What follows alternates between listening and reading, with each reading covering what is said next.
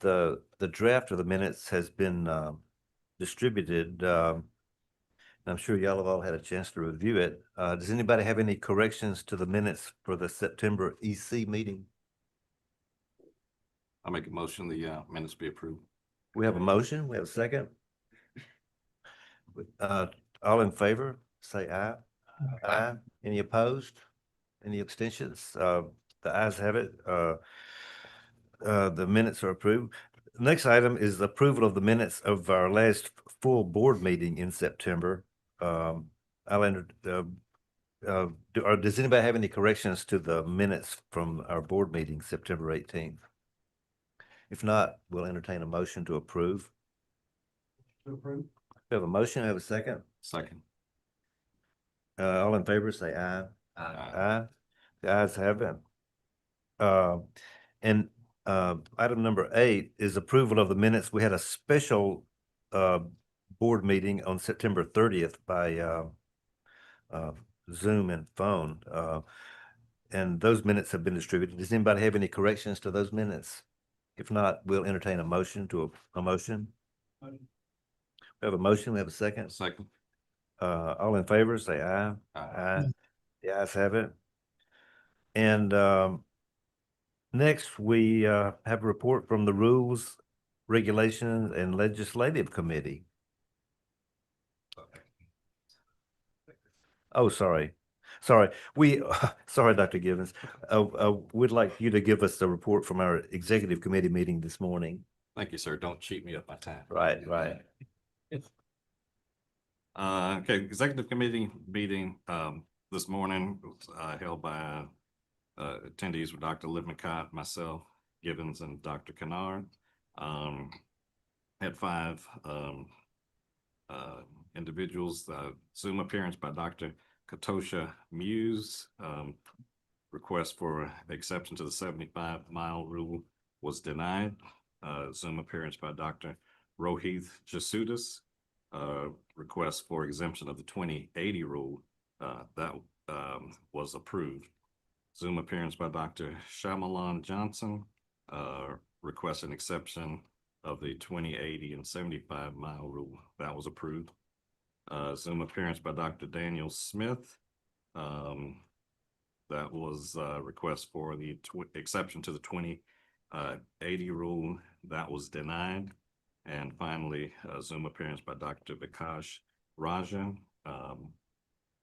The request was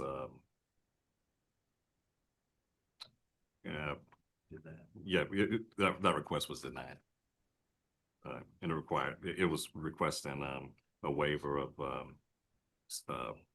requirements for licensure. And that completes my report. Thanks, Dr. Givens. Now, do we have a report from the Rules and Regs Committee? Yes, we do. I have 3 items to report on. 2 are more formalities to follow. Some modification of rule language for Part 2610 and another policy that we'll address. The first one is stated as a withdrawal of proposed regulations regarding CRNA collaboration.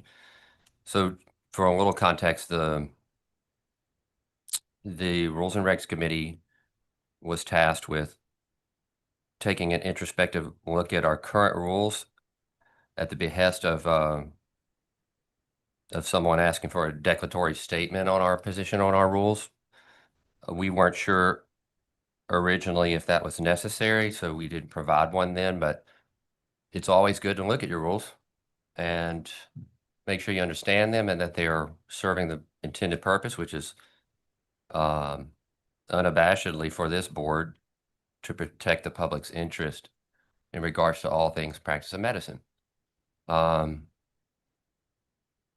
So in an effort to do our due diligence further on this matter, we are going to withdraw in total those proposed rules and undergo a lot of reconsideration. We really very much appreciate the commentary that we received during the commentary period. It's valuable. My experience in 7 years on this board, if it's taught me one thing, it's taught me that I think the public perception of the board is that it's regulatory and that it's an iron fist and we're coming to get you. That is not my experience. My experience is that we try to intertwine practicality and safety for the patients of Mississippi whenever possible. There were a lot of letters from a lot of institutions and constituencies, and it wouldn't be prudent for us to make any more decisions until we consider those. And I would offer the Rules and Regs Committee to individuals of those constituencies to sit around a table and hash this out further. That's our goal, and that's what we will do, whether we ever propose any new rules. But it's important to note that everyone understand, and I think the exercise, if it's done one thing only, it's forced everybody to kind of look at what they're doing, and is that in compliance with the current rules, not the new ones that are withdrawn. And I will make the motion to withdraw them. I can't withdraw them myself. I'm on the committee, but that's going to be my recommendation. So without further ado, I would just continue to encourage anyone that has interest in this topic to look at your policies and procedures, whether you're a hospital or a rural or metropolitan, CRNA, anesthesiologist, that you are in compliance with the current rules. We didn't see that, roll out of bed and see that it was necessary to shake this up. We were asked to provide some clarification and try to reach a compromise that would represent a physician-led model. And so I don't think it's a surprise to anyone in this room, whether this is of interest to you or not, that a voting board of physicians is in support of a physician-led model of healthcare. We got a lot of talking to do if that's a surprise to anyone, but we also, in the spirit of practicality and the world we live in now and the delivery of service, know that we need to do that in a respectful way without too much disruption, unless there's an overarching or overwhelming need to protect the public that's not being met.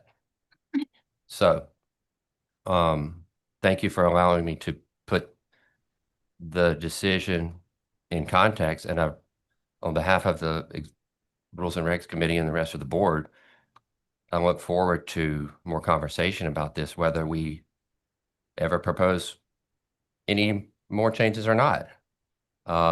So that's the stance of the board. And the last thing I'll say about it is, since you know that now, please respect what we're trying to do and understand that you do not need to, there's no fire to match. We're not interested in being disruptive. So I would ask you to extend the same courtesy to this board in regards to behavior and commentary, public or to us privately, because that's the way we'll conduct ourselves. So I'm willing to entertain any kind of questions from the regular board members, but I'm going to make a couple of motions on that first topic. Thank you, Dr. Kennard. Any further discussion on this proposed withdrawal of this proposed regulation?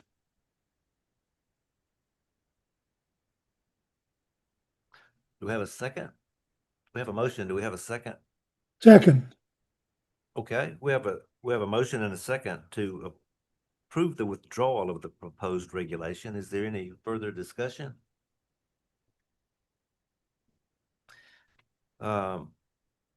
If not, all in favor of the proposed motion, say aye. Aye. Any opposed? Any abstentions? The the ayes have it, and the motion to approve the withdrawal of the proposed regulation is approved. So what else do you have to report, Dr. Kennard?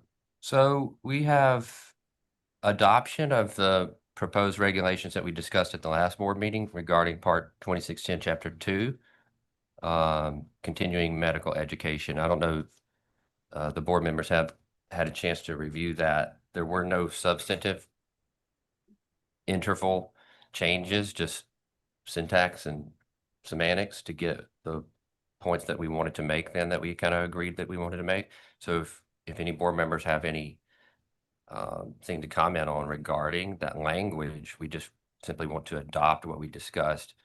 The main thing is that if you're already board certified by recognized ABMS specialty, that you do not have to be duplicative in your reporting of your CME requirements to the board.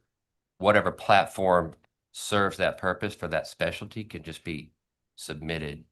And so the requirement to use one of the newer digital platforms to report your CMEs is not necessary for you. But otherwise, we are going to a board-approved digital platform to make it logistically easier for us to audit and keep up with the requirement that licensees know they have for CMEs. Okay, thank you, Dr. Kennard. Any questions or discussion regarding this proposed regulation? I make a motion, we adopt the proposed CME recommend, I guess it would be what, regulation or requirements that have been proposed. Do we have a second? Any further discussion? If not, all in favor say aye. Aye. Aye. Any opposed? Any abstentions? The ayes have it, and the adoption of the proposed regulation is approved. And does it go to the AMLE or whatever? OLRC. OLRC. Yeah, so now y'all have initially approved it, and now you've adopted it, and now we will send it to the OLRC for their review, and I will meet with them. And these are pretty uncontroversial, so I don't see any problem with OLRC on this. Thank you. And do you have something else, Dr. Kennard? I do. Finally, for consideration and adoption is regarding policy 3.17, closing a physician's practice. Again, this is just more than a substantive change in the policy. It's more semantics regarding the expectations of the events with which should occur when a physician closes their practice and the expectations of record keeping.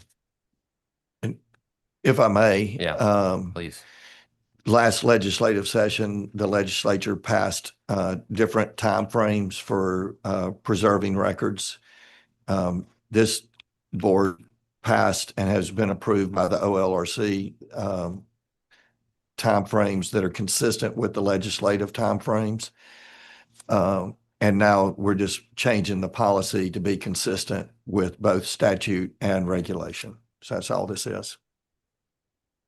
Okay, thank you. Thank you for clarifying that. That's all I have, but we need to entertain a motion to consider those for adoption the same way we did previously.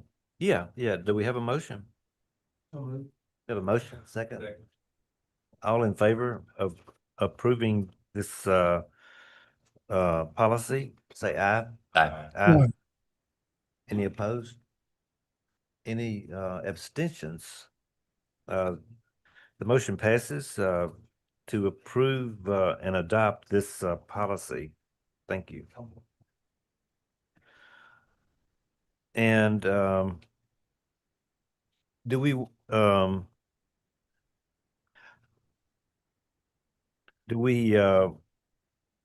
the next item is an approval of an investigative subpoena for which we need to go into executive session. I think we need a motion to close the meeting to go into executive session.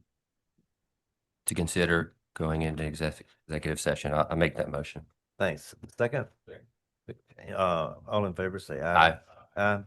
Guys have it. The meeting is closed and we're gonna go in the other room.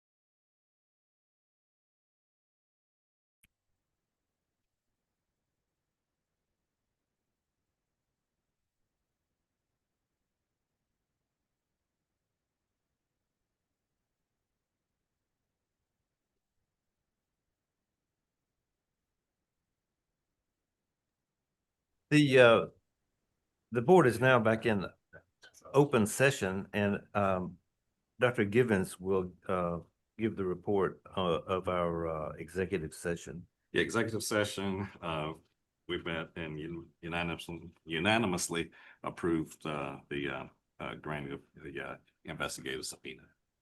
Thanks, Dr. Givens.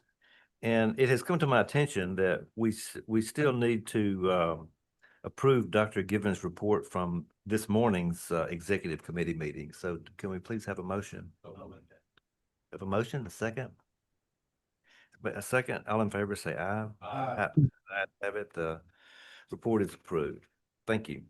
And item number 11, excuse me, our next item is approval of a consent order for Dr. Pierre. Mr. Barnes, can you tell us about that? Ms. Geis is going to be presenting this. Thank you. The chair recognizes Ms. Geis, our assistant attorney, our attorney, Deputy General Counsel. deputy general. Yes. We're here today to present a consent order for Dr. Ardarian Pierre. She is here along with her attorney. I'll call Dr. Pierre.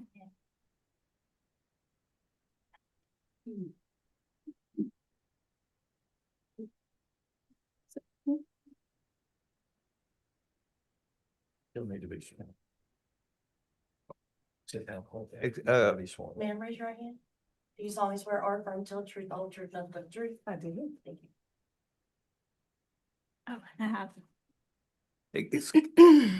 Ms. Geis, excuse me for just a second, please. I forgot to recognize our court reporter, Anna Ruffin, and Ms. Pam Ratliff is our special assistant AG. She'll be our hearing officer. Will you be presiding over this hearing? I can. Okay, thank you. Okay, yeah, please proceed.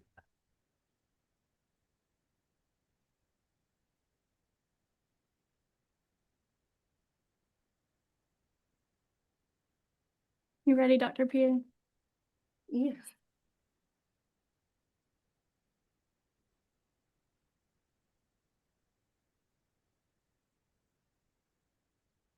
May I proceed? Can you please state your name for the record?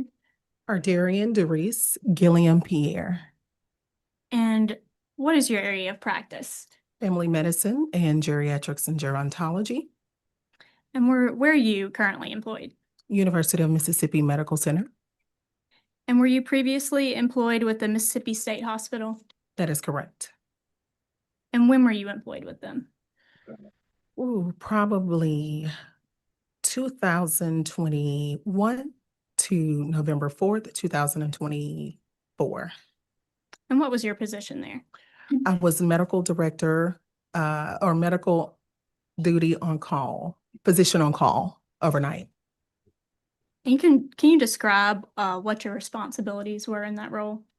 Yes, my role was to be on call overnight. The state hospital, I guess, last 2 years, adopted a residency program. So after that, I also worked on call with the residents. So we responded to calls as needed, if needed. Is it true that your employment contract with the state hospital required you to be on campus and available during your assigned period of coverage? That is true. Is it true that while you were employed with the state hospital, an investigation was made related to you leaving the campus without a credentialed member of the medical staff present when an emergency situation with a patient occurred? Can you repeat that question? Yes. Is it true that while you were employed with the state hospital, an investigation was made into you leaving campus on October 24th, 2024? Yes, an investigation was started unbeknownst to me. Correct. And was that investigation related to a patient incident that occurred? Yes, And is it true that during the hospital's investigation, they concluded that you falsified timesheets amounting to you being overpaid in the amount of $3,900? that is what they concluded. Thank you. Isn't it true that you paid back that amount in full shortly after it was demanded? Immediately. And is it true that while this investigation was ongoing, you voluntarily surrendered your clinical privileges with the hospital? That is correct. At the time that I resigned, I was not informed that I was under investigation. Do you understand that you have been charged with voluntarily surrendering your hospital staff privileges while under investigation? Yes, And do you understand that you've also been charged with unprofessional conduct? I have. Do you understand that you have a right to a hearing on these charges, but you've agreed to accept the terms of this consent order in lieu of going to a hearing? Unfortunately, yes. Do you understand that under this consent order, you are suspended from practicing medicine in this state for the next 90 days, should it be approved? Yes. Do you understand that you're also required to complete a probe longitudinal course prior to having your suspension lifted? Yes. Do you understand that you will be expected to reimburse the board for all investigative costs related to this action? Yes. Lastly, are you here today to take responsibility for your actions that led to these charges being brought against you? I am. Thank you, Dr. Pierre. Nothing further from me. Mr. Mercier, do you have any? Yes. You may proceed.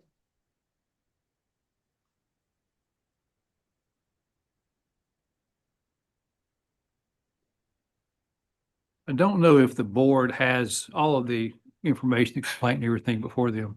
And this is a presentation of consent order, so I'm not going to get into too much, but I do think it's important that the board know who Dr. Pierre is. So I just like to ask her a few questions and let her present some things to the board.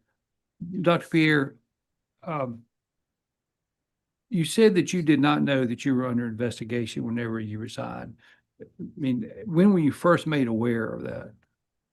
When I received the letter, I received a letter from a certified letter, State Hospital. I received it on November 18th, but it was dated November 13th. And that was after the resignation? Yes. Okay.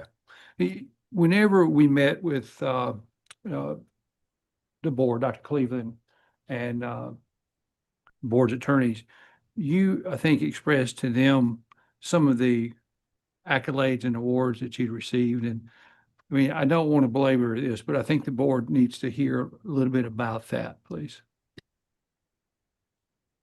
I can name some recent ones. I am very active with the Mississippi State Medical Association, where I've worked as a delegate for the last 11 years.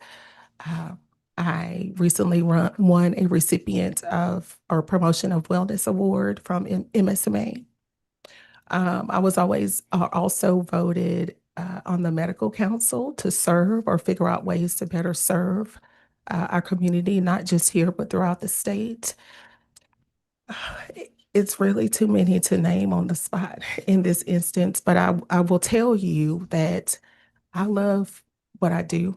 My mission for medicine goes far beyond anything that can even be contained today. So. And just so the board knows, it was mentioned that you repaid $3,999, I think is what it was. And that was a employment matter. And I understand that it was your belief that that was just a better way to handle it at the time instead of trying to litigate it and fight it, not that it was some confession of wrongdoing. No. So as physicians, we oftentimes take call from home that is still considered work. I took a number of calls while home, and the reason for having Object to this line sure. as it's irrelevant to the consent order that we're here on today. I may have missed it, but I didn't hear any sort of an opening that gave these factual background to the board. I didn't know if the board's aware of this. Not trying to change anything. Yes, sir. The board is here to hear a consent order that is signed by the doctor. So rather than get into the behind the scenes of the consent order, I think the request to the board is that they approve the consent order. Is that Yes, yes, correct? yes. Okay. I would say that I would not litigate the matter before the board at this I time. understand completely. With that being said, I guess I will have no more questions.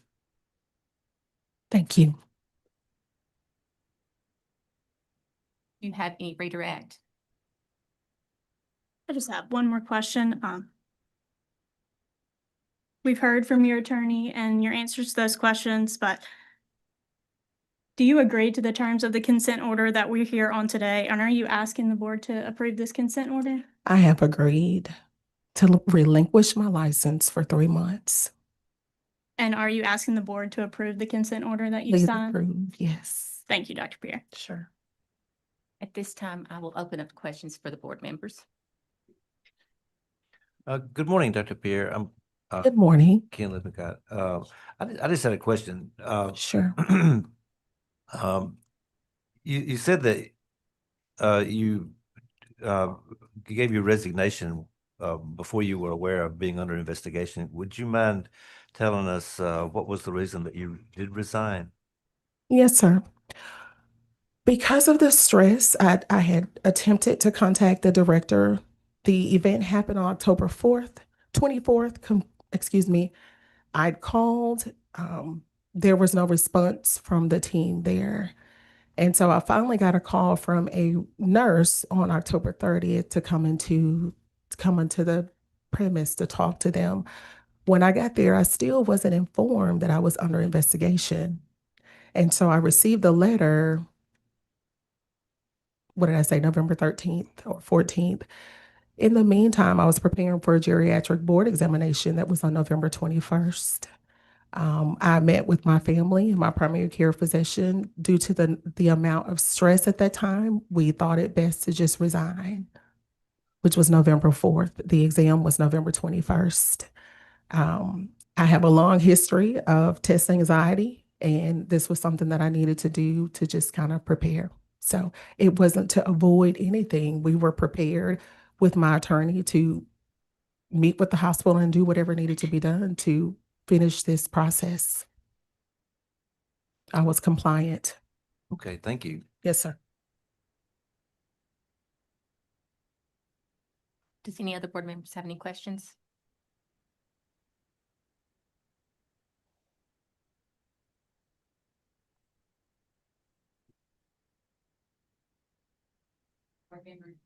Sorry, no further questions from the board members. Do we need closing statements?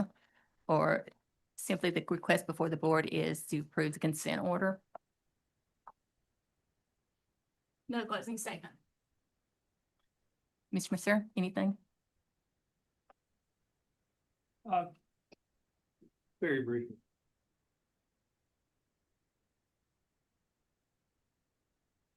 There were a number of letters of support that were sent in the last day. I received from Dr. Pierre, and I just would like to be able to submit those at a later date to be made a part of the file, not to change the request for the consent order or anything of that nature. But Dr. Pierre has a lot of support, and these support letters just asking that the board, approve the consent order and go ahead and let Dr. Pierre proceed with what's already been laid out. So she just has support from other physicians and leaders in the community for the consent order. Okay, just to clarify, we have a consent order before the board that you're seeking to have approved. You have consulted with your attorney, Mr. Mercier, and y'all are in agreement with presenting the consent order for the board's consideration. Is that Yes. correct? Okay. That'll conclude this matter at this time. And I'll turn it back over to the president. Thank you, Ms. Ratliff. We have the approval of the consent order. Do we have a motion in this matter? I'll make a motion to approve the consent order. We have a motion, we have a second. Second. We have a motion and a second. Any further discussion or debate? If not, all in favor of approving the motion, say aye. Aye. Aye. Any opposed? Any abstentions? The ayes have it. The consent order is approved. Thank you.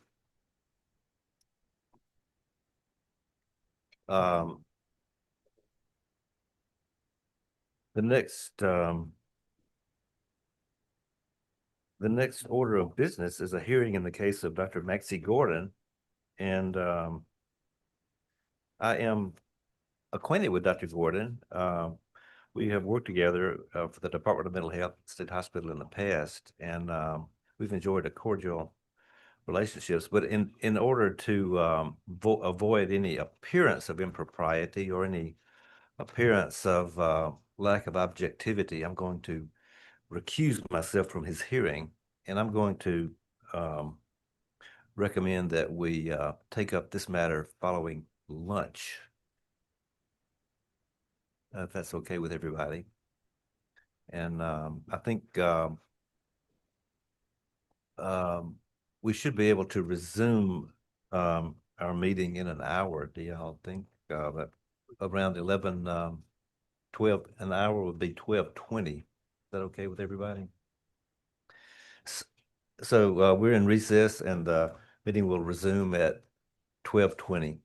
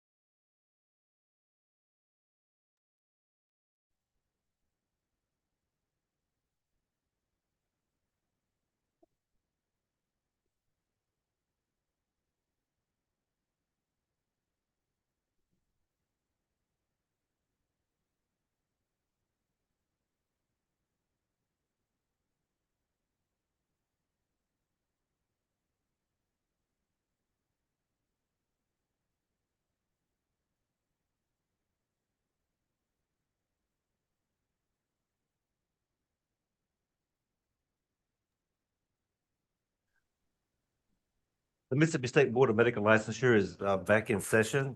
And as I mentioned before lunch, I'm going to recuse myself for the hearing of Dr. Maxie Gordon. And I'm going to turn it over to Dr. Rod Gibbons as the presiding officer. And Ms. Ratliff will be the hearing officer. Thank you. Think so?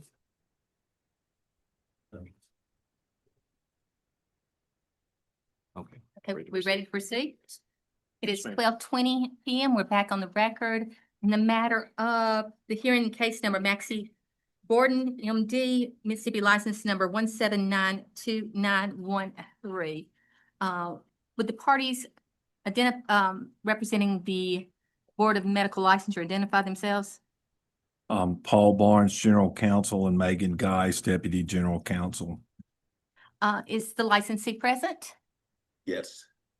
Dr. Gordon, I see you have an attorney with you. Would your attorney identify themselves for the record? Mike Brown. Hello, Mr. Brown. And for the record, as indicated earlier, Dr. Lippincott has recused himself from hearing this matter and has removed himself from the hearing panel. He will not participate in the board's discussions or deliberations in this matter. We have a quorum present. I'll ask the board members to identify themselves for the record. Kirk Kennard. Roderick Givens. Randy Roth. Carlos Latore. Dr. Gersh, you're on via Zoom. Yes, I'm here. Okay, Can you thank hear you. me? We'll proceed now with any preliminary matters.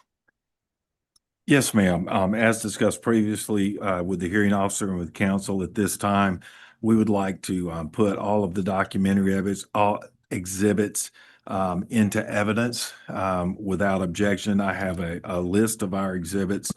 The summons and affidavit are base numbers 1 through 8.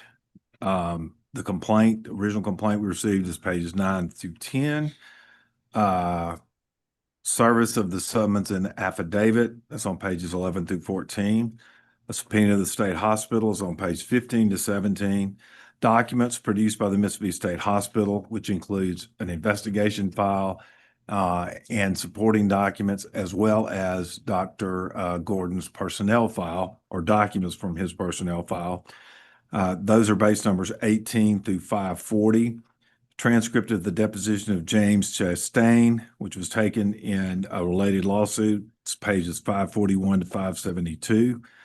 Deposition of William Perkinstone, DMD, 573 to 609. Deposition of John Corey Jackson, MD, pages 610 to 649. MSBML's witness list is page 650. Licensee's release and settlement agreement of the related lawsuit is 651 to 655. Licensee's most recent permanent renewal dated June 3rd, 2025 is pages 656 to 661. And licensee's reported practices and collaboration dated 7/25/2025 are on pages 662 and 671, excuse me. It's my understanding that opposing counsel has no objection, and so I'd ask him to confirm that. No objection. Okay. And how do we want to mark these for the record? Is it going to be We can just make them, composite exhibit 1. We can identify each. They're base numbered individually, so we can refer to the specific pages within our exhibit. And the exhibits may contain patient information, is that correct? I apologize. I did not read all my notes. That's correct. There is some patient information, patient identification information, specifics about collaboration that would need to be redacted before any of this was made public. There's also, again, documents from Dr. Gordon's personnel file, which would have to be redacted. So I asked that those sensitive materials be an unredacted version of the documents be accepted under seal. And if the exhibits are ever made public, it would only be in redacted form. Okay. Any objection? Any objections? No Brown? objection. No objections to composite exhibit 1 being entered with the under seal, redacted it public later for the private patient or personal information that would be redacted. Those will be admitted and marked accordingly. Thank you. Mr. Brown, do you have any exhibits? Yes, if I may be seated, I'll be able to No. pull with them a little better. As long as your mic is on. Thank you. All right, our exhibits, and I have copies for the board of all of them. First exhibit is going to be Bates labeled from the state production, from the board production, 33 to 34. That's a separation notice for Dr. Gordon. Would you like me to put the exhibits that I have for the board here and then bring them up, or Yes, that'll be fine if you can keep them together that way. I'll keep them in order? Perfect. Okay, so next exhibit is the settlement agreement.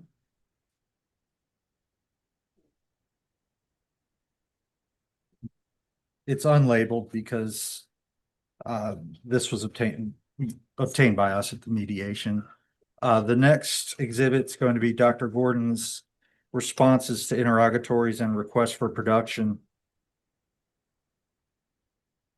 in the matter of State versus Gordon. Okay, the next documents, I'll just make it a composite exhibit. And it's going to be 100 through 101. As well as 122 to 132. Those are numbers. Yes, those are your numbers.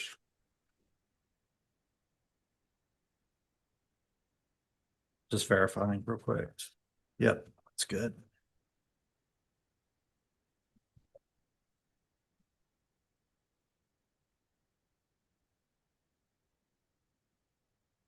Okay, the next exhibit is going to be a document that may need to, let me see here. It's going to be a chart document, a document which is handwritten information from when Dr. Gordon and I went to the state hospital and examined patient files. It does have patient names in it. So I guess we'll have to redact that as well.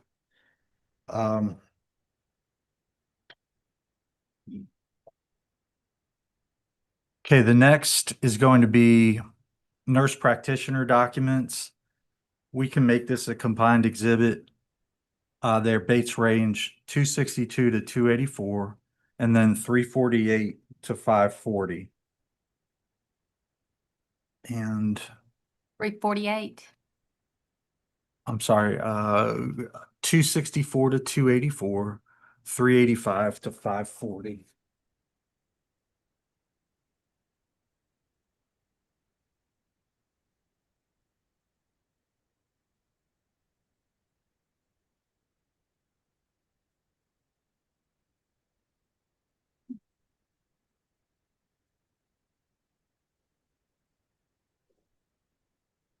$262 to $284.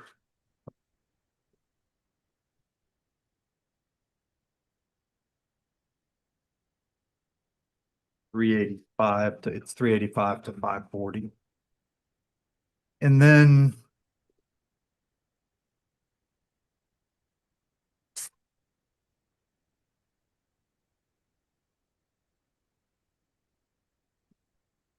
okay, the next exhibit's going to be emails regarding Dr. Gordon's efforts to fulfill the requirement of reporting APRNs.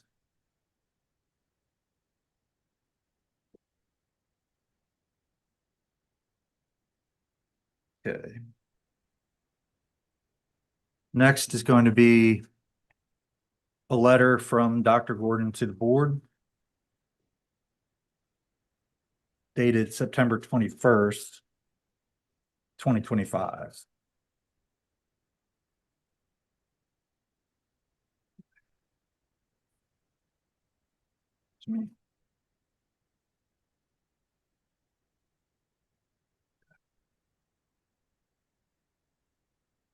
Next is going to be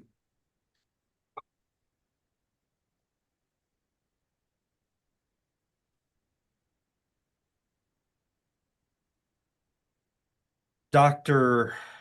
James Garvin Administrator James Garvin Chastain.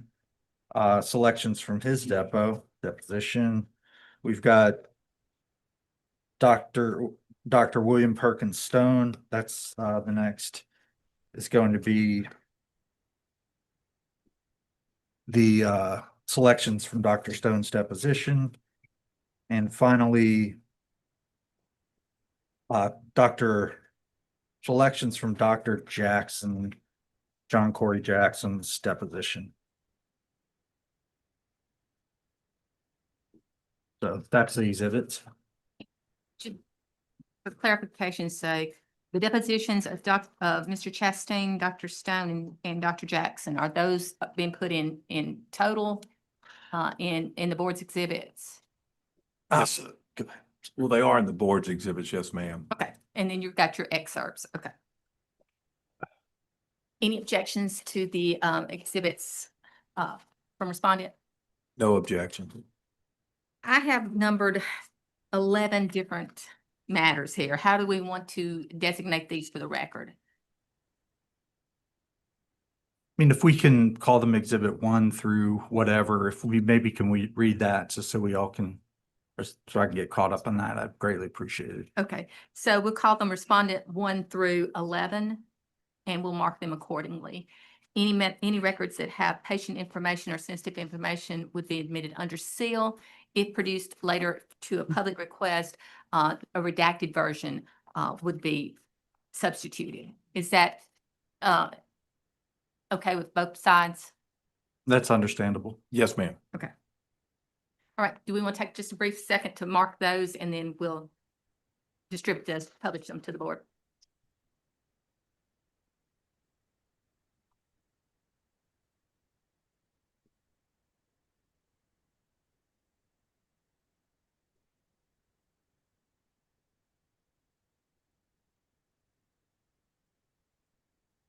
I mean, I have them here. Do you want me to approach and?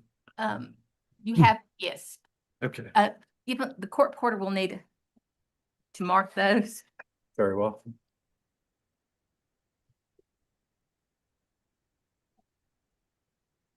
We scan those, put them on SharePoint. Because Dr. Gersh will need to see them.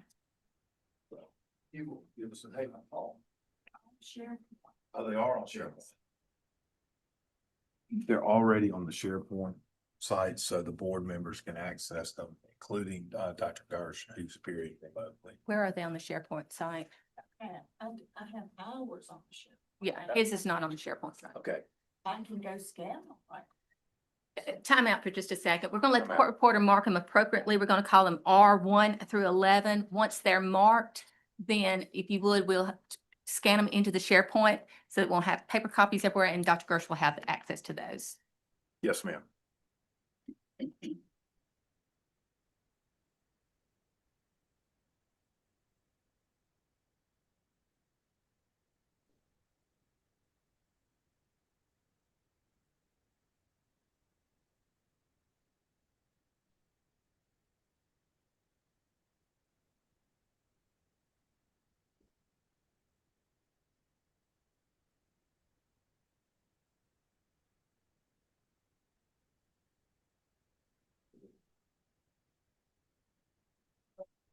No. Here's the table up front if you need that. Okay.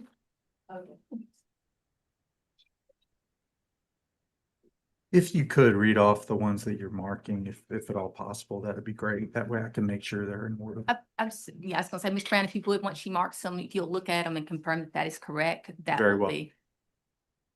You tell me what I need to be marking, like, I know you said there's something possible to this. May I approach? Yes.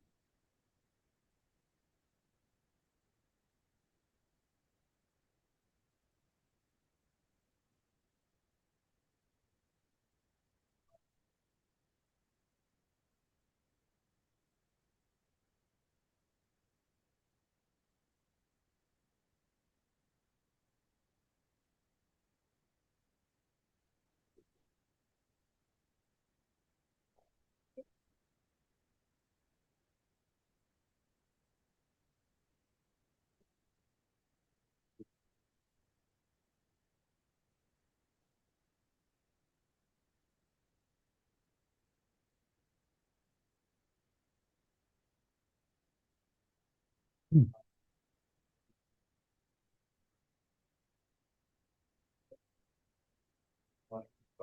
didn't pull that out, grab that.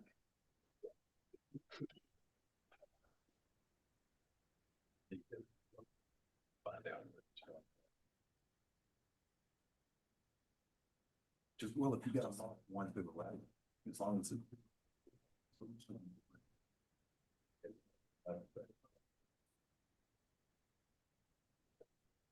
Yeah. They're gonna have to go far to the separate.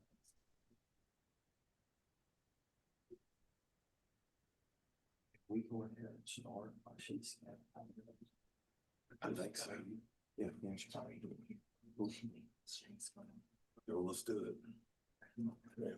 I didn't read this into the rest. Says we have a copy. It should be included. Selection of photographs. The answer is yes. Is that a part of an exhibit already, or is that a separate? Yeah, sorry. You know, I've got mine numbered here. Can we call it 12? Or does it, does it need to go with 4? no. Okay. Add it to R12 then.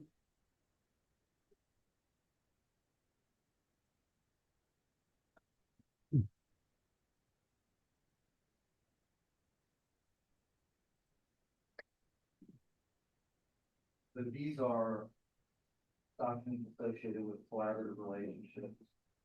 Or practitioner work. Can do that combined. I had the nurse, are you talking about 262 to 284 and 385 to 540? Correct. Those are R6 in my list.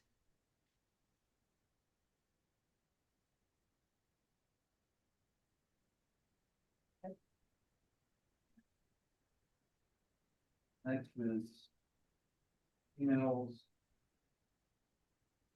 Addressing the nurse practitioner issue with the board person. And you identified that earlier as Dr. Gordon's efforts, emails regarding Dr. Gordon's efforts, that's R7? Yeah. Okay.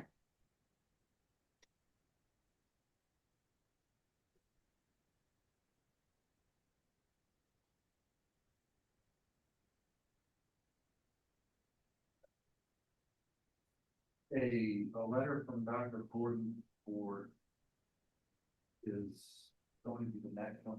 R8, that's a 9/21/25 letter.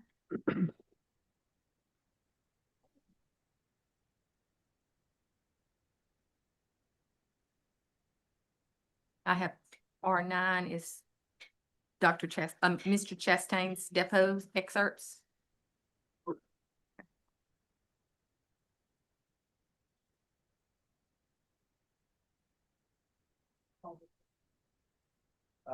We can do it collectively, it's fine. You had Chastain's is 9, I had Perkins is 10, and Jackson is 11. We'll do it that way.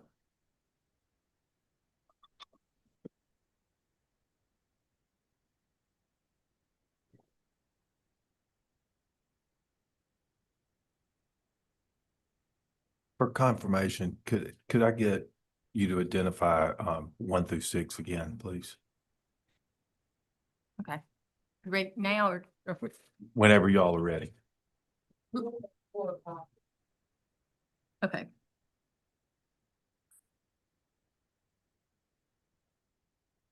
What do you have?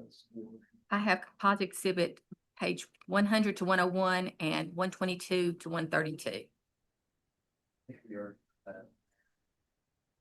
I had the interrogatories and RFP as number 3.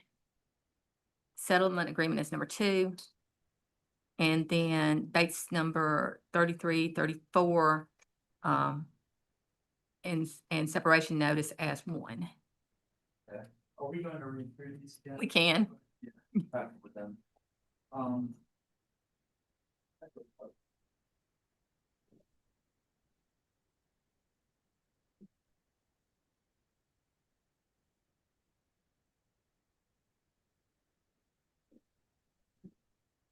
I think we're good with everything. I've identified all of them. Okay. Let me just clarify for Mr. Barnes.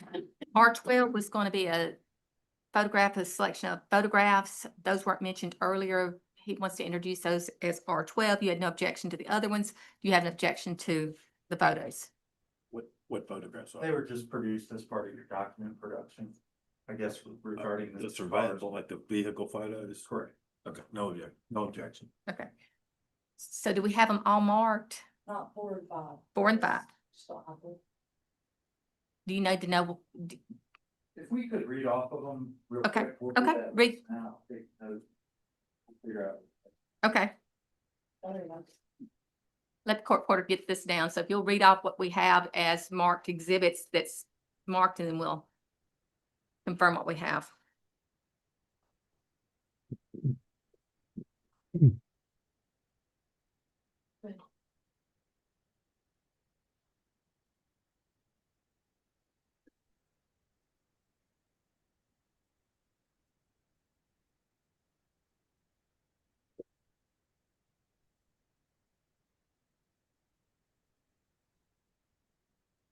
Okay. Go Should I ahead. read them off? Okay, I have R1 as they labeled 33 to 34 separation notice. Got the release and settlement agreement. I don't see it marked or tabbed. I'll forget to do that. Just Yeah, tell this me what you have marked that's already got the stamp on there, and then we'll plug those in accordingly. Okay, so R1, 33, 34. We've got interrogatory responses, R2. We've got R3, which is time data.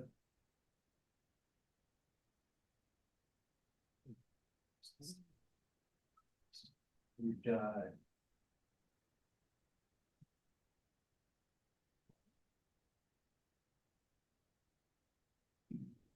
this was not marked. It's here.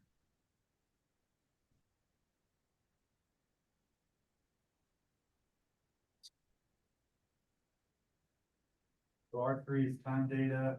The next one I'm looking at is R6, which is combination of 262 to 384. And then also within that is 385 to 540. Is that 284 or 384? It's 262 to 280. Right. And that's what we referred to earlier as the MP documents, okay? Okay, yeah. Right? Those will need to be, well, no, they're like.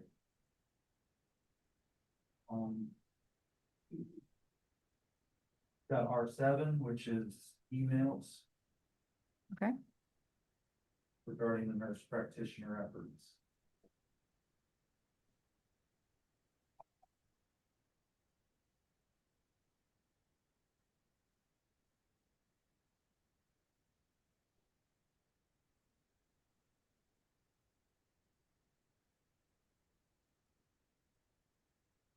R8 is letter from Dr. Gordon to the board of September 25th, 25.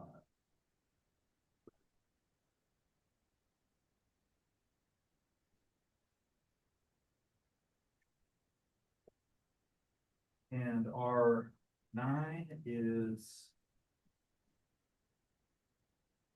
Dr. Jackson's depot selection. Dr. Jackson or Administrator Chastain? I have R9 as Dr. Jack. Okay. And R10 is selections from Dr. Stone's deposition. Dr. Duncan Stone. And last R11 is not last, sorry. This is Mr. Chastain's deposition selections. And finally, R12 is The photographs that are referred to, dates range 142.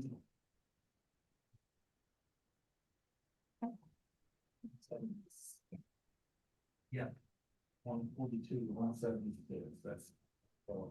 Okay, So it looks like we didn't label the settlement agreement and release or the handwritten chart notes. okay. You, So I guess that tells us where to put the R5 and R4. settlement agreement will be, and release will be R4. And that's base number 651 through 655. Okay. And R5 will be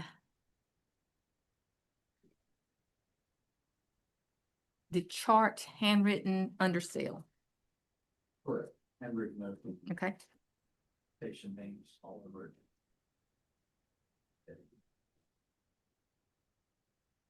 okay.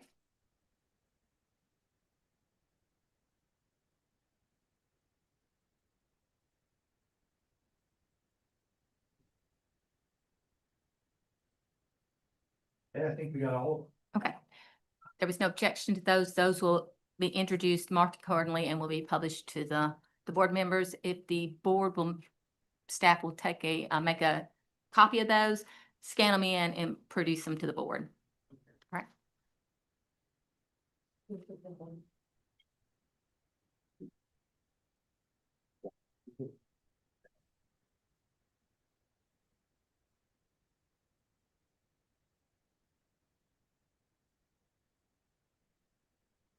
Do it as fast as you can. We can. I'm gonna copy. Just put sure. We're not copying. We got to put pressure on He has already produced of us. He hasn't produced it all. And they're unmarked. I understand. But once we get a copy, to put it on share. Because otherwise Dr. Darice is not gonna have access. But yeah, I'm planning on burning that. So I say that won't be ideal because of like, we'll go down lives. So okay. Yeah. this-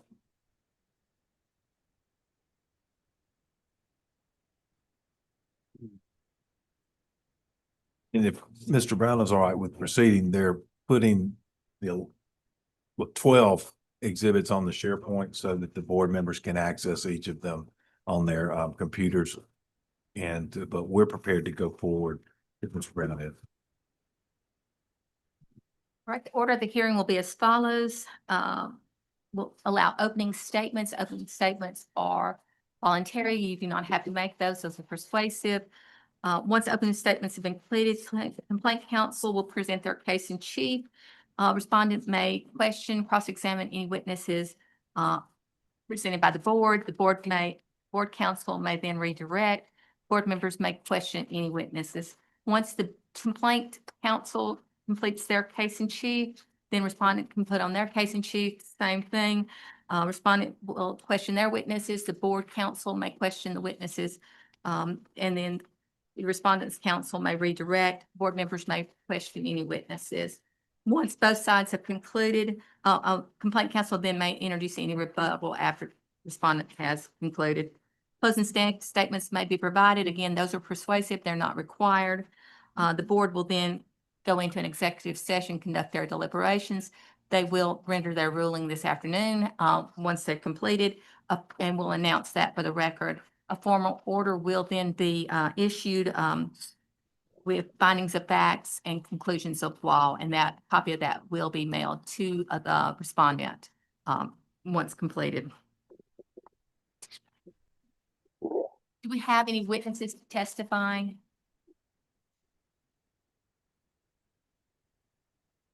Yes, we're going to call Dr. Gordon as an adverse witness. We're also going to put Jonathan Dalton on the stand. He'll be reading from the depositions that have been mentioned.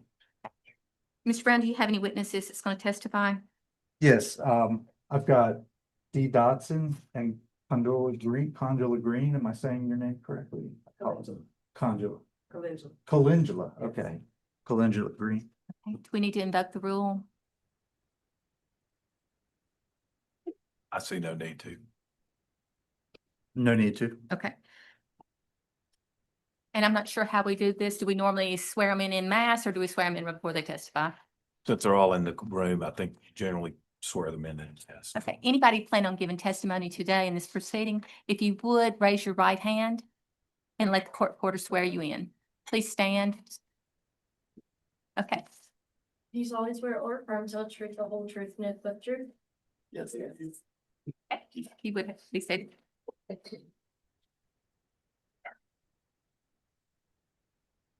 Real sensitive. All right, we will proceed unless anybody has, wants to wait on the exhibits. We'll proceed with opening statements. Are you ready to proceed, Mr. Brown? I am. Okay. Good afternoon. We're here in the license with regard to Dr. Maxie Brown, the respondent, who is a psychiatrist in private practice at this time. In 2019, Dr. Gordon began work at the Mississippi State Hospital at Whitfield in January of 2019. Prior to that, he had worked, as I understand it, primarily at the East Mississippi State Hospital. In July 2019, Dr. Gordon's employment was terminated by the hospital.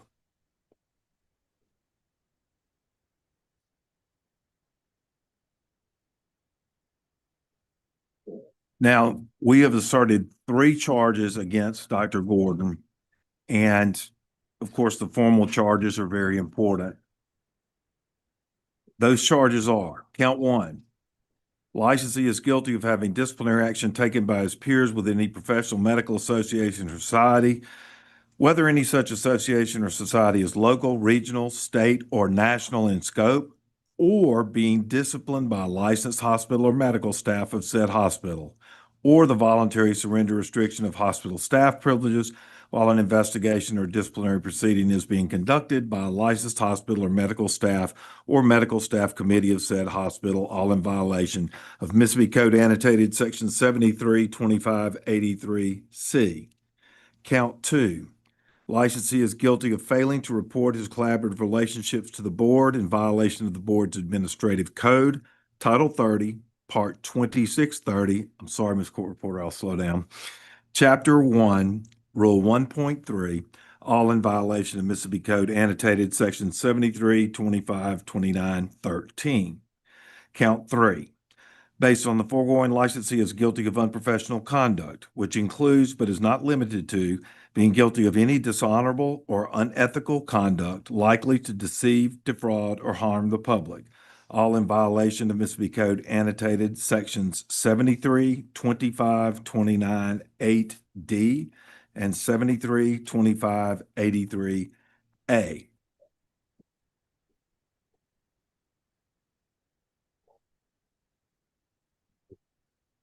Sometime in early summer of 2019, a complaint was made to the administration at the Mississippi State Hospital alleging that Dr. Gordon was falsifying time records, checking in, and then leaving the hospital grounds, thus receiving pay for work not performed.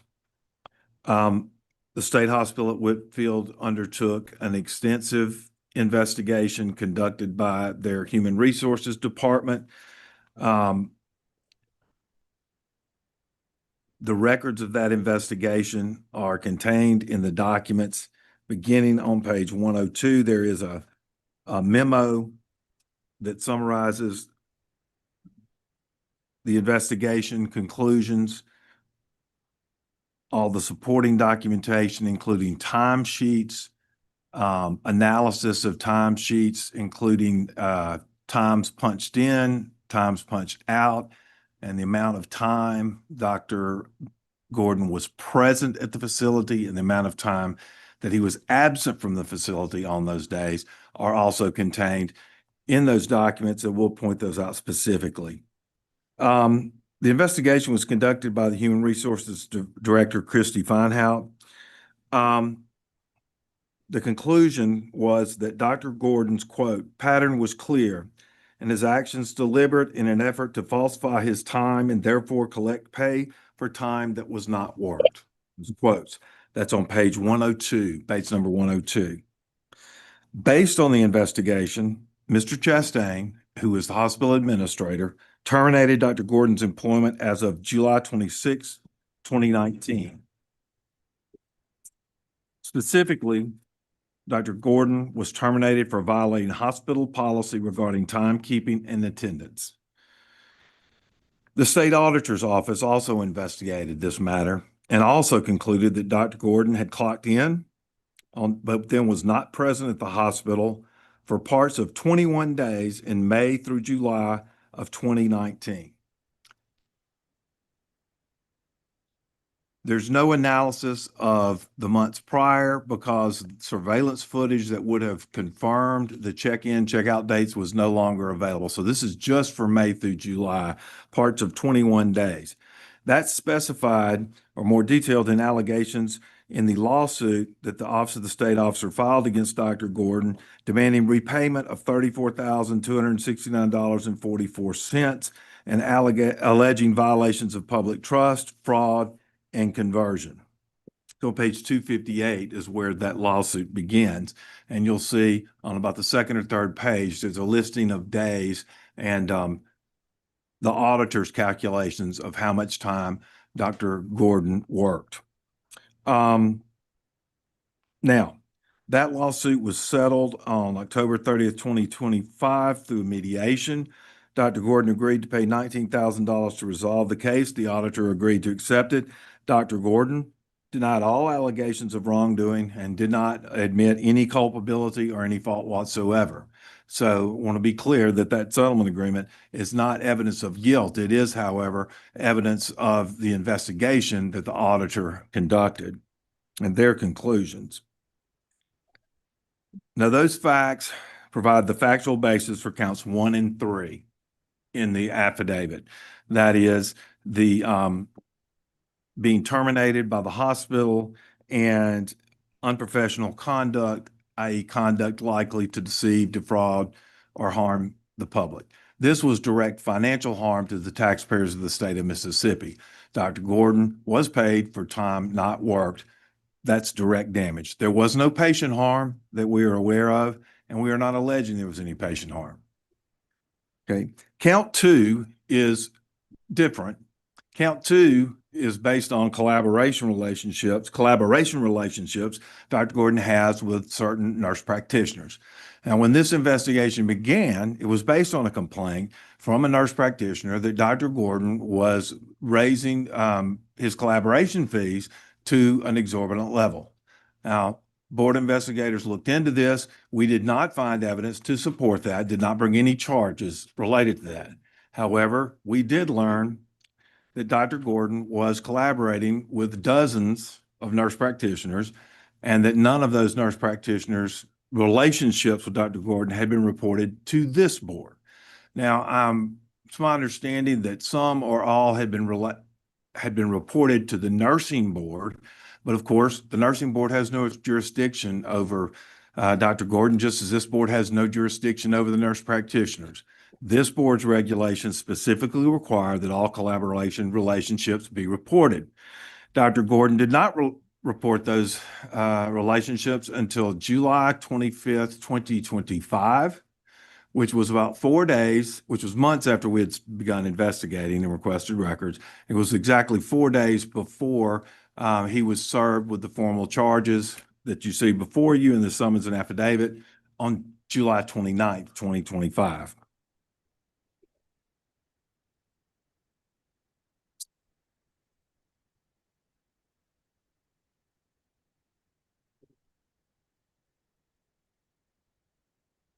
We'll present testimony from Dr. Gordon. I will be calling him as an adverse witness.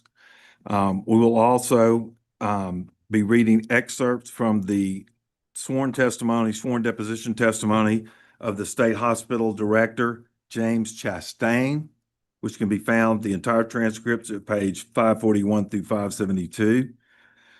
The deposition of Dr. Stone, who is the chief medical officer. Dr. Stone is by trade a dentist, but he's the chief of medical staff at the state hospital.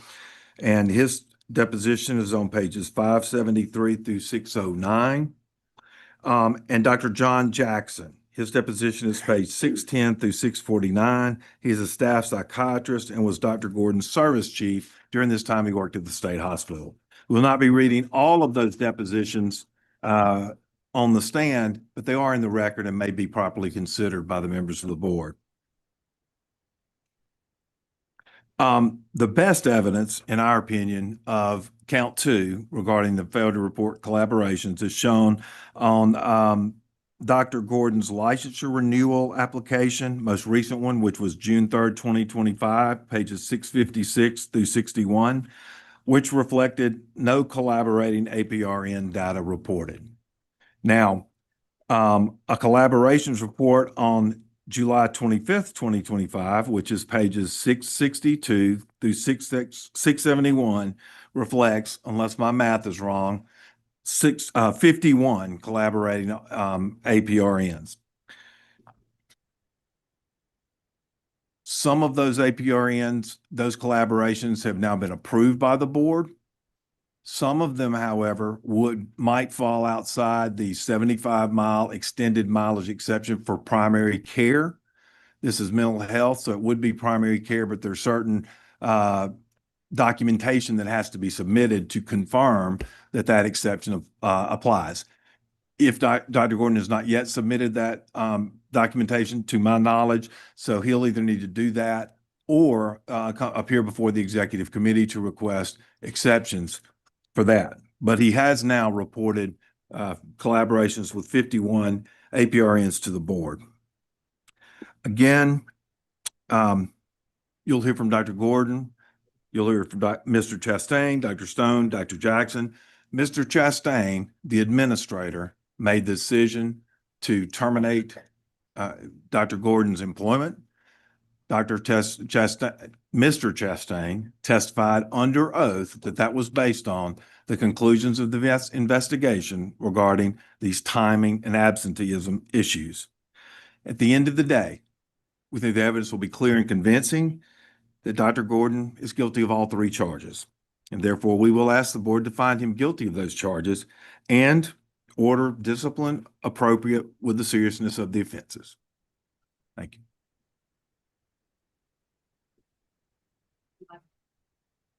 Ms. Brown, if you'd like to make an opening statement. Thank you.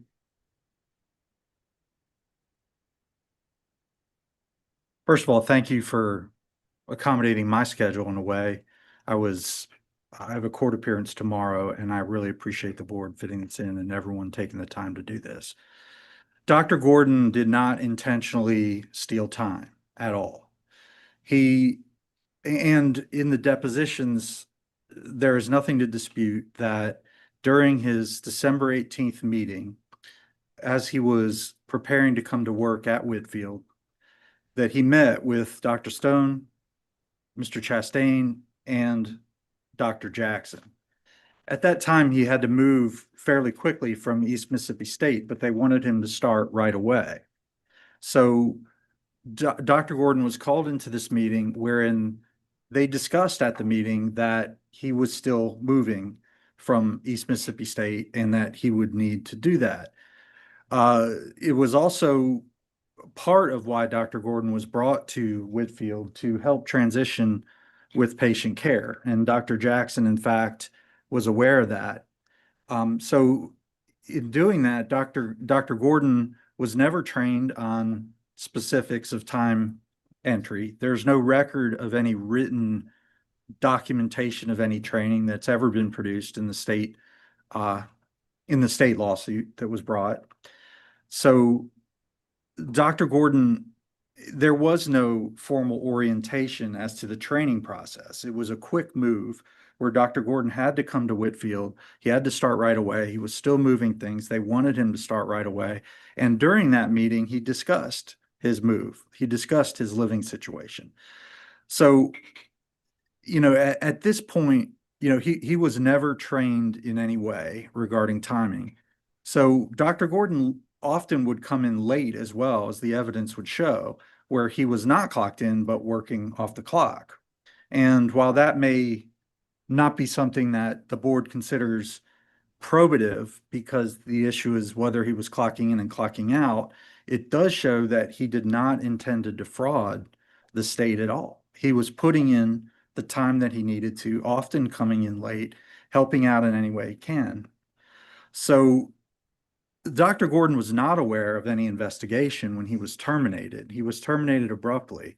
The investigation did not include him being interviewed in any way about what happened and what his account was.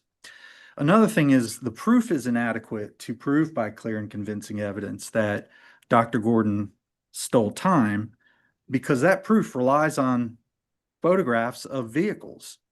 And the evidence will show that in the documents indicating photographs of the vehicles, you can't tell who's driving that vehicle in most of the photographs. You can only see that there's certain cars. In fact, the evidence is going to show that Dr. Gordon was often brought to work by his late son, Leonard, and nephew. I'm sorry. My apologies. So he was not, there were several vehicles used. And just right now, I mean, there was a Subaru and there was a pickup truck. And oftentimes, Dr. Gordon, Leonard, his nephew, would be doing other tasks during the day, would bring Dr. Gordon in, would let him leave, or Leonard would leave, and then come pick up Dr. Gordon later. So the investigation relies solely on this assumption that Dr. Gordon was in fact driving during that time. And there's no way to prove by clear and convincing evidence that he was driving.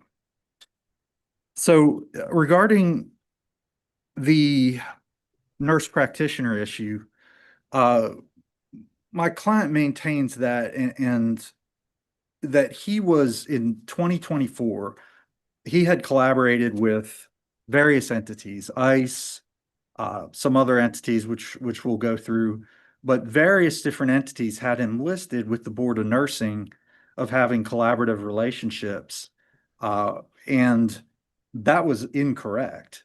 The Board of Nursing had wholly incorrect info because these prior employers were somehow indicating that he had collaborative relationships, but he didn't.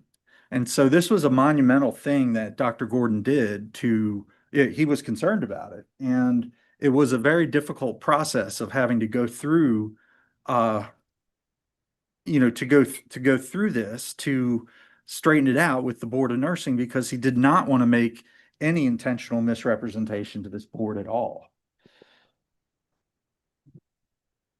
You'll hear witness testimony regarding the vehicles from Ms. Green, who was often there with Dr. Gordon. She was aware of the usage of vehicles by his family and the reasons that they were used. But there's just no way to, in further, Dr. Gordon was salary, and he understood that he was salary. That was told to him at the beginning, and that as long as he was never deficient in patient care in any way, and I don't think anyone in the board or the board's counsel has indicated that he was in any way deficient in patient care.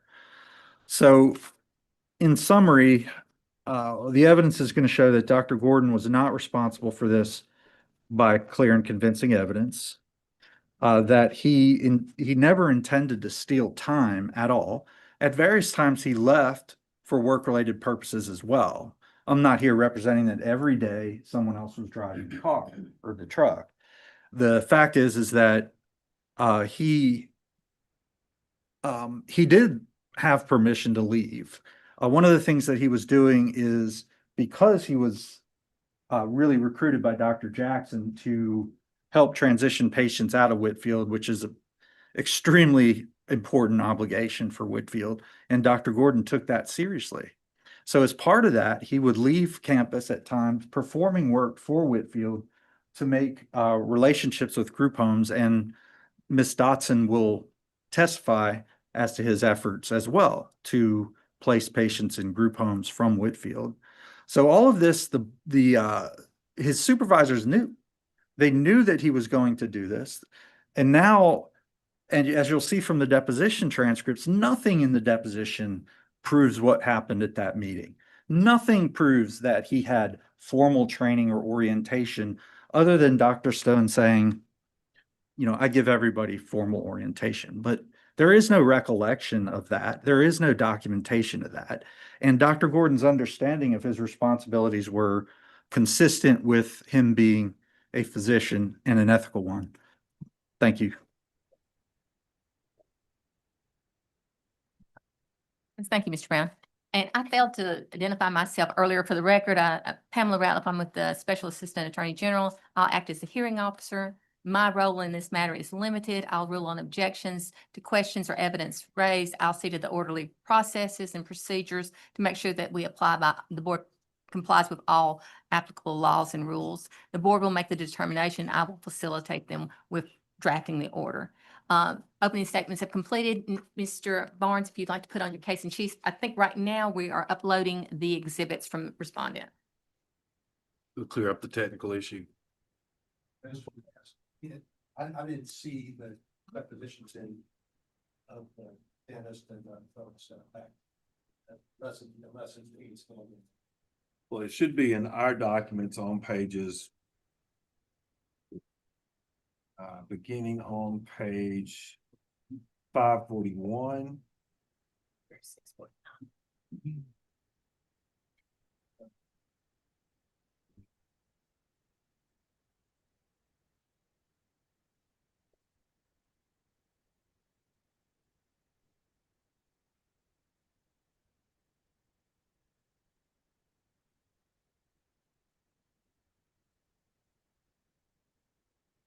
Sorry, it's not the page number in the PDF, but the marked page. Okay, great.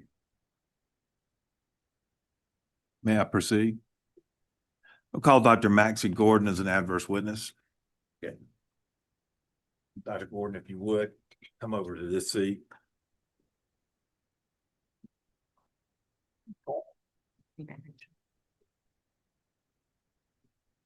For the record, in this white binder at the witness stand is a copy of our exhibits, Bates number 1 through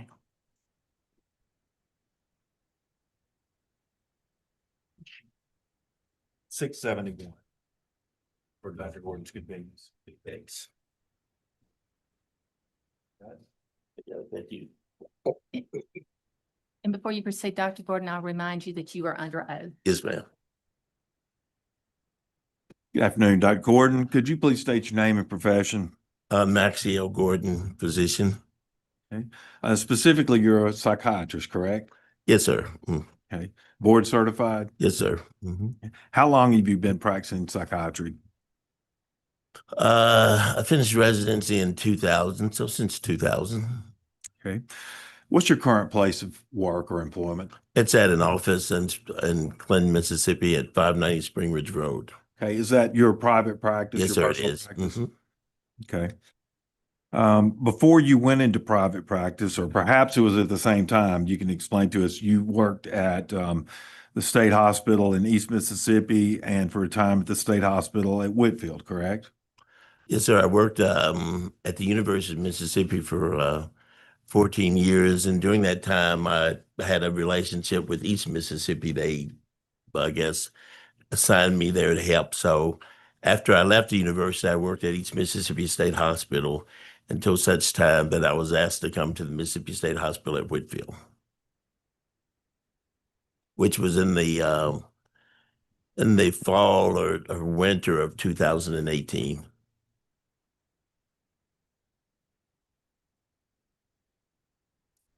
And your employment at the state hospital at Whitfield was terminated on July 26, 2019? Yes, sir, that's correct.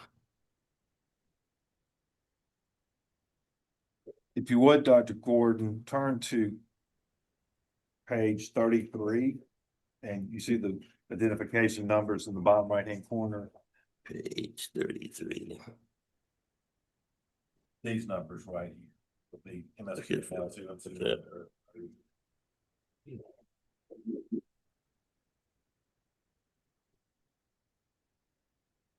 Okay. Okay.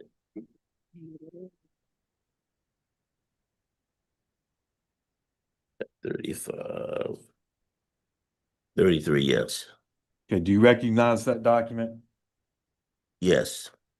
Okay, and I'm referring to pages 33 and 34. It has a heading separation notice. Is that the official notice you were given, signed by Mr. Chastain, the hospital administrator, informing you that your employment was terminated? Yes, it's my signature on it. And on page 34, is that your signature Yes, it is. dated July 26th of 2019, correct? Yes.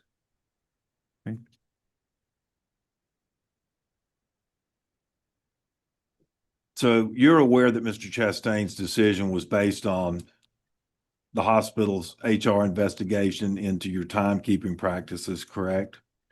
No, that's not correct. Okay. Please explain. They told me when they called me in that they no longer needed my services. They didn't say that there was any type of timekeeping problem or investigation issue. They told me that I was part-time, I was 30 hours a week, but they told me they had hired a full-time psychiatrist. I believe that was Dr. Norton, and that they no longer needed my services. And I asked them if there was some difficulty, and they said, no, there was no difficulty whatsoever. Okay, so when did you become aware that there was some sort of difficulty or investigation into your timekeeping practices? That was the following year. Someone from the auditor's office called me and said that they wanted to talk with me. And so they came by the office and they asked me about my time at the state hospital. And they asked me about whether I had left campus on some days.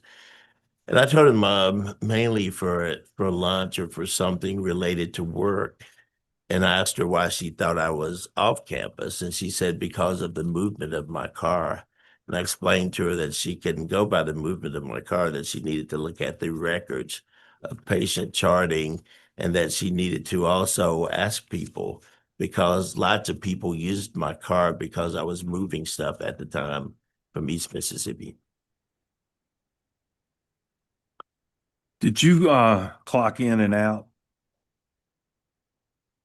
I did on most days, clock in and out. I mean, it was an actual time clock? It was a time clock. You put it in and it went chunk and made a sound and stamped, or was it just digital? No, I think at East they had a digital time clock. I think for this you had to use your badge. I can't remember exactly. Okay. All right. But so it's your understanding, based on something the auditor's office said, that the calculations were based solely on your vehicle. Were you aware that an analysis of your clocking in and clocking out, that data was also analyzed? Yes, I'm aware.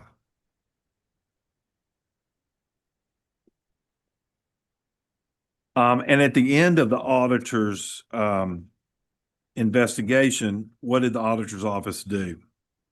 They issued a demand letter. And did you pay the demand?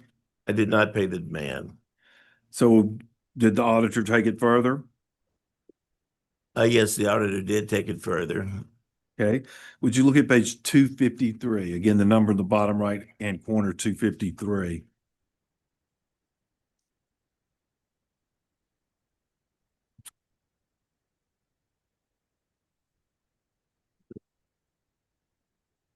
$253. Yes, sir.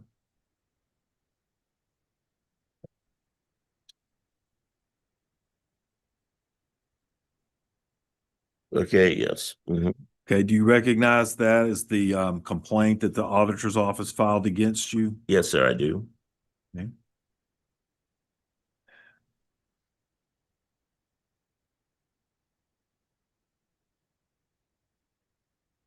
Now, on page 255 in paragraph 9,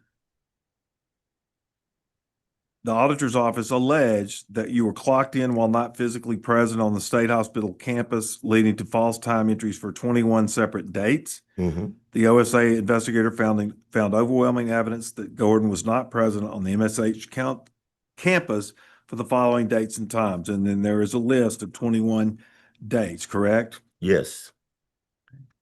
And begin on May 22nd, off campus for 8.35 hours, etc. I won't read the entire list, but it's there in the record. You see that? Yes.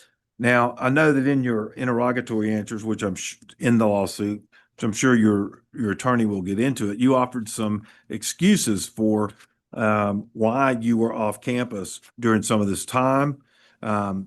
Somebody else was in my car. I was doing work for the state hospital and some various things, correct? Those are in your interrogatory answers. They are. Okay. Now,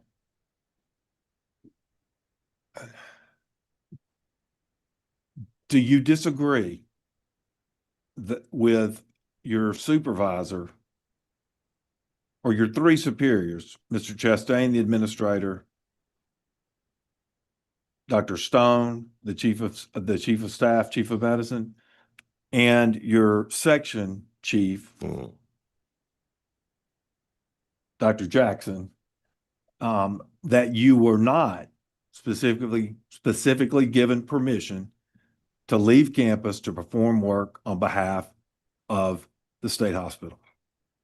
Okay, would you repeat that? I'm sorry. Okay, the three gentlemen that I named, you know, there are deposition transcripts. Do you disagree with them that they never gave you specific permission to work on behalf of the state hospital off campus? I disagree with them because the reason that I came from East Mississippi to the Mississippi State Hospital was to help get patients discharged or placed at other hospitals.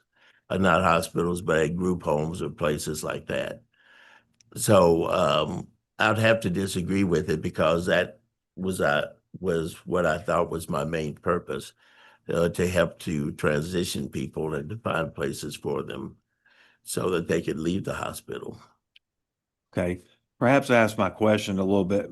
Perhaps my question wasn't clear. I didn't ask whether you believed that you were acting on behalf of the state hospital. I asked whether you disagreed with their sworn testimony that you were never given permission to do so. So I disagree with their sworn testimony. Right. How much of your practice currently is personal clinical practice, where you are actually seeing providing patient care? Probably about, at this point, probably about 30%. Okay, and how much of your current practice is collaboration with mid-levels? That's probably about maybe the same, 40% or more. Okay, so that's about, unless my math's wrong, and it could be, that's about 70%. What's the remainder? The remainder is, so I used to work for immigration, and I just recently stopped working for them, but that would have been the remainder. How long have you been collaborating with APRNs? Probably since the latter part of 2023, early 2024. Okay. When did you first report those collaborations to this board? It was, so they should have been reported in the latter part of 2024, which is when we just was trying to get them all reported to the board. So they should have been reported the latter part of 2024. Now, we'd been working on the collaborations for probably about 7 or 8 months. And the reason is that we had when I started to practice,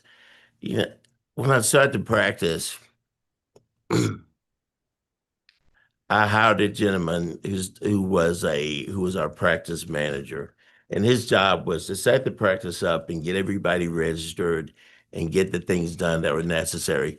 I found out in early 2024 that this was not done. At that point, I decided that we needed to get this done right away. So we thought that we would query the nursing board. We had some people that we knew that we collaborated with, but when we queried the nursing board, we got a whole group of people, maybe 50, 60, 70 people. And a lot of them were people who had worked at the state hospital with me. And I always thought that the state hospitals, they registered the nursing collaborations, but they also registered what doctors they were collaborating with. But I guess that wasn't the case. So when we found out, we started querying with the nursing board back and forth in order to make sure that we had an accurate list to give to the medical board. And so that was the holdup. Weren't you getting paid for collaborating with nurse practitioners? We were getting paid for some of the collaborations. Not all of the collaborations were people we were getting paid for. But some of them were. Some of them were.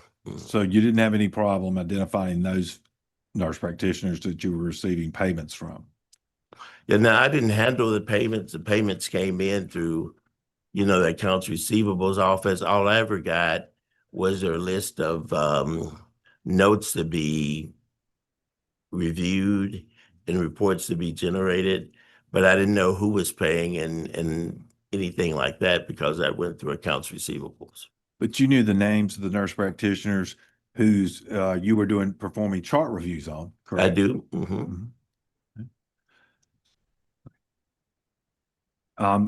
And you agree, don't want to spend too much time on this, but you agree that July 25th, 2025, that's when you first reported these collaborative relationships to this board, correct? If that's what you have, but it was my understanding that we actually reported them earlier, that we reported them the latter part of 2024.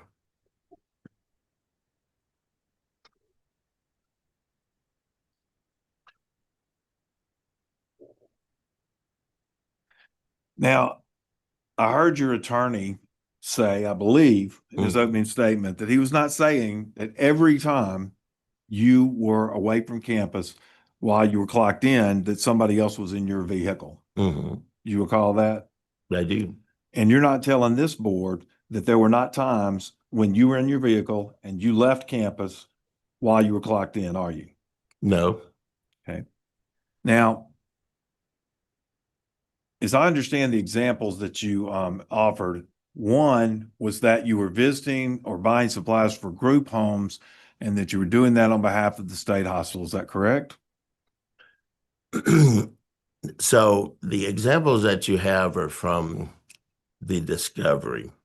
So the auditor's office came to my office a year later, and they asked, "What were you doing at?" Well, actually, she asked, "Do you know where you were in this date or that date?" And I said, "Well, the only other place I could have gone to is the East Mississippi State Hospital to move stuff." I said, "That's the only other place I could have gone because I had no other duties or anything else to do. So other than, just the usual patient care." So when we got the interrogatories from I guess this was the Attorney General's office, we gave a list of things in terms of dates that we thought. They wanted to know where I thought I was on these particular dates, and I really didn't know where I was. So we went back. Thank you. I appreciate thank you. So I really didn't know where I was on those dates because memory doesn't work that way. So I had no idea. So one of the things that I did with my counsel is we went back and looked up all the charting. Okay, but among the things, as I understand it, you included them in your interrogatory answers, did you not? I did include them in there, but it was before we actually looked at the charts to see where I was. And in the interrogatories, I believe that we said that we think this is where I was, but we don't have the accurate information yet.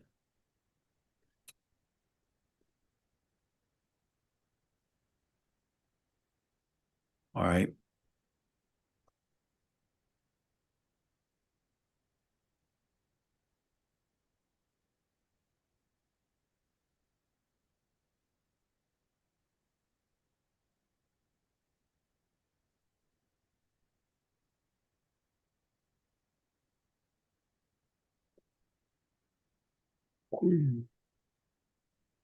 I'm looking at pages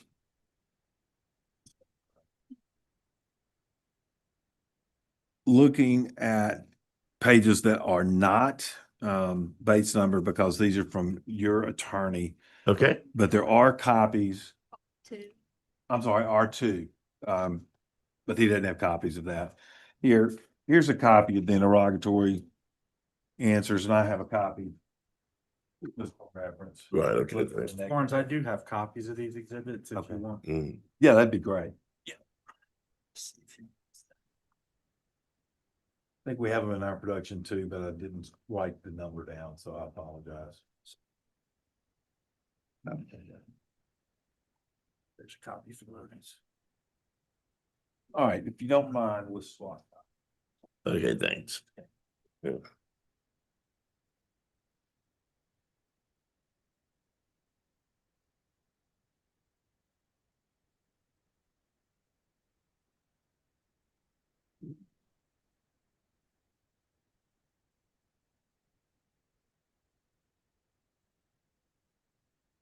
Would you turn to page 16?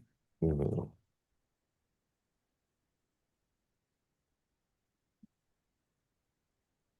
This is the page number of the document, page Okay, 16. okay, sure. And again, just for clarity for the board members, these are your interrogatory responses that you served on the Attorney General's office in the lawsuit brought by the state auditor, Right. correct? Mhm. So on page 16, is that your signature? Yes. And it's dated the 10th day of July, 2025, correct? Mm-hmm. Underneath that, at the bottom of the page, there's a certification by a notary public that reads, I, the undersigned authority in and for the jurisdiction aforesaid, hereby certify that the within named Maxie Gordon, MD, personally appeared before me after being by me first duly sworn, did state on his oath that all facts and matters contained in the above and foregoing are true and correct as therein stated. Mm-hmm. Okay, so you signed this in front of a notary public. You knew that you were signing these under oath. Yes. And in those responses, you discussed traveling to some of these group homes, correct? Mm-hmm. You talked about transitioning and moving from Meridian to where you could work at the state hospital. Right. You talked about leaving the hospital, leaving campus to buy supplies for 4th of July party. Right. Mm-hmm. Right.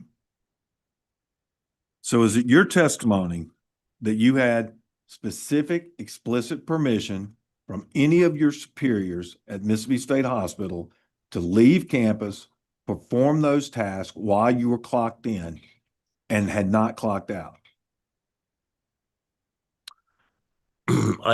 I believe that I had permission to do the things related to my duties at the state hospital, and that did not require clocking out in order to do those. But I also want to state that when I did these interrogatives, it was before we actually checked the chart. It was only after I looked at the interrogatives, because these were based on what I believed or what I thought I knew at the time. And that's where these interrogatives came in. So after that, we asked that we could actually see the actual charting, because I realized that on an average day, I had 19 people to take care of. And so there was no way I could have been gone with those 19 people to take care of. I did go into group homes and I did go to buy supplies, but it was usually on the days that I had off. And there are lots of things that I did while I was there. And to be quite honest with you, I know that I spent more than 30 hours a week. So doing things for the patients, yeah, that was part of it, but usually that's things that I did on my day off in terms of buying supplies. I mean, we had an Easter egg hunt and we had a 4th of July party, and then we did things for them like ice cream socials and that type of thing, pizza parties, in order to build morale and make their situation better. There are a lot of times that I was there all night long, not on the clock, but I was there all night long making sure things got done. So it was not a matter of me doing things that were not authorized, because they told me that whatever I needed to do in order to make sure that patients were taken care of, that it was okay. I just come from the East Mississippi State Hospital, and if I went to do things for patients, if we went to get something, it was perfectly okay to do that while you're on the clock. And so when I came to Mississippi State Hospital, they did not tell me anything different. They did not say, if you want to leave campus, you have to punch out. You know, if you're not doing something for patients, you have to punch out or something like that. So I was following the rules that I thought were the ones that were for the Department of Mental Health in general. Okay, and what were those rules that you believe you're complying with? Those rules were that if you do things for patients, if what you're doing is related to your work at the hospital, that you don't have to punch out. Okay. Is there something that says differently? I'm not aware of it. Yeah, the sworn testimony of your supervisor. Well, we'll get to that. Okay, sure. If you would, turn to page 100 and 101. In this big book? Yes, sir. Yes, sir.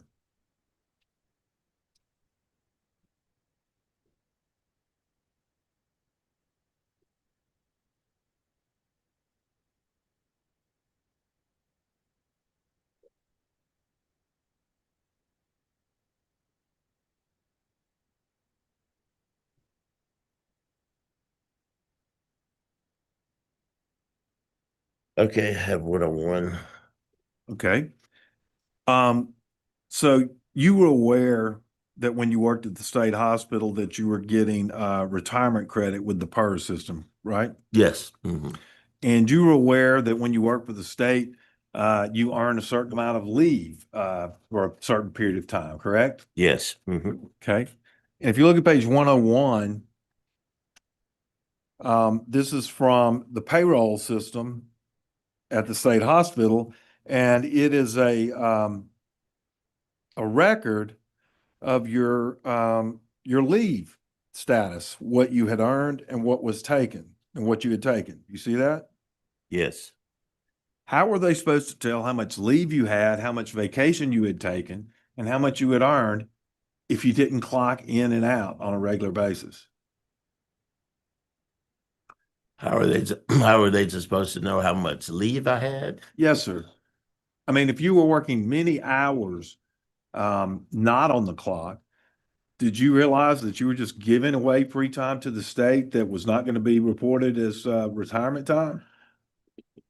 Sir, I thought I was doing what was best for the patients then. The stuff that I did at the state hospital had nothing to do with me.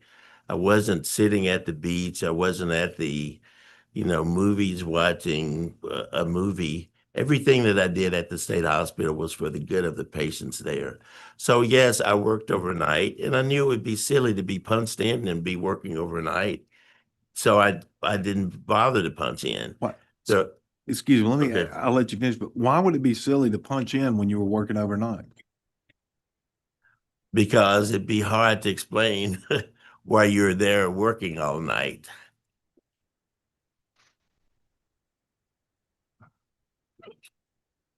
I would suggest that perhaps it's more difficult to explain why you were working all night when you weren't punched in.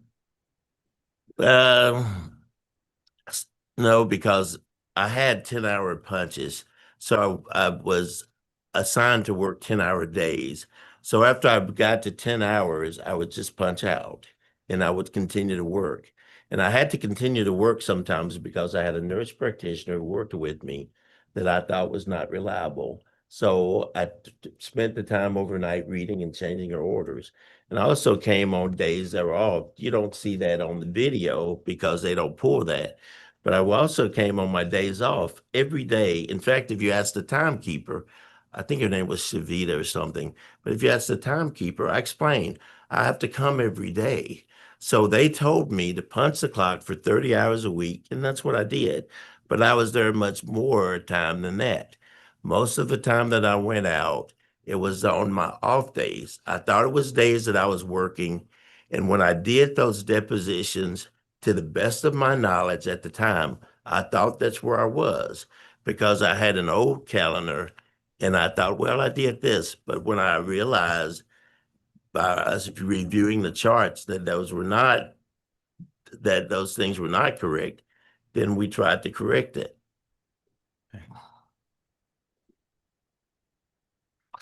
If you'd look at page 100, please, Doctor. Sure. Okay. This is an analysis performed by the state hospital that reflects the date you entered campus,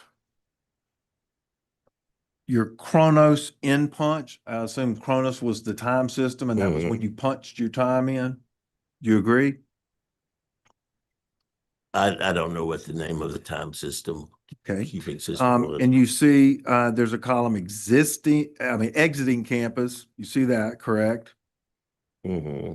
And you see, entering campus is the next column. Correct? You see that? And then the next column, there's another exiting campus. And then there's another entering campus. Mm-hmm. Okay. So, and then you got a Chronos out punch. In the last column there, exiting campus. So the times exiting campus, I believe your attorney covered this, were primarily based on surveillance photos of your vehicle leaving or entering campus, correct? I guess, if that's what you're saying. Well, have you not looked at the surveillance photos that the auditor provided your attorney in the lawsuit? Have I looked at them? I've looked at that, and I've also looked at the videotape. Mhm. And you are not saying that there are not times on those videotapes and in those pictures when it wasn't you who was leaving campus, are you? There are times when I went off campus to make a short run, if I went to pick up lunch or to bring lunch back for other people. There were times when I left campus for that purpose. But if there are times in the evening that I had to work on those particular days, on those particular times, and I guess you have some video of that too. And we tried to look at the video and try and figure out who the people were in terms of who was driving the car. But there are times in terms of when I punched out and went somewhere, and there are times when if I was doing something that was related to the state hospital, that I did not punch out. Let's look at the last three columns on page 100. Hours on the clock.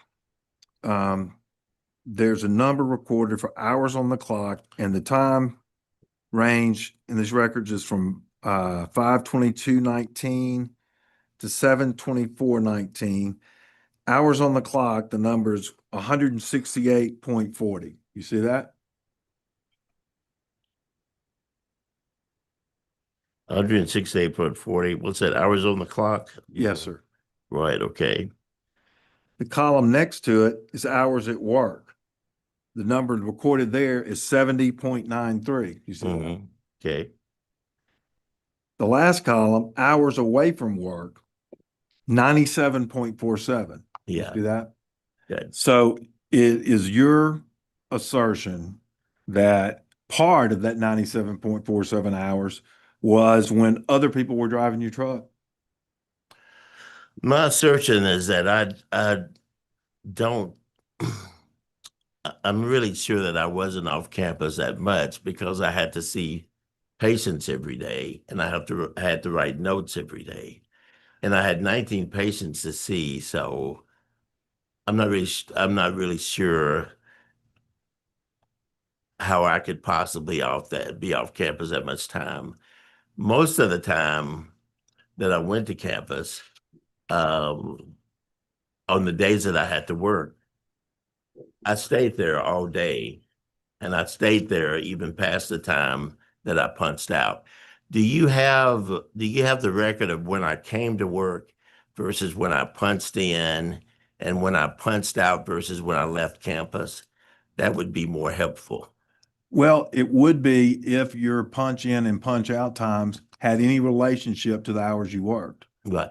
And what hour? So the thing is that they didn't give me hours of work. They told me that I needed to work 10 hours a day, that for 10 hours a day for 3 days a week, that they wanted me to come in. And that's what I did. I came in for 10 hours a day. And sometimes I was there more than 10 hours because I would punch out after 10 hours and I would stay in and work. There are times, and this is what you don't have, I don't think. And I see these punch times here.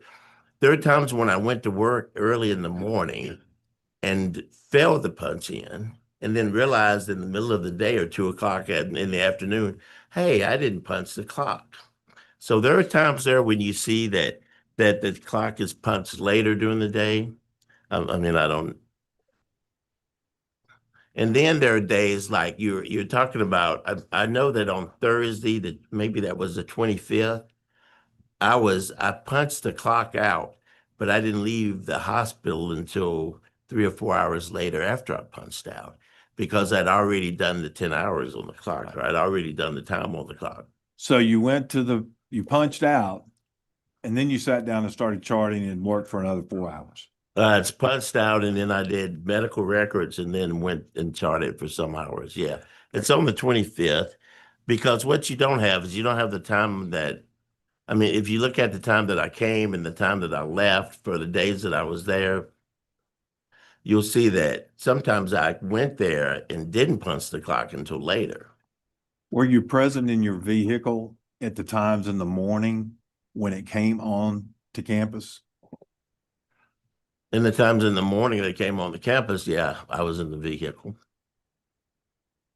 Turn to page 102, please, sir.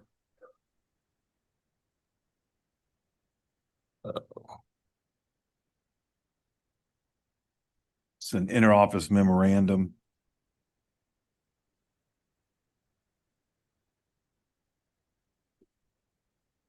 Good.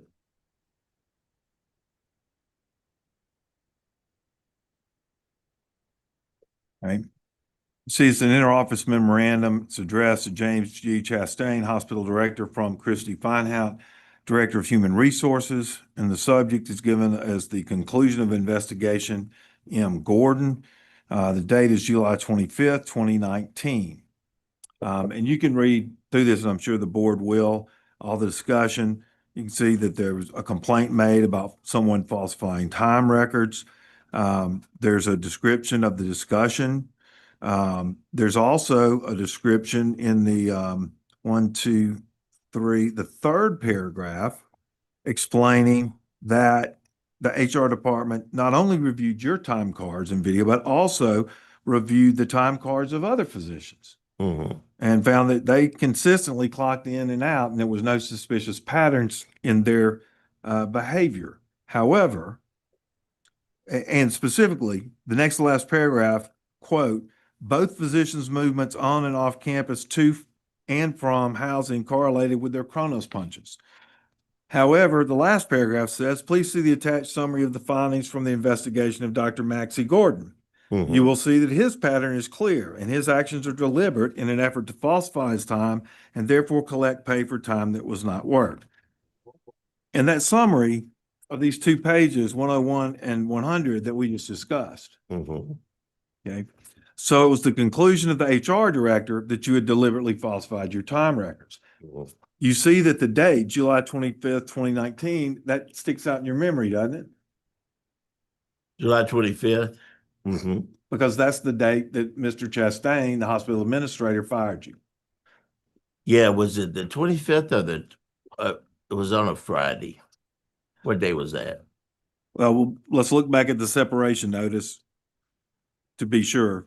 I don't want to tell you the incorrect date.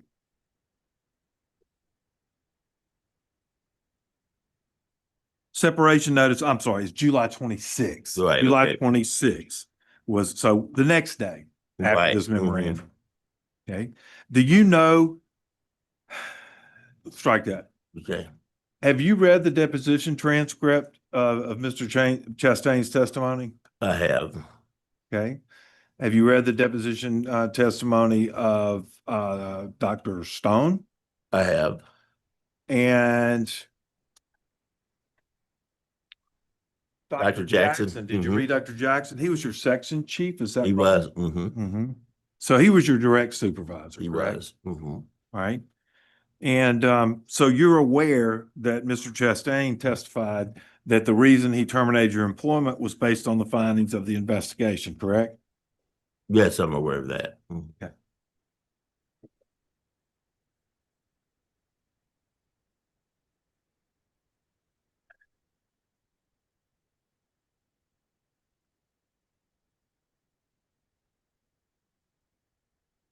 Let's talk briefly about this meeting with you, Mr. Chastain, Dr. Jackson, Dr. Stone, that occurred at or about the time that you began working at the state hospital. It was correct? in the latter part of 2018. And so you've read their deposition, so you're aware that they all three testified that they recalled that meeting and recalled that there was some mention of the fact that you were going to be moving from Meridian because you were transitioning from East Mississippi Hospital to the state hospital at Whitfield. But none of them had any recollection of giving you permission to leave campus so that you could move your stuff from Meridian to the Jackson area. You recall that from reading their depositions? I think they said that they don't, they said they don't remember. They didn't say that they didn't tell me that, because they did. but they said that they did not remember whether they told me or not. All three of them said they didn't remember. It seems like one of them would have recalled. I remember because I asked. I said because I asked to not start until in the spring of 2019, because I'd been living on the campus at East Mississippi basically for about 2 years, and I had an apartment full of stuff. And so I asked at that meeting, can I start later? And they said, no, we need you to start right away. So I started the next day. In fact, I was still on East Mississippi's payroll when I started. So I started the next day, and I asked them, well, what about all of my stuff? And I'll leave the nurse practitioners uncovered, meaning they won't have anybody to collaborate with. And they told me that it would be fine to go and get my stuff, and that if I needed coverage, to just let them know. And that's what Dr. Jackson's words. If you need coverage, just let me know. Or when you leave, just let me know. Or if there's a problem, just notify me. But they did tell me that. He did tell me that. And did you ever tell him that you were leaving to go move your stuff? I did tell him. Okay. Sure did. So his recollection is just faulty. I don't know if his recollection is Withdrawn.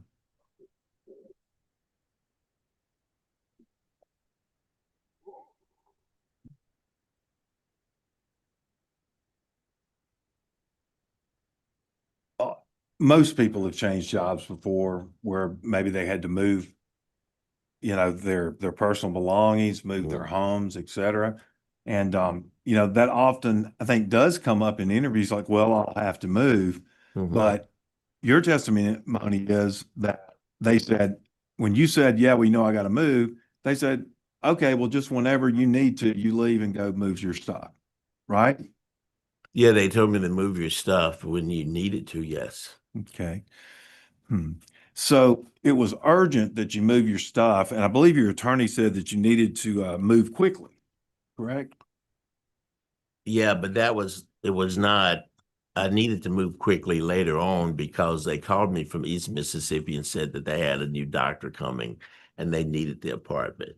And that was probably later on in May because I hadn't moved anything before then. And so later on, or early in May, I started moving stuff. And I moved some of it, but most of it I had other people move. So you started work in January and you didn't start moving your stuff. Didn't start moving until May, right? And it's only because they called me, because it was hard to leave the campus to do anything because of the number of people that I had to see and the other things I had going on. And the days that I had off, we were doing the other stuff in terms of trying to get people placed. Have 1 second.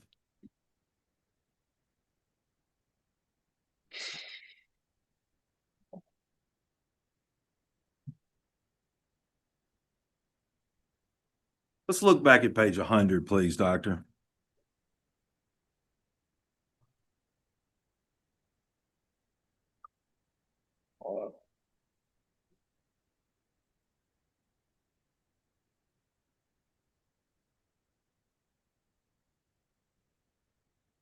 And I will beg the board's indulgence. So if I have a little trouble reading the small print, we should have blown it up. All right, well, let's see. Dr. Gordon, look at the day 5/22, first line. You see that? Yes. Entering campus, 8:23 a.m. You see that? Chronos in punch, 8:45 a.m. See that? Entering campus. Oh, exiting campus 11 a.m. 8:45 a.m. Yeah, okay. So you see you entered campus at 8:23, you exited, you clocked in at 8:45. Okay. You see that? Okay. Now, is that the time that I entered campus or is that the time that I clocked in? Chronos in punch. So it was just the time that I clocked in. Yes, sir. But the point is, you arrived on campus at 8:23. You clocked in within, 22 minutes? Yeah. Okay. Look at 5:24. Entering campus 9:07 a.m. Chronos in punch 9:29 a.m. Okay. Okay. Next one, 5:29. Arrive on campus 8:59. Clock in 9:42. 6:10:19. Entering campus at 8:59. Chronos in punch 9:24. The next day, the 12th. Entering 5:53. I'm sorry. Yeah, same day. That. On the 12th, entering campus 5:53 p.m. Clocking in 6:16 p.m. Okay. The 17th, entered campus 9:22, clocked in 9:32. And you can just go down the list, but the times you're recorded entering campus and the times when you clocked in, they all correlate fairly closely within 20, 30 minutes of the same time, right? Mm-hmm.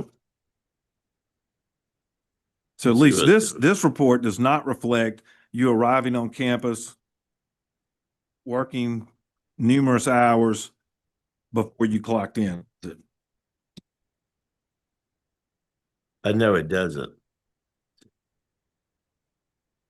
But the other thing is that we have to correlate this to the actual charting of the time that I was there and the patients that I saw. Right. But Dr. Gordon, if you were charting, you say, and I know your attorney's probably going to go through these handwritten notes Yeah. Mhm. ad nauseum where you say, well, I was charting at 9:42 p.m. And I mean, we could compare that. As a matter of fact, I've got a chart. If we need to do it in rebuttal, we can go through it where you say, well, I was charting on this date, and we can match it up and see if you were actually clocked in or not clocked in. Okay. All right.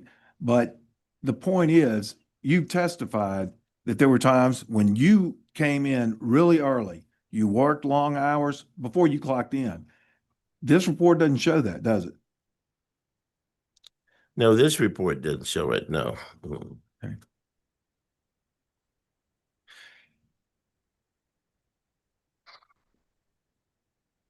Now,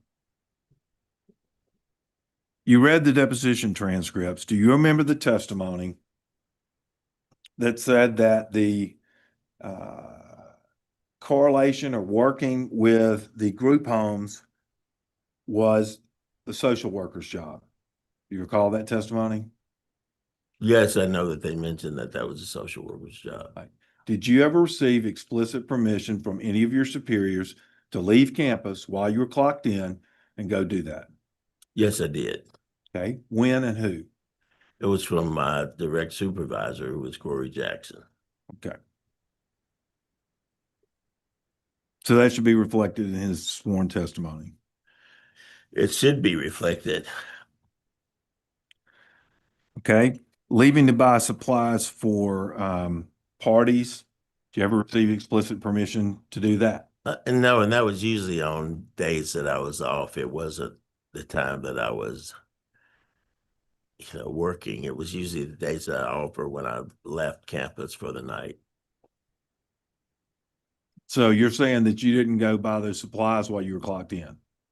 I think the only one that I may have was back in April, and that was before the Easter egg thing. Okay. And is there any record, any writing, any email, any document that shows that you ever put anyone at the hospital on notice that you were leaving to go move some of your belongings from East Mississippi? There may be text messages between myself and Dr. Jackson. Okay. Have you produced any of those? I've to us? not produced any of those. Tender It's the from witness. several years ago. I'm not sure. I tender the witness. Okay. Before we begin, does the board need a comfort break? If we could, Mr. Brown, take about a 5-minute recess to let everyone take a little break, stand up and move around. I'll return about 2:05.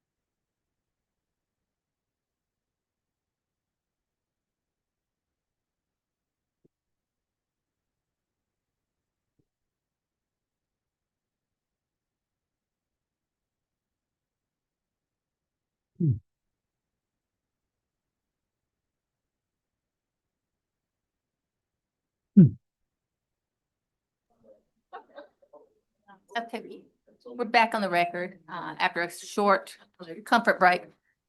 Dr. Gersh, I just want to make sure that the respondents' exhibits are on the share drive. Are you able to access those? Share the what? The respondents' exhibits are on the shared drive.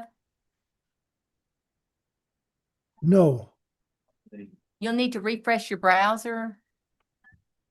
They're all in there.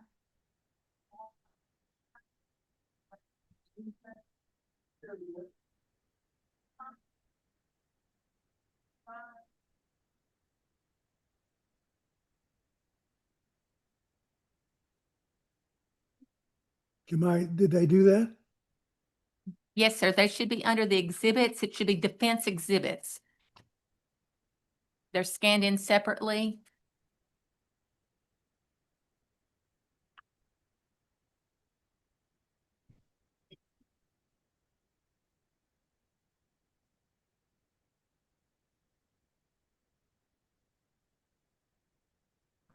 Top of the row. It's at the top of the list in the board meeting folder on your share drive.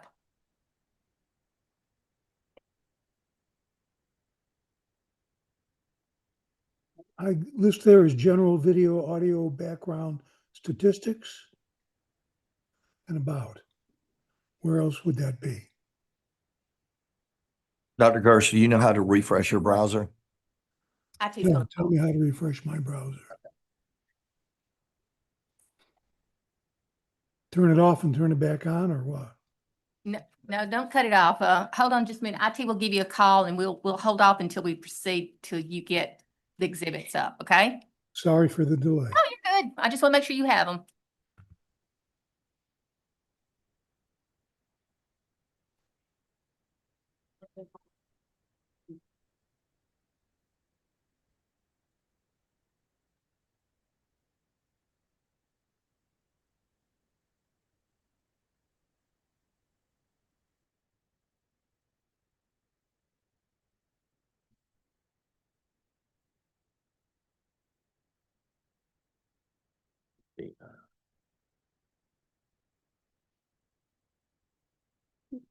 I'm sorry you highlighted for a second.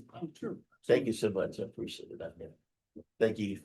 Sorry to schedule you. I'll give you back. You need another one, mate? I'll give you this back.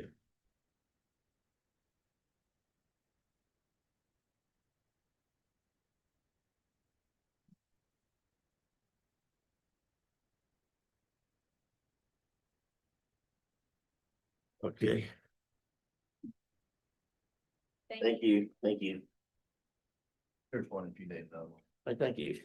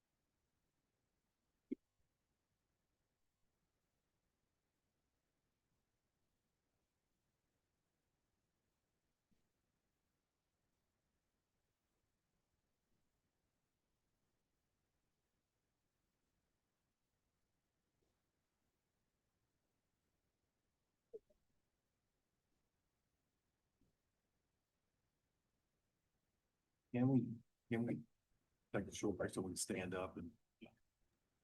Yeah, let's take a short break until they get back and technical. You already connected.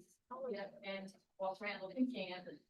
I've got my glasses now, so I can read everything better. Thanks. I'm going to look over it. Thank you, though. 23.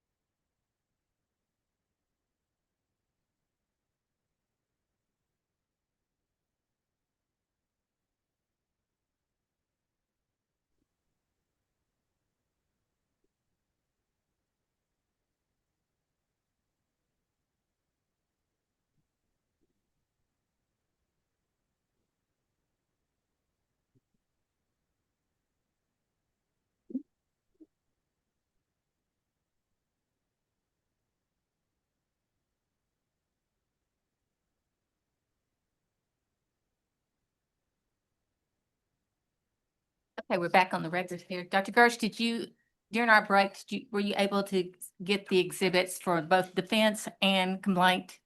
Yes. Okay, so you have those available. All right, we will proceed. Mr. Brown?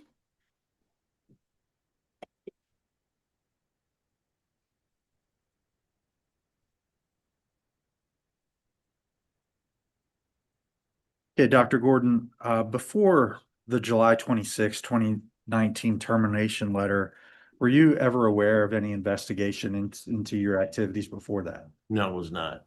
Okay. Did anyone from the board or the state contact you to indicate that an investigation was going on? No, they did not.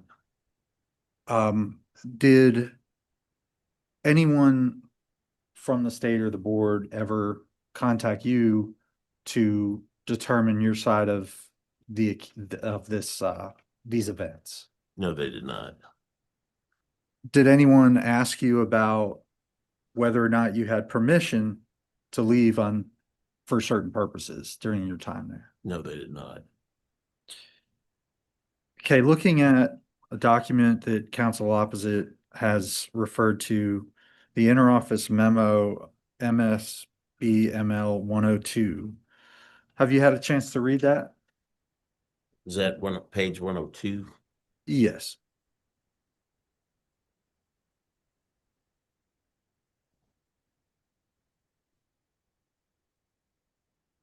Yes, I have it here. It's that, that's, yeah. I'm sorry, I think that might be, it's the okay, it's double sided. Yeah. Thank you.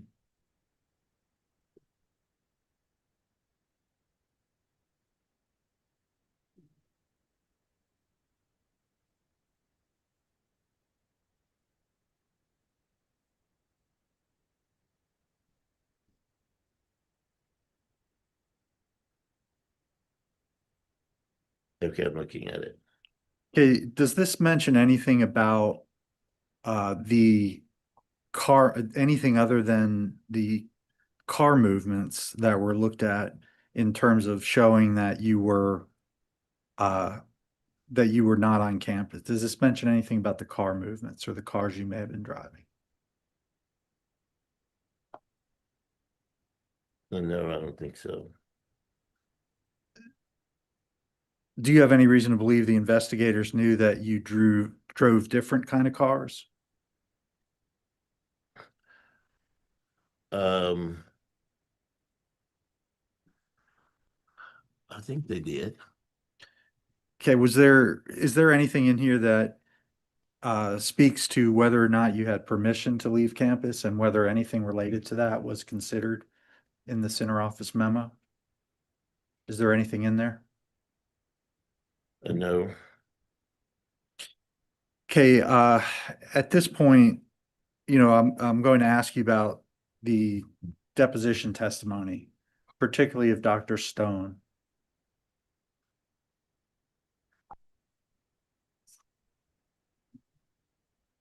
And we can defer to the depositions themselves and the selections, but is it your understanding that Dr. Stone did not have a recollection of exactly what occurred at that December 18th, 2018 meeting? He said he didn't remember.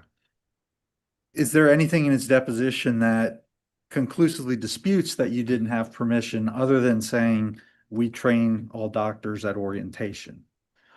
Objection. He's asking him to comment on a deposition transcript as to what it means. Document speaks for itself. Your response, Mr. Brown? I'll withdraw it.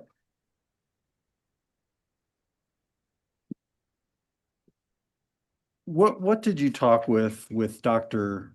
Corey Jackson about during that meeting with regard to your movement? We talked about me coming to the Mississippi State Hospital from East Mississippi, and that they were going to start a new program, but they had to get people out of the hospital. Before that, they were discharging people to shelters because they had no place for them to go. We had been very successful at East Mississippi in terms of dispositioning people to various group homes in the Jackson and the central Mississippi area.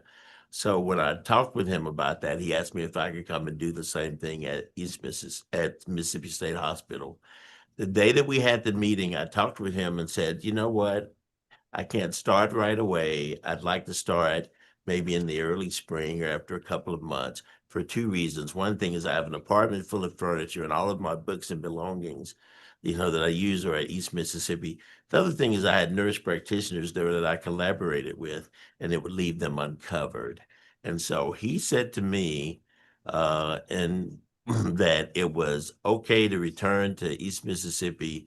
It was okay to continue to help them with collaborations while the transition was going on because they needed me to start right away.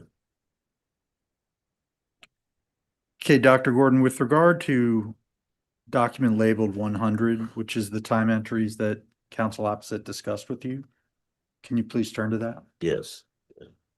Are you disputing that this, is it your understanding that this does reflect the clock in and clock out times? Do you have any reason to dispute that? I don't. And you're not challenging the system or the record keeping regarding the times you punched in or punched out, correct? No. And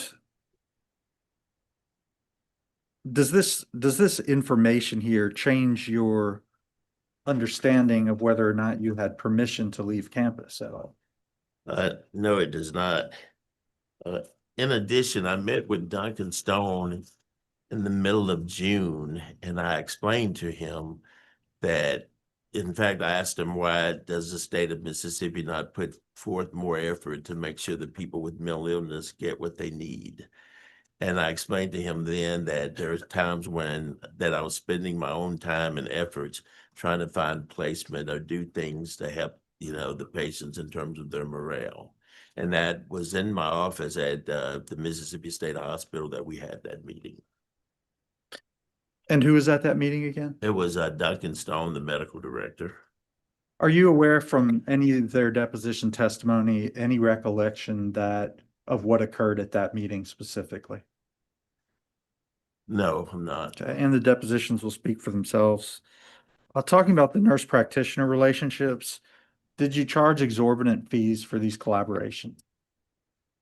No, we didn't. We usually didn't charge anything for some of the people because a lot of the nurse practitioners would get their associate's, their master's degree, and they believed that they could just open up an office and do well. And so we would wait 4 or 5 months before we would charge them in some cases because we felt like they needed some time to have an adjustment. The other thing is that we have a number of nurse practitioners, but we were their secondary collaborators. All of these nurse practitioners, the majority of them had jobs during the day. And they asked us if they wanted to start a practice on the side, they asked us if we would collaborate with them. And as part of that collaboration, in addition to reviewing their notes, and most of them didn't even have any notes to turn in because they never saw anybody. So we were always putting people on and removing them from our nurse practitioner roles because people would, after 2 or 3 months, decide that they no longer wanted to practice. Do you know who made the anonymous complaint that you were charging exorbitant fees? I have no idea. In fact, I wondered if it was a real person because even though they said this, they didn't ask for anything. They didn't ask for their money back they didn't ask for anything at all. So we weren't really sure what they were asking for, what they wanted, but I don't know who could have made it. Other than the allegations of exorbitant fees, do you know any specifics about any particular fee that was complained about by this person? No, I don't. We did look at fees. We looked at the fees of what other psychiatrists were charging. And we realized that we were charging about 1/10 of that. And we decided to go up to maybe 1/3 of that. And so that's where the fee increase came.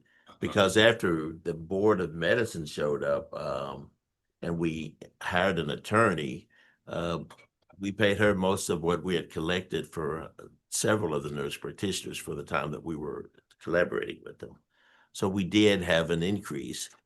But along with that, because we were providing, every 6 months, we provided free CMEs, a day of CMEs for the nurse practitioners there. It was mandated that they attend and, just to talk about their practice. And then we had the quarterly meetings with them as well as the review of their charts on a monthly basis. Do you know if anyone is part of this investigation or otherwise ever told you specifically the reason your fees were alleged to be exorbitant or what they should have been? No, nobody's told me anything like that. And you had attempted to straighten things out with the Board of Nursing, am I correct? Yes. So when we started to practice, when I started private practice, when I started medical school, they told me it would be like drinking from a fire hydrant. And starting a private practice was like that. I didn't know of all the regulatory things that went on. We hired a gentleman from Philadelphia who had been as our practice manager, and his job was to set the practice up for us. We started collaborations in the latter part of 2023. In early 2024 is when I found out we were not registered with the Board of Medicine. So that's when we started scrambling to get registered. In fact, I'll have someone testify later that actually we have a person who works for us. I asked her to help, if she could actually go and find these people because we didn't know all of the people that were listed for us. The communication from the Board of Nursing was going to contact that Gordon Medical Arts email. It wasn't coming to my email directly. I knew the people that I had, reviewed their charts and worked with, but I did not know the majority of people who were listed on the Board of Nursing as people that we're collaborating with. I know that some of them were from the state hospitals and a lot of them were from immigration, but as far as the people that I was aware of, it was not that as many people as we had listed. So it took us months and months and months of going back and forth with the Board of Nursing in order to get an accurate list. I gave my office a deadline of October 1st, then of November 1st. And I think you guys came to visit us December 5th or something like that. But at that point, I felt like I was under the impression that we'd already listed. Did you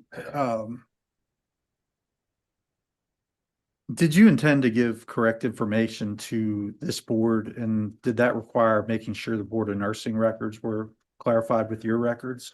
Yes, we thought about just listing everybody with the Board of Medicine, even though they were not correct. And we thought about calling the Board of Medicine and saying, hey, we have this problem here. And in retrospect, we should have done that. But I felt like if we called the Board of Medicine and said, we have this deficit, that they would send somebody out. And that I was trying to get it together beforehand. So rather than just give inaccurate information, I felt like we had time to give accurate information as it did not impact patient care or collaboration with the nurse practitioners. Yeah, I have nothing further for now.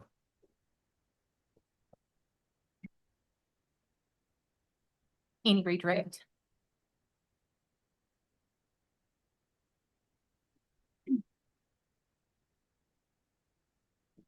Yeah.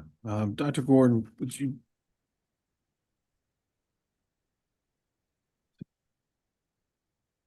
Turn to page 190 in the documents.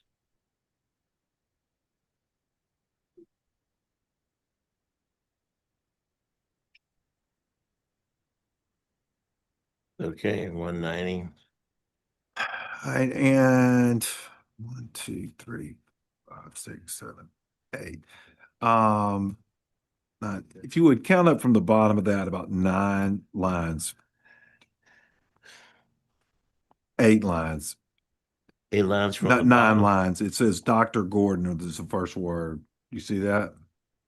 Dr. Gordon, through our MSH. Through our MSH decal system, it was discovered that he had a MSH, Mississippi State Hospital, correct? MSH decal number 41271, registered to his 2016 black Chevy Colorado, tag number HY8761. It gives you driver's license number. Did you have MSH decals for any of these other vehicles you mentioned? I did not have a decal. What I had was a red pass that they give you.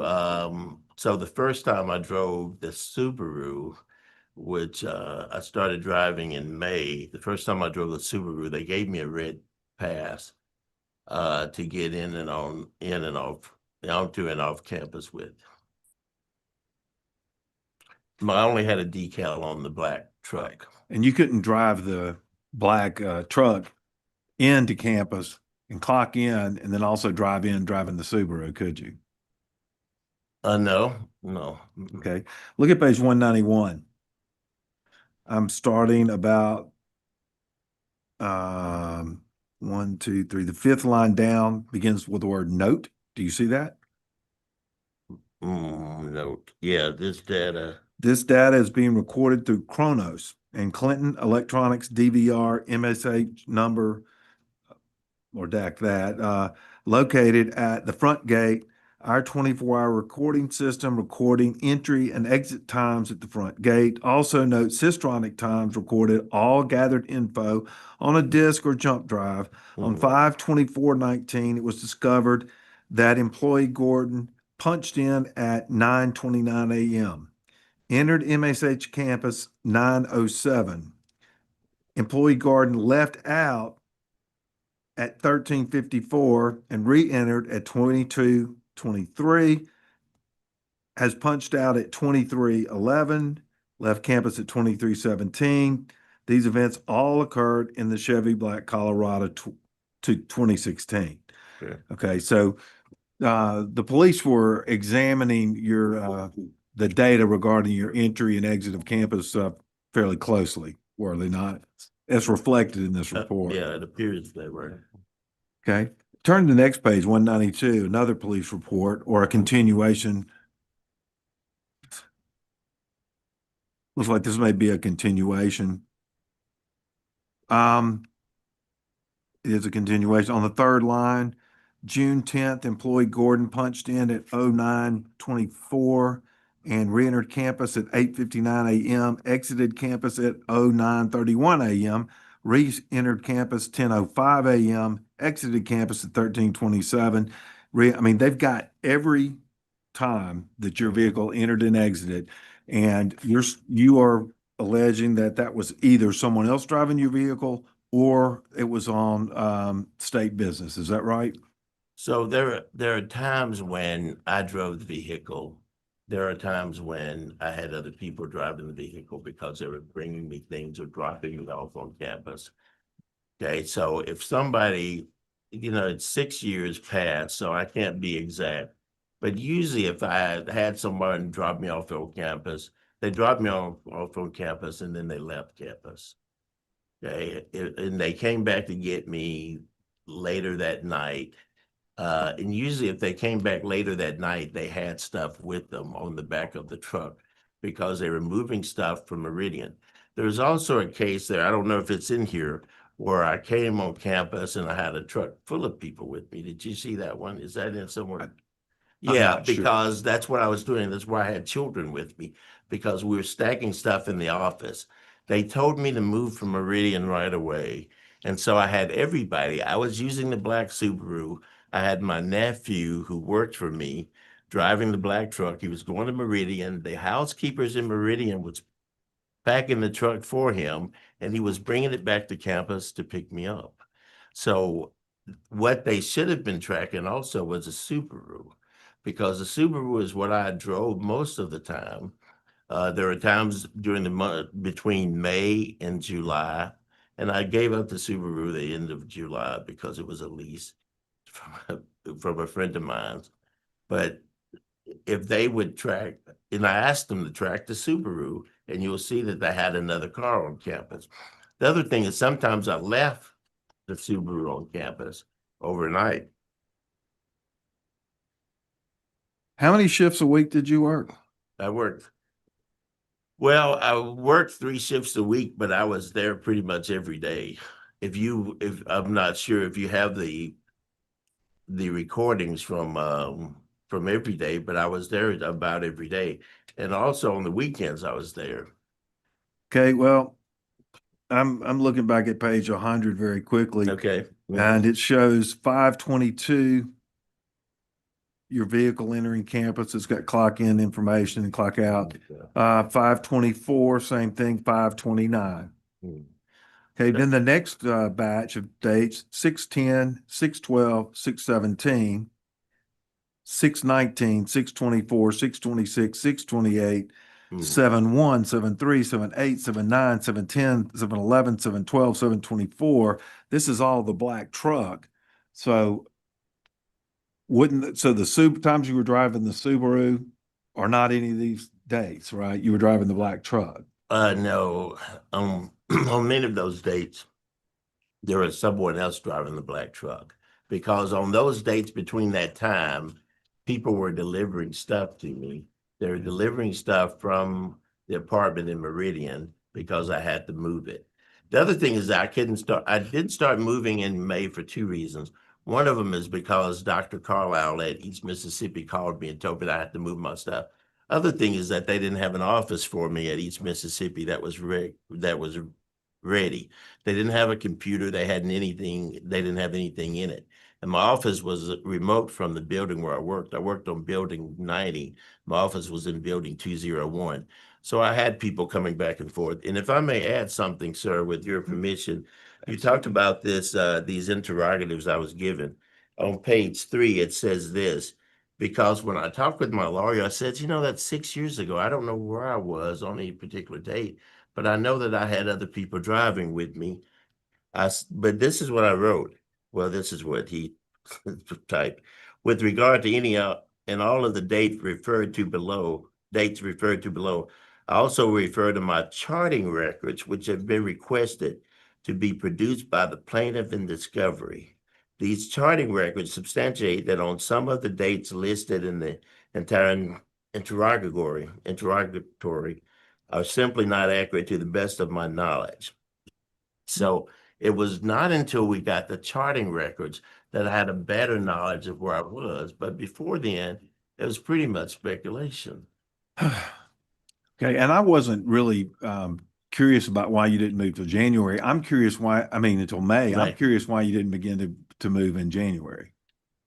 Because in January, they did not have an office for me. In fact, in January, if I wanted to get off the unit, I had to sit in my car outside because I had nowhere to sit. The unit I worked on was a female receiving unit, and I had no office there, so I would sit in my car outside sometimes during the day just to have somewhere to go. So I didn't start moving until May because that's when they called me and said, you need to move your stuff. And that's when my office was ready at Whitfield. And I guess you would have records of when they ordered equipment for me and when it arrived. Do you not recall an incident where you were discussing is Dr. John Jackson? Was that is that Yeah, correct? John Corey Jackson. John Corey Jackson. Do you not recall having a discussion with him in your office about how bare and empty it was? When was that? We'll find that out. It's in Yeah, the yeah. depot When was that? transcript. Because my office, Dr. Jackson's office, whenever we met in Dr. Jackson's office because he had an office on the building that we worked. Okay, I'm looking at page 103, Okay. and I promise I'm wrapping up with this. Okay. Thanks. If you look at this, this is an email dated Tuesday, 11 June 2019. It's from Bill Bullock. Do you know who Bill Bullock is? You don't have to know his exact position. He was an employee at State Hospital, was he not? I think he was the guy who helped us when we reviewed the charts. Okay. But that was my first time meeting him. I didn't know him before then. Right. And it's to Christy Finehout. Do you know Ms. Finehout, the head of HR? I know who that is. Okay. A concern was brought to my attention that I wanted to relay to you. Some staff on B90 voiced concerns in regards to Dr. Gordon's work schedule. Staff have reason to believe that Dr. Gordon may be on the clock for a number of hours that he is not present or available. Staff mentioned 3 dates, April 24, May 29, and June 10. Staff stated he would clock in and be present for a couple of hours and leave the building. His location on those dates cannot be confirmed, but staff are positive he was not on the building or available during the middle of the day on these dates. Gordon would return to the building hours later and frequently after 5 p.m. He would work for approximately an hour and clock out. The staff have strong reason to believe that Dr. Gordon is clocking in once and clocking out once and still on the clock for the extended time he is off the building and potentially off campus. Staff want to remain anonymous, but are concerned to the point that they feel it needs to be reported and looked at closely. I'm relaying this to you on their behalf. So that was the complaint that HR received, and it was received from staff in your building, staff on B90. And so in addition to the video surveillance, the camera videos and pictures, in addition to the time entries, clocking in, clocking out, they also had evidence from employees, staff in your unit, your building, stating Dr. Gordon's leaving and he's not here, and then he comes back later, but he's not clocking out. So that's what started this investigation. You understand? I do. Okay. I would be curious though as to who that staff was, because who would make those who would make that type of allegation, because it was necessary. I told you I had 19 people every day to chart on and to take care of. I had to do orders. I had to write their notes. And every day that I was there, I tried to have a private group meeting with several of them at a time in order to gauge their interest in places that they would be willing to go once they were discharged. So I'm not sure, who that person could be. Was that a one person or a number of people? Do you know? because the nurses, the nurses were all there and they all saw me because I had to talk with the nurses about the charting and what I wanted them to do and what our plans were. So it's just kind of interesting that would go on. I just need to emphasize, sir, and I know that you're asking the questions. Did Dr. Corey Jackson, did you get his statement that I did not do anything that he did not ask me to do? Everything that I did there was what he asked me to do. In fact, I expected him to give me some type of, recognition for trying to do the things I did for the patients. Not that I needed recognition, but did you get that? Did you get that in his testimony? Did he say at any point? And I know that loyalty only runs as long as people need it. And I know that he's saying that he can't remember. To be fair with them, they're not saying that they didn't say it. They're saying that they can't remember it. But everything I did was for the good of patients. You can look at the charting records. You can look at what went on. And in that time that I was gone was that period of time between May. And it's because I wasn't going. I was there 3 days a week. So I wasn't going every day. I mean, I wasn't going every day. I was there 3 days a week for 10 hours a day and sometimes more. Now, I have other people that I could have brought to show that I was there overnight because there were a crew that worked overnight. So I'm not really sure, what it is that you're looking for. Well, sir, you could have called those witnesses in the auditor's case, right? You could have gone to trial on that. You could have produced those witnesses. You could have produced that documentation. The only issue really before this board Yes, sir. here today is, were you terminated by the state hospital I was. for these Mhm. time infractions? Right, I was terminated by the state hospital for what they believed to be, the time infractions. And with the auditor's case, if I may speak of that, when the auditor sent a demand letter, I didn't pay it because I didn't feel like I owed it. And I told him I didn't feel like I owed it because of all the things that I had done in the time that I'd been there. I was willing to go to trial, and that's why this is going on for so long. I was willing to go to trial, and I wanted to bring those people so that we could all, get the truth about what really went on there. But that's not how it worked out. That's not how it worked out, but it's okay. Thank you. Nothing further. No, I'm good. Do the You're board, good. Okay. do the board members have any questions? That's it. Okay, this time the board members will ask any questions. that Okay, they sure, have. thanks. Hey, Dr. Gordon. Yes, sir. Good to see you. What type of do they have an electronic medical record at the state hospital? No, sir, they had paper records. Mhm. Yeah. That was my answer. I was gonna say they have an electronic medical record. You can use that to track it out. Right. If one of the people asked the auditor to do an independent verification, but they refused to do so. They said if we get an independent verifier that could go through these things, and that would solve the question of whether, what they're saying is true. But they refused to do that at the time. Because all their notes will be dated and time. Well, the notes are dated in time, and the nurses at the state hospital actually go through the notes when they check the chart and make sure that the time is on it and that the date is on it.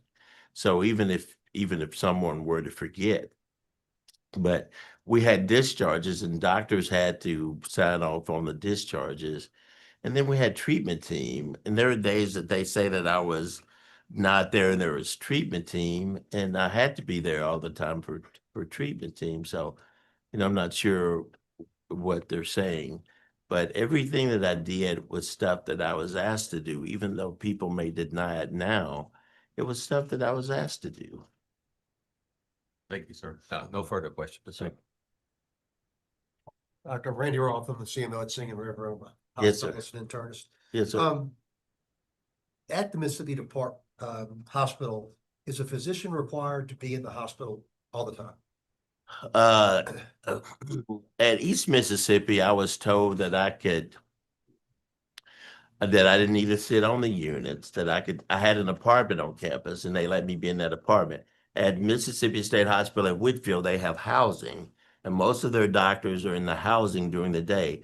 The other thing about Mississippi State Hospital, and this is what they told me too, I don't know if they told you this, but they told me, they said, if you need to go off campus ever, we pay a doctor to stay on campus during the day. And that's in personnel records, and I'm sure it's in whoever keeps up with the finances. And and the other thing is that if somebody thought I was not there, that I was leaving, they knew that I was new. All they had to do was say, hey, we see your truck moving. Is there a problem? Or is there an issue? Nobody ever said anything. Nobody showed any dissatisfaction with anything. But, but that's it. So when you left these times that you admitted to leaving to go to Sanctuary House, other places, did you tell your direct report that you were leaving campus and the hospital may be uncovered? Well, the hospital was always covered. There was two of us. First of all, there were two. That was me and Dr. Corey Jackson. And I was Dr. Corey Jackson's attending when he was a resident at the university. So that's how we knew each other. So there was always somebody there. And so because there was something about if you were not there, the nurse practitioners couldn't practice. So I couldn't be gone if he was gone and vice versa. So there was never a time that that neither one of us was there. So in your earlier statements, you mentioned immigration work. Can you give me a 1-minute update on what that entailed? I was a psychiatrist for Immigration and Customs Enforcement, and what I did was saw people from all over the world who were being detained, evaluated them for psychiatric illness, and treated them. Good.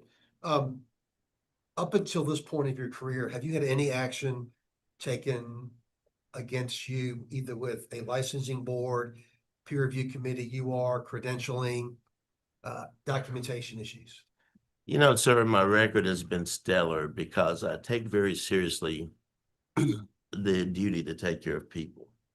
And the thing about the state hospital, and maybe this isn't as applicable to everybody, but the people from the state hospital were poor and they didn't have much going on. I was probably the first Black physician they'd ever seen. And so they put a lot of stock in that. So I felt that it was my duty to give them the best care that I could.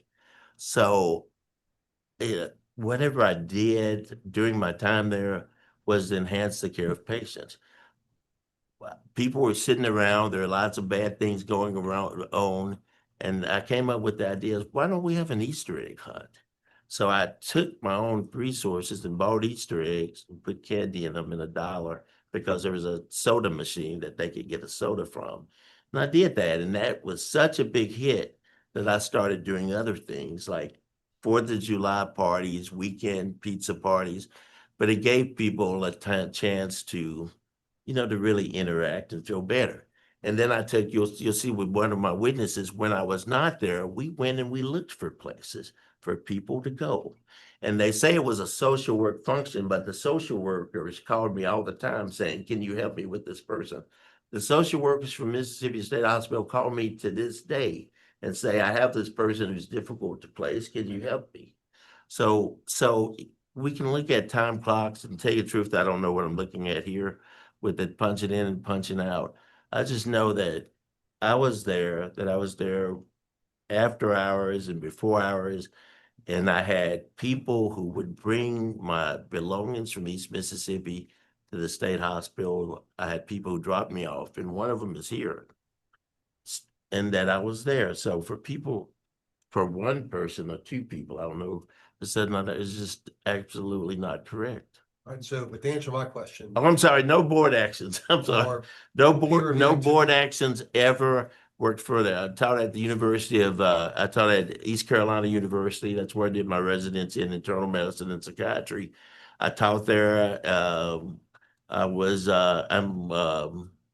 came back to Mississippi courtesy of the Public Health Service. I was in Corinth, Mississippi as a public health officer there through the Public Health Service, worked there for years without incident, created programs there. Then went to the University of Mississippi. I was there for 14 years, directed medical student education, taught the ethics and morality course to the medical student. And so and then after that, joined East Mississippi. And then from there, the Mississippi State Hospital. I'm licensed in this state, which I like to keep and maintain and get working orders. I'm licensed in the state of Alabama and Tennessee, also in Virginia, and I was licensed in New Mexico because there's an immigration facility there. So, and I've not had any actions. In Alabama, I had a nurse practitioner that I supervised who didn't see anybody. So they asked me about why we never turned in any reports, but we were able to show that she didn't see anybody because it too was a secondary job. So I no longer supervise her. Thank Mm. So, Dr. Gordon. Yes, sir. The state auditor demanded $34,000 and you settled for 19? Can you explain that or discuss that a little bit? So I didn't want to, I have spent more than that on legal fees over the last 5 years. I settled for 19 because I went to arbitration. And I told them that I was going to go to court and I was going to tell my story because what they're saying just does not represent me. It's not true. If you look at my personnel record from East Mississippi and Mississippi State Hospital, I have nothing on it that is, of a bad discourse. So at arbitration, the gentleman told me it was a judge, and I guess they told me that the gentleman told me that you can do something, you can keep spending money, you can go to court and you can win, but it would cost you over $100,000, or you can get the charges dropped and something called buy the piece. Is that what's called? Am I not? Again, I ask. But it's called buy the piece, and it says that it's for $19,000 that they're willing to. And I believe, now in my opinion, I believe that they knew that they had, that when they looked at it, that they had nothing of substance and that they wanted to. And the guy from the Attorney General's office, I think he was pretty much, beleaguered by it. So that's what it was. So for $19,000, and I don't have to pay this gentleman here anymore after today, hopefully. It was a good deal. And they dropped the charges and they don't get it. So that was the main thing. But other than that, I would have gone, I was willing to go to court and was preparing to do so.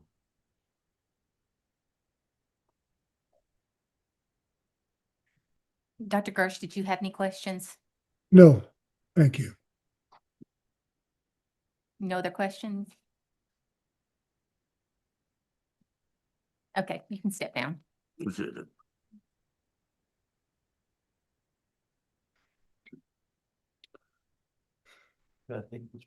you.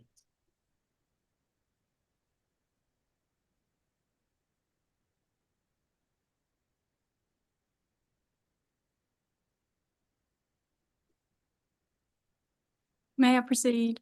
Yes. Good afternoon, I'm going to be presenting deposition testimony from 3 of Dr. Gordon's superiors at the Mississippi State Hospital, and Jonathan Dalton is going to step up and read the part of those 3 superiors.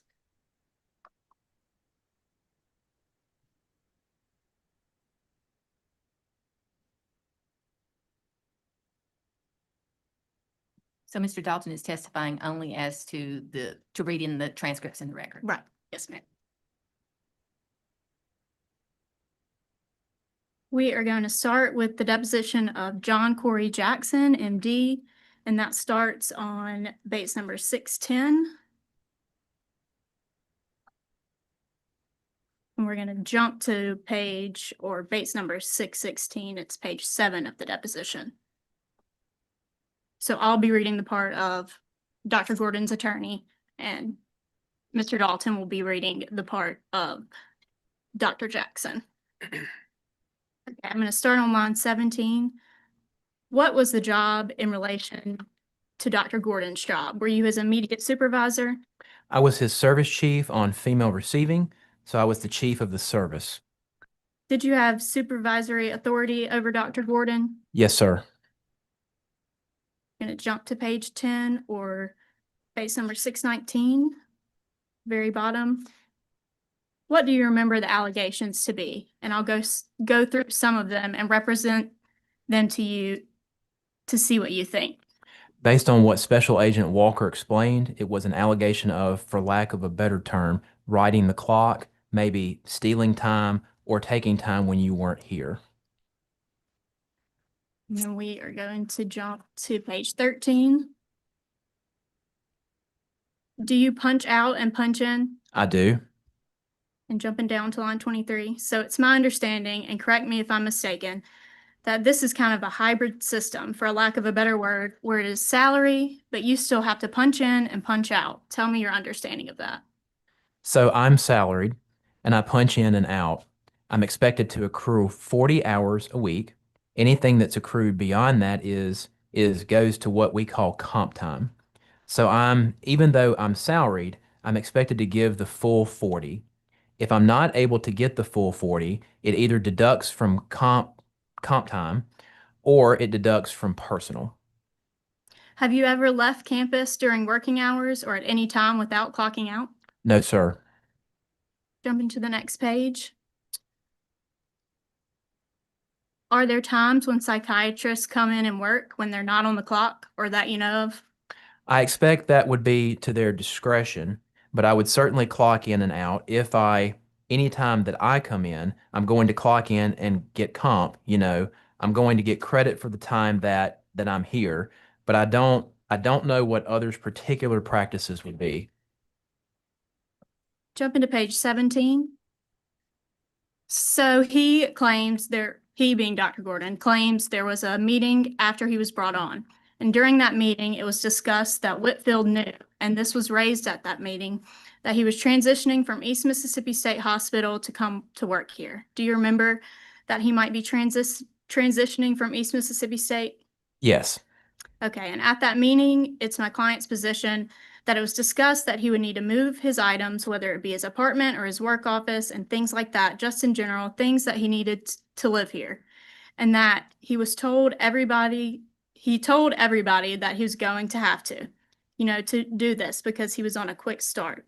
So he would have to leave and do that. Do you remember any time given or that anyone gave him permission to do that during working hours?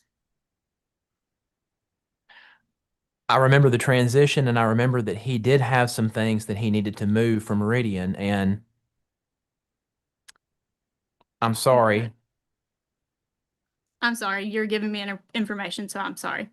Go ahead.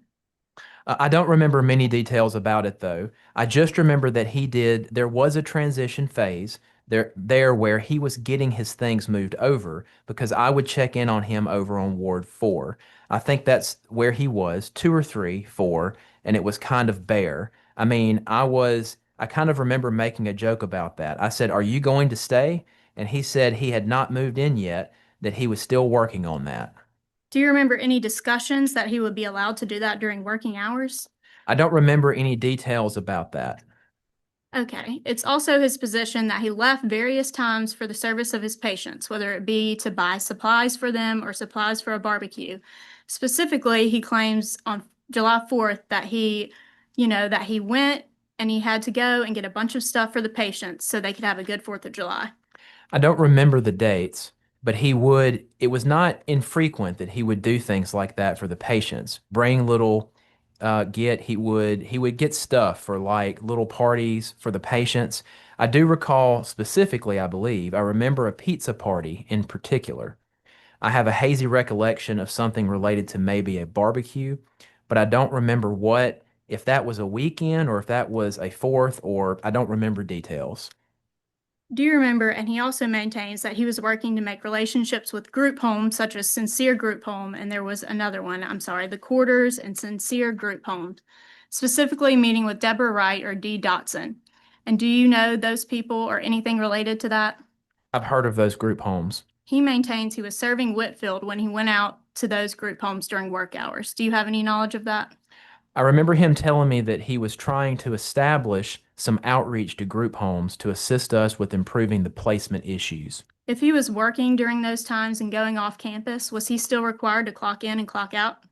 So I can't speak for, what I do if there's something like that that I'm seeking clearance to go and do, I always ask first. Jump into the next page.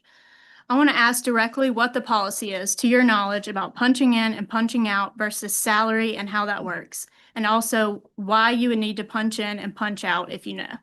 Punch in when you get here. If you're working, come in and punch in. If you're not here, punch out. Can jump down to 16. You said that the reason for that, I think it's pretty clear. I mean, we've got a responsibility to, we're expected to be here when we say we're going to be here. Are you aware of anyone leaving during working hours but not punching out, but still performing services for Whitfield? Yes. Tell me about that. I can give you a personal example. That's probably the best I can do because I'm not aware of what other people go about doing. But for example, if I'm going to do a lecture for recruitment purposes, then I'll ask Mr. Chastain if that's okay. And he either gives me the approval or says, no, you need to clock out for that. Okay, we're going to jump to page 23. Is it your understanding that permission was required before leaving campus, especially if you're going to be off the clock or on the clock? Oh yeah, I would just assume that. Jumping to page 26.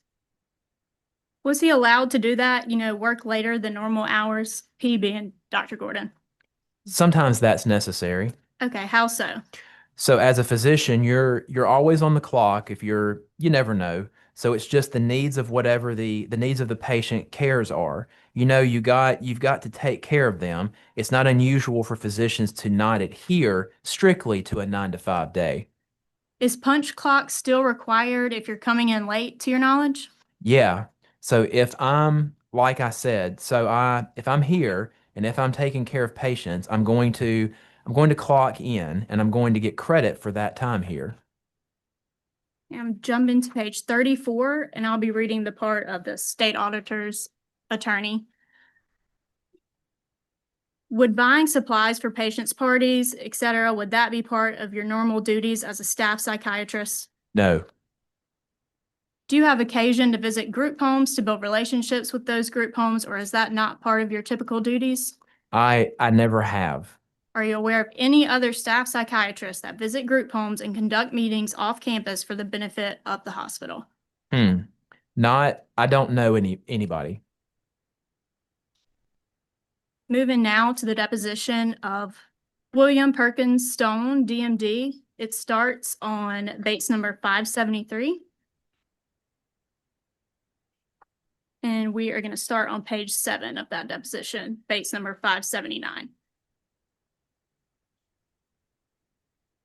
What's your official title here?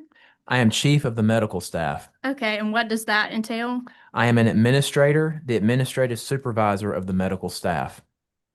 I'm going to jump to page 16. He states and maintains that since he was moving his job from East Mississippi State over here, that you and those at those meetings were aware that he would need to leave campus at times to go ahead and do things, but also that, that he was expected as long as he got his work done here. Do you remember anything? He may have mentioned that. I guess if I leave campus to go to Jackson for 2 hours, I can leave. I tell my supervisor and I can leave, but I punch out. I'm not working. So, anybody that leaves the campus and they're not working at the time that they're working is expected to punch out. And that was the expectation. That's the expectation for everybody. And people do leave to do things, go to dental appointments, medical appointments, but you don't do it on state time. Moving to page 18. So would you then agree, if at all, that he was performing services for Whitfield if he was going out to group homes to assist in transferring patients? No. Why is that? Our physicians, that's social services duties. Physicians don't go out to group homes or go to the homes where somebody is going to be discharged and investigate or talk to the group homes. That's the social worker's responsibility. The discharge planning is done here at the hospital, and the social services people provide the information to them, and they make a decision if that's an appropriate place to discharge. Moving to the next page. Are you aware of him having to leave for any supplies for patient parties or picnics or anything like that? No, Okay, if he were doing that, would that be considered part of his work there no. or here? Why is that? He's not a social worker. We don't hire physicians and pay physicians to go buy coloring books.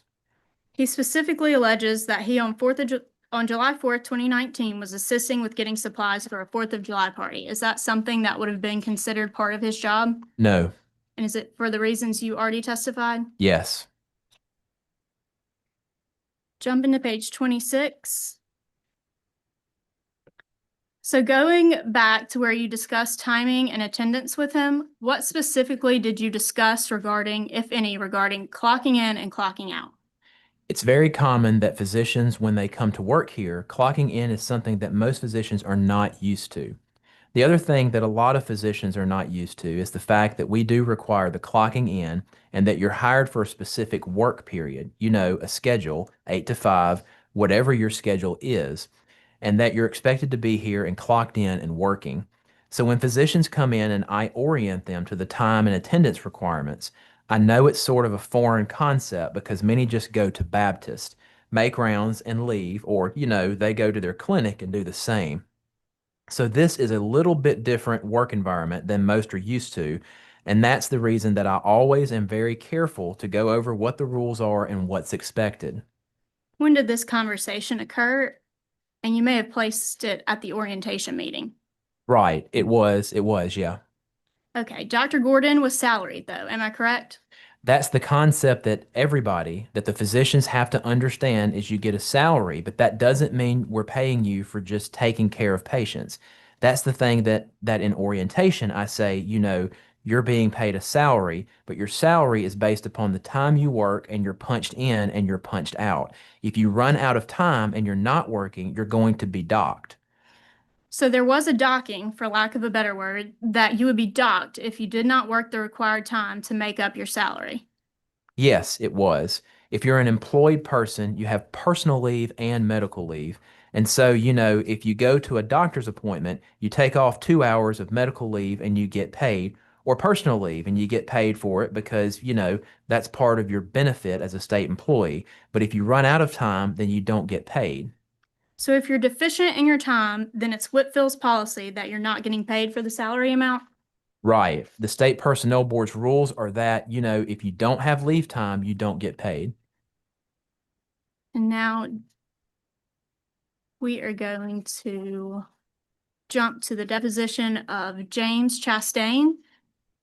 And it starts on base number 541. We'll first start on page 8.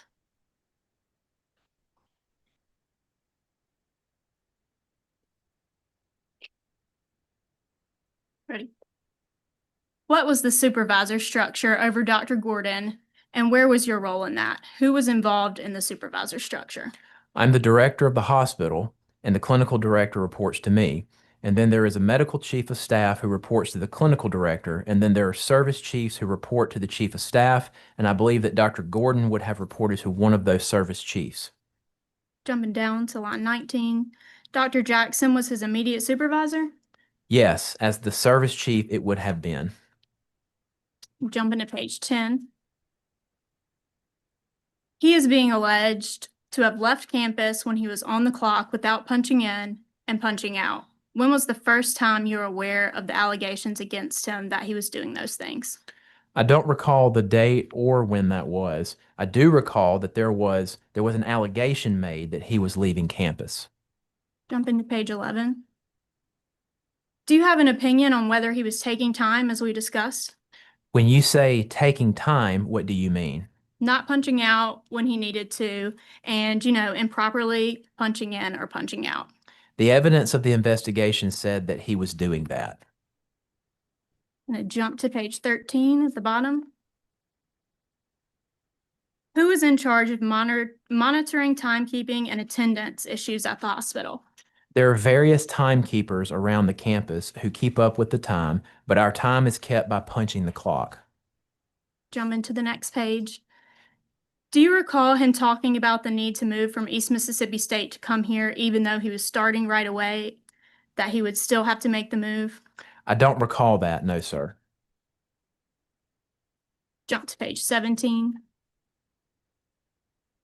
How about at any other time, talking about visits to group homes, his wanting to go out and help transition Whitfield patients to group homes? Are you aware that he was doing that, or did anyone discuss that with you at any time?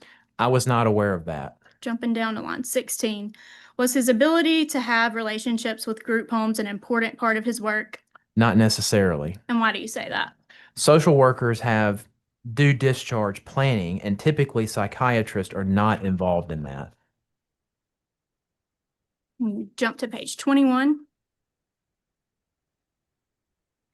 Who was involved in his termination decision? The human resources director and myself. Who ultimately made the decision? I did. And what was the reason for that decision? For violating hospital policy. Was it related to the subject of what we're here about today, timing and attendance issues? Yes.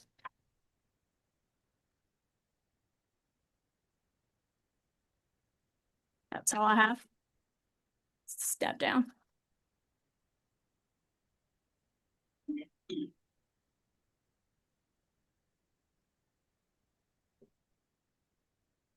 Complaint counsel rest. Mr. Brown, Yes. you put in your case. All right. Dr. Gordon, get back on the stand.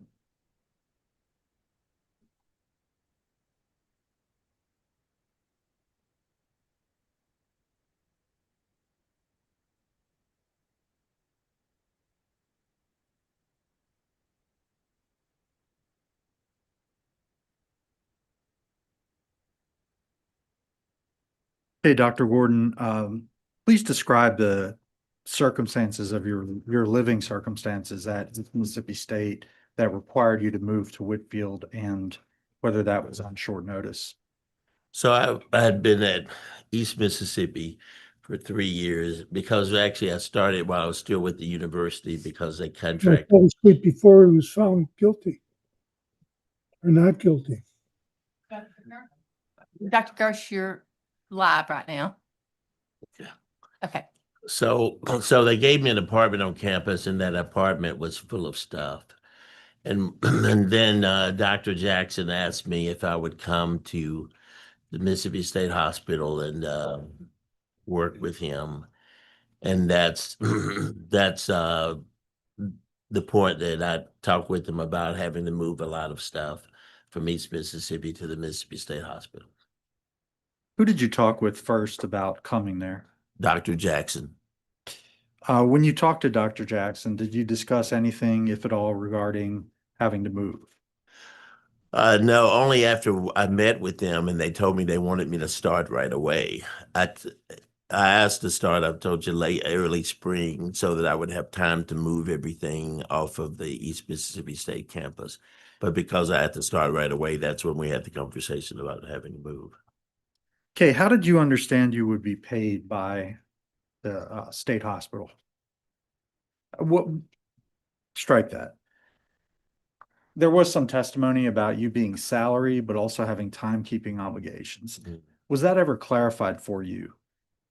No, it was clarified that I was a salaried employee, that they paid me for 30 hours a week. And even if I worked more than 30 hours a week, I was only paid for 30 hours a week. No one talked with me about punching in or punching out. They did tell me that I had to punch in when I came and punch out when I left. But if I ran off campus for something, nobody told me that I had to punch out. Okay, and were you referring to the December 2018 meeting? Yes. I'd already been oriented at the East Mississippi State Hospital, which was a sister hospital under the Department of Mental Health. So they did not give me another orientation. And the practices that I did at State Hospital were the same as, in terms of, you could be in the apartment. You didn't have to be on the ward all the time or all day long. You just had to be available and nearby. Did Dr. Stone at any time have any meeting with you, discussion with you or any mention during that time about needing to provide separate training other than what was discussed at that meeting? No, we did no additional training. Are you aware of any records of training? And I'll represent none were produced in the state, in the state's lawsuit. No, we didn't do any other training because I just come from East Mississippi State Hospital. I guess it's like going from, one state university to the other. I mean, the rules are, I guess, about the same. Were you compliant? What did you understand your permissions at East Mississippi State for the board? At East Mississippi, one had to see your patients. You have to see your patients every day. You have to be available. You go to your apartment, or you could go, within a few, I think Dr. Carlisle would say 30 minutes of the hospital. But that was it. That once you punched in, you punched out at the end of the day. Okay, did anyone at any time other than Dr. Stone, Dr. Jackson, and Mr. Chastain, did anyone at any other time discuss timing and attendance requirements with you with regard to the time clock? No. Okay. Were you given any indication that clocking in or clocking out was essential given that you were salary? No. Being that I was salaried, I just thought the clocking in and clocking out was a formality. But was that ever the distinction between salary and timekeeping, those issues ever discussed? So I'd worked for the University of Mississippi at the School of Medicine, and we were a salaried employee. We didn't punch the time clock. Okay.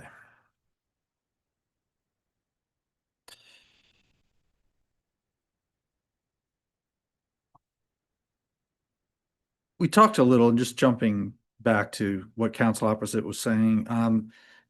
At times you left, as I understand your testimony, correct me if I'm mistaken, but at times you left, you were expending your own funds in order to improve patient morale. Am I correct about that? Yes, and that was usually after hours and on my days off. It wasn't always during work days. There were some work days where I had to go out, but it wasn't very often. When I was expending my own funds.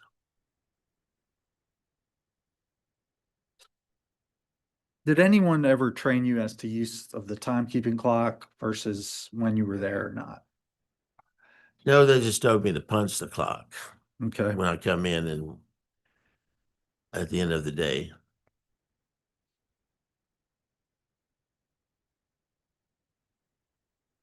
Were you ever told specifically that you needed to punch out every single time you left if you were performing services for Whitfield? No, I was never told that. Okay. When did you first hear the allegations that the state made against you? They were in 2020. I think the summer of 2020.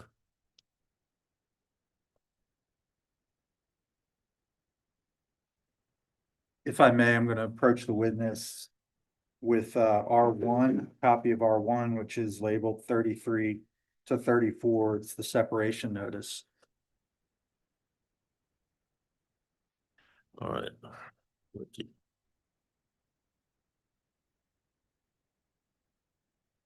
Dr. Gordon, do you remember receiving that? I do. And at this point, were you told anything to indicate why you were being terminated? No, they said that they had no longer needed my services, that they hired a full-time psychiatrist, and that they had me sign this. They said that the state can terminate people without cause. At that time, where did you talk about your separation? To whom were you speaking? I think it was to the personnel director. Okay. So were you aware as of July 26, 2019, that there was any investigation against you? Well, no. Were you aware that the state was starting an investigation or had started one? No, I wasn't. Did anyone from the state at any time ever come to you to talk to you about your understanding of permissions that you've been given? No. Okay. And I want to read something from Dr. Stone's deposition and, ask for your understanding of what he's talking about. So, I said, okay, if Dr. Gordon specifically alleges that he went to Sincere Group Home and the Corners to communicate as a doctor to those there to help coordinate the transitions of patients, would that have been considered work at Whitfield? He said, in answer, I was not aware that he did. Question, I know you're not aware. I'm not trying to answer, get you to say you were aware, but hypothetically, and I believe it's founded, if he were doing where he was meeting with these people to try to transition patients or establish a means for doing so, would that have been considered part of his work duties? And the answer is if he got permission from his supervisors. And do you disagree with that? That you were allowed to do that with permission? I felt that I was allowed to do that because that's one of the things that I was recruited for. And I know they talk about the social workers were the ones who should make the contact. But in the case of patients from the state hospital, it was a lot more, it carried a lot more weight if the doctor talked to the group home and say, I know this patient, I think they would do well. They won't give you any problem, if you just be willing to accept them. And I also had the people that we talked to at the group homes come to the state hospital and meet the social workers and talk with them about ways that we could facilitate their discharge. Okay, I want to also read something here with regard to Dr. Stone's testimony. Mr. Brown, if you would, for the record, identify where you're reading from. Okay, I first read from page 18 to 19. That's labeled 590 to 591. And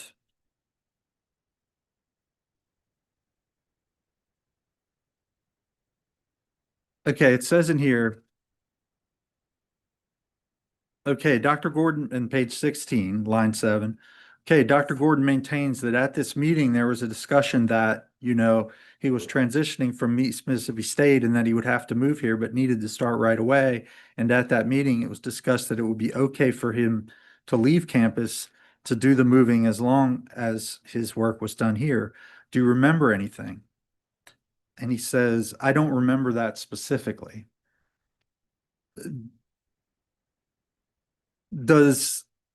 To your understanding, does his answer conclusively establish that those permissions were not given? Objection. The testimony speaks for itself. He can ask what he understood about that testimony, but he can't ask him what the witness meant. Okay, I'll rephrase here. In the answer, it says, I don't remember that specifically, which I just read. Do you remember specifically getting permission? I do. They said it would be okay. And I expected them to remember more because it's such an unusual request. It's not something that a new employee usually asks for. I was with Dr. Jackson. I knew when he left the University of Mississippi, and he wanted a couple of months before starting another job in order to just transition and move his stuff from there.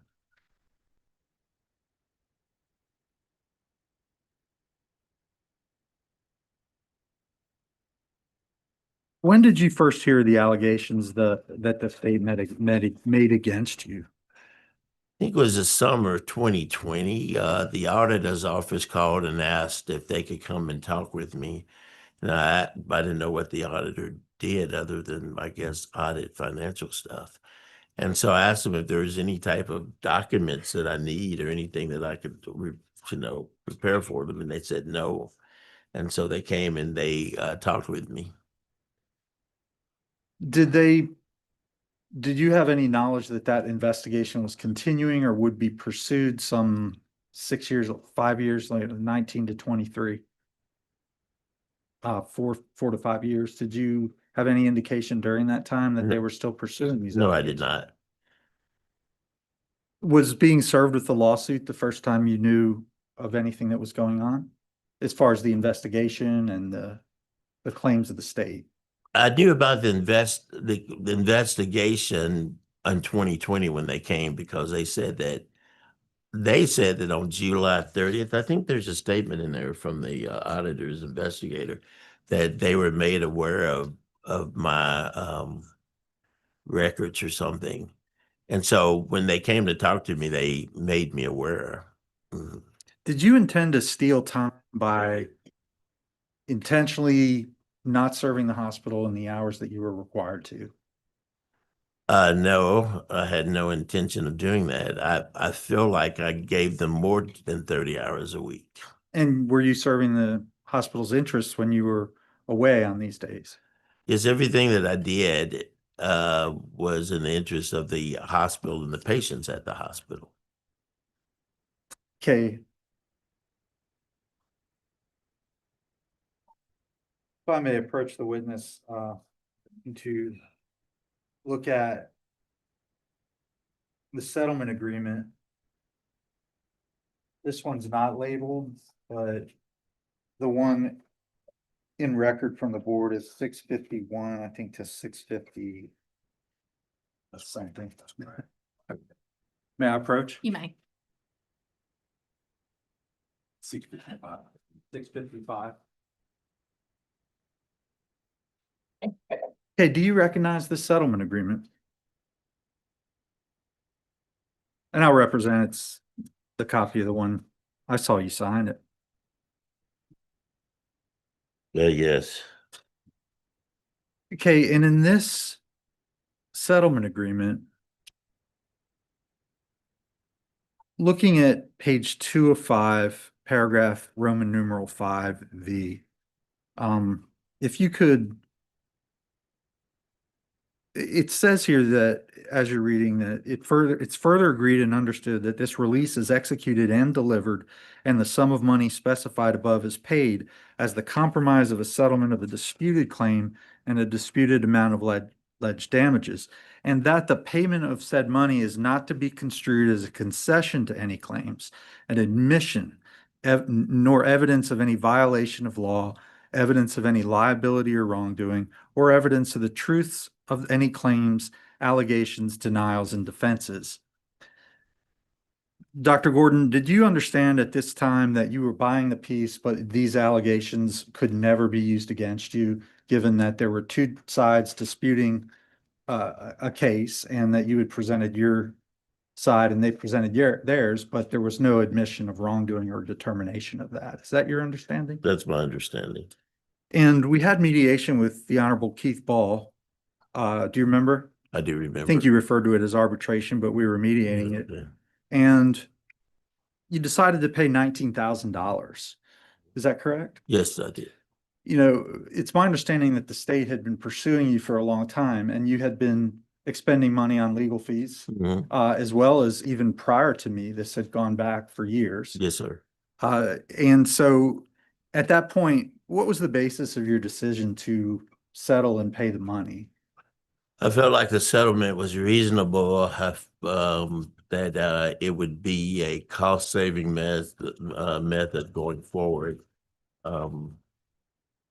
And so to not, I guess, incur any other cost was the reason. And the fact that they were willing to, word it in the way that they did and drop any disputes or charges.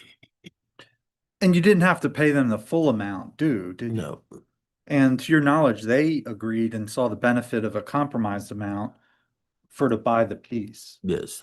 And do you admit any wrongdoing by the fact that you settled? No. Okay. Is it your understanding from the settlement, based on what we've discussed, that nothing in that litigation could be used against you as evidence?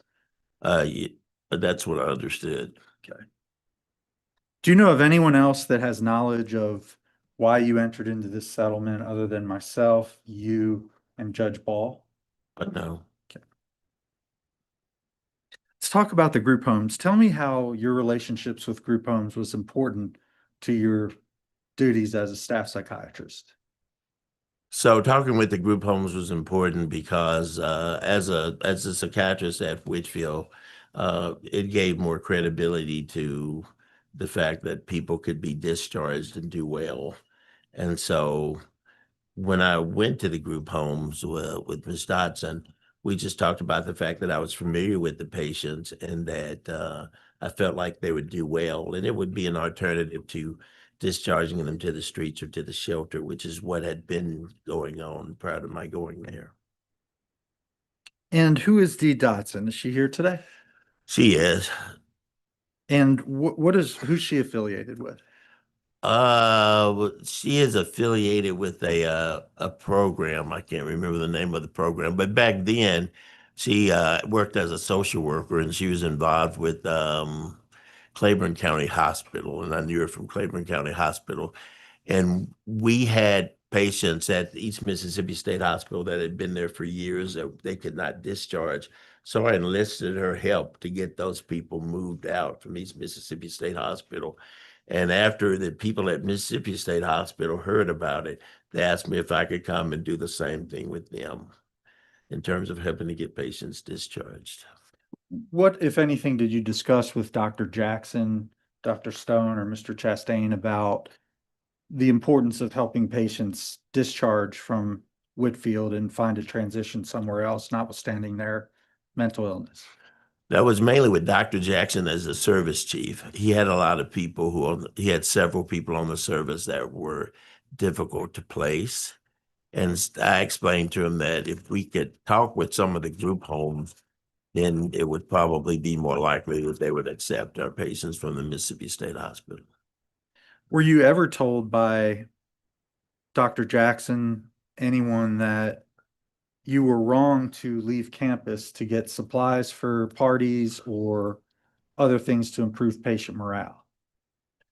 No, not at all. In fact, Dr. Jackson participated in the Easter egg hunt and a couple of other things. So I felt like, and it wasn't during work hours. Usually we did that on the opposite days.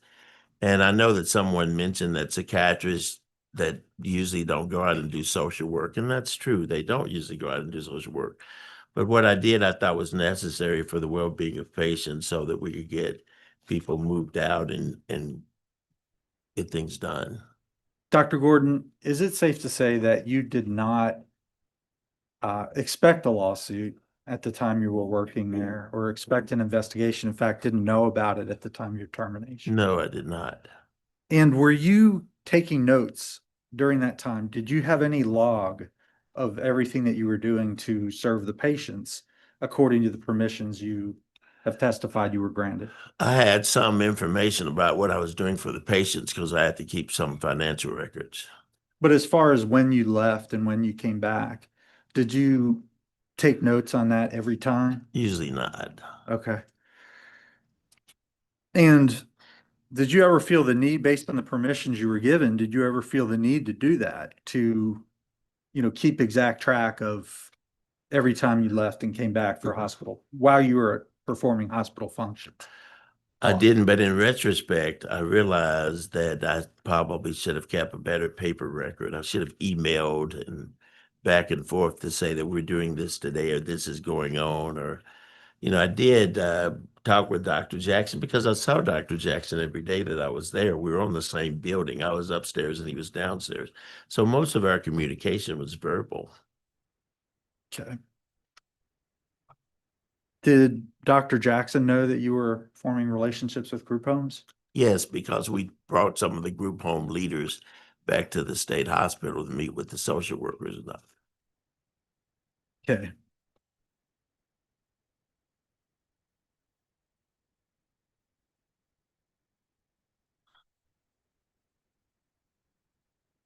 All right.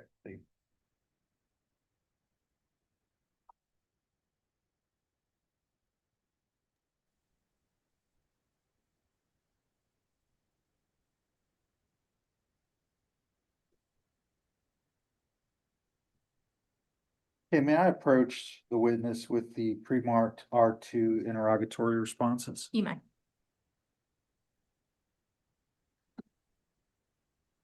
Okay. Dr. Gordon, were these responses true and correct based on all the information that you knew at the time? At the time, they were true and correct because we had not looked at the charts. But that's for it because I was trying to recall as much as I could from memory.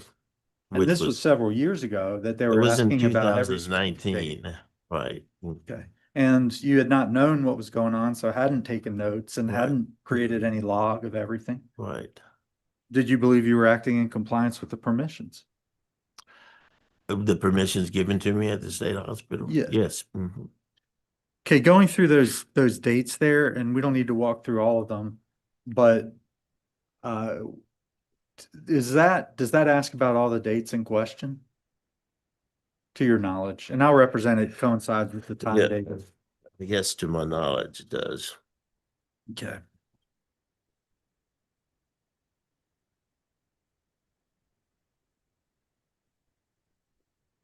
Okay, let's talk about the car issues. Mhm.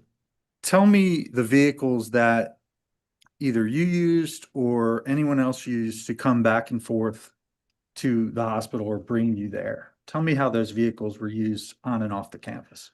So a friend of mine had a Subaru lease and she moved back to Japan. So she left the lease with me until the lease was up and asked me if I could sell it so that she didn't have to keep paying on the lease. So I made it my duty, I guess, to drive that as much as I could.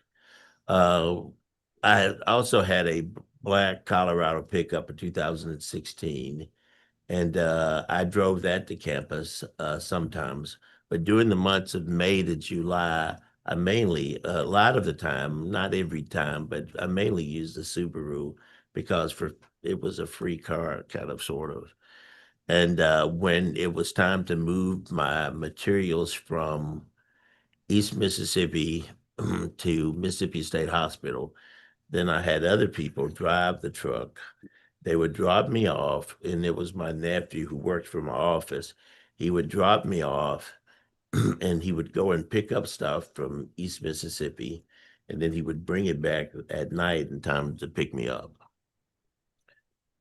Was your nephew named Leonard? Yeah, Leonard Gordon. And he passed away, am I correct? Yes, I asked Sorry to hear the that. other attorneys, my first set of attorneys, to interview him and get statements from him.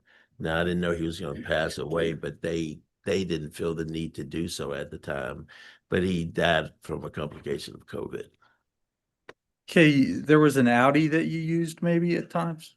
Well, my wife at the time owned an Audi, and I used it just rarely, but not very often. I think you testified to this before, but just for the record again, did you have a pass or a sticker in the Subaru? So the Subaru, I had a red pass so that I could go in and out of the gate, and that's how I was able to get in gate. The reason that my truck was necessary because it had a sticker from the Mississippi State Hospital. It also had a pass from East Mississippi State Hospital. So the person can get on and off either campus with the truck, and that's why it was necessary to use the truck. Is it your understanding from the investigation that the state conducted that it was largely based on understanding the movement of your car to determine whether you were there or not? And so the auditor investigator, when I asked her, what made you think I was off campus? She says, well, because of the movement of your car. And I said, you can't go by the car, ma'am. Lots of people use the car. You have to go by the charting, and you have to ask people, to interview people.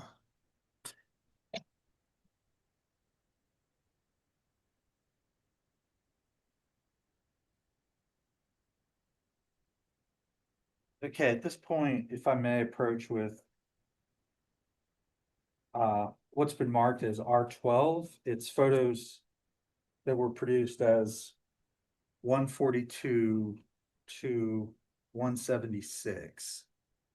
And I'm hoping that that's the correct one.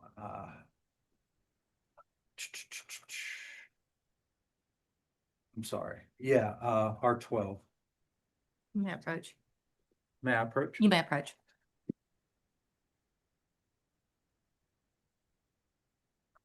Okay.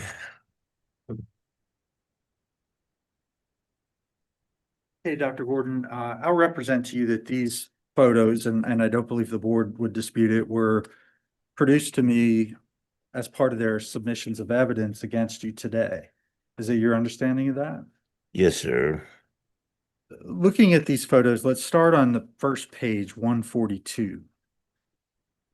Can you tell what cars they're being driven there or whether there's a I car? can't make anything out of that.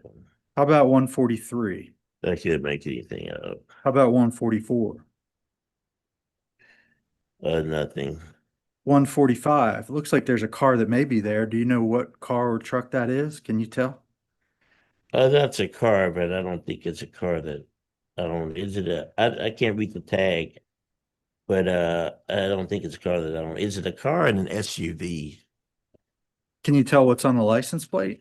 I don't know, the SUV would have had a Minnesota license plate. Okay, 146. Does that look like a Chevy Colorado? It does look like it. The Chevy Colorado would have had a an autism awareness tag. Assuming this is your Chevy Colorado, can you tell who's driving your Chevy Colorado? No, I can't tell. And moving to 147, does that show anything regarding the car that you were driving in and out on alleged times when you were not on the clock, or strike that, not at the facility? No. I mean, I think it shows a truck. I want you to look through the rest of them and tell me, whether you can identify the driver of any of the vehicles that are depicted, to the extent you can even determine from this evidence submission as to what is being depicted. I don't want to go through all of them because the document will speak for itself, but would respectfully submit that the board should consider this. I know even in I guess this is 150, it looks like the front of my Colorado, but it's hard to see who's driving it.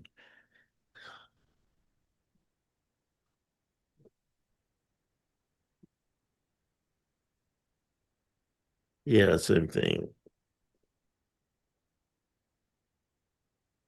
Do you know if that shows anything regarding who was driving each car? No, I don't see any, I can't make out anything on what you've given me so far. Do you know if, strike that.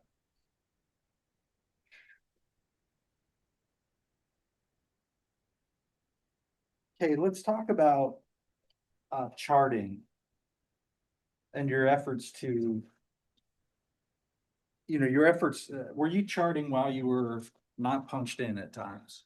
I was, but I was not punched in. And during that time, did you intend to steal time or from the state? No, I was just charting to get the work done. A lot of times it took more time than I was able to do in the 10 hours. If something happened, and sometimes things would happen in the evening, there'd be a patient that would crash or there'd be a fight. There were lots of fights in the evenings because people would be tired. And so I would have to stay and chart and make sure that everything was okay. So a lot of times, sometimes it would happen after I'd punched out already.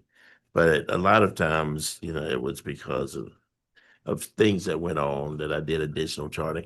And then I had to go behind the nurse practitioner in order to change orders to make sure that she was doing, what I asked or what we had agreed on in treatment team. Okay. I'm not gonna.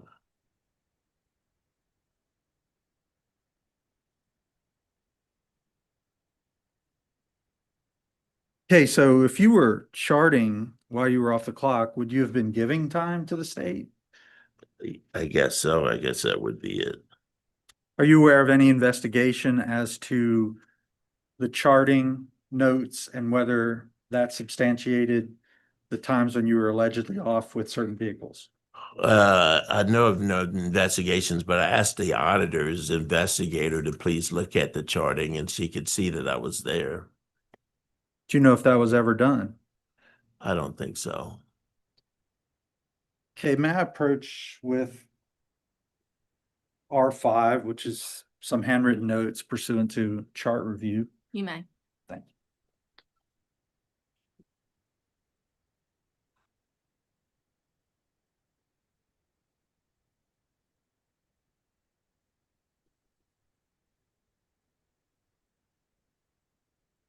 Hey, Dr. Gordon, as part of the state's litigation against you, did you have occasion to go and actually look at charts that were there? Yes, we spent 2 days at the state hospital actually looking at the actual charting and the time of the charting to demonstrate that I was there. And just for the record's sake, since we are streaming this, patient names are on here. If you'll refer to them by initial, if you're going to refer to a patient. Okay, sure. Okay. All right. Now, Dr. Gordon, we settled the case and the state never copied particular provisions that we flagged, did they? No, they didn't. But based on the review that you have and what you can testify to, based on this, to the extent it refreshes your recollection, can you tell me times when you may have been charting while off the clock? If you can. I know these are my notes and Yeah, let me see.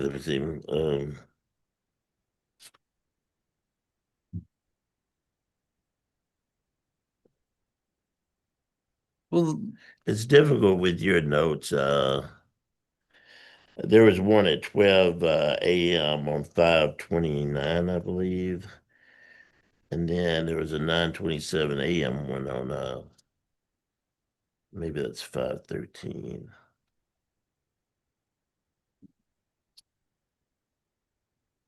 okay, these have numbers by them with reference to particular patients. Let's look at 3 Page 3. TG on the second page. It's item Okay.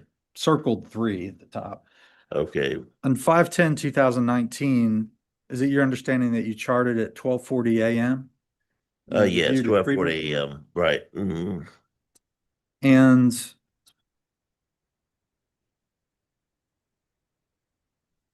take me through these other dates and forgive me, it may be the military time that's throwing me off, but there was charting at 21:30. At 9:30 in the evening on this same patient, they're starting at 9:30 in the evening. They were starting at 2 o'clock in the afternoon, and they was charting at 6:05. That was on the 22nd. Okay. And looking at CS, that's number 4 circled. This shows on 5/29 that you were charting at 5:30 p.m. Am I correct? Yes. And also at 7:15 p.m. Yes. Okay. And also at 12 a.m. Okay.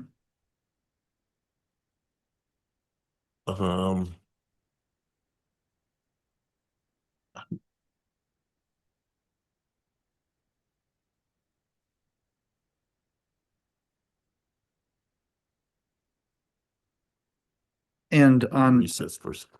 item 8, sorry. Now run just 1 second to the resolution.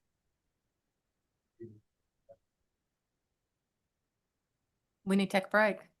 I will just be 2 minutes. Yeah, let's take a 10-minute break.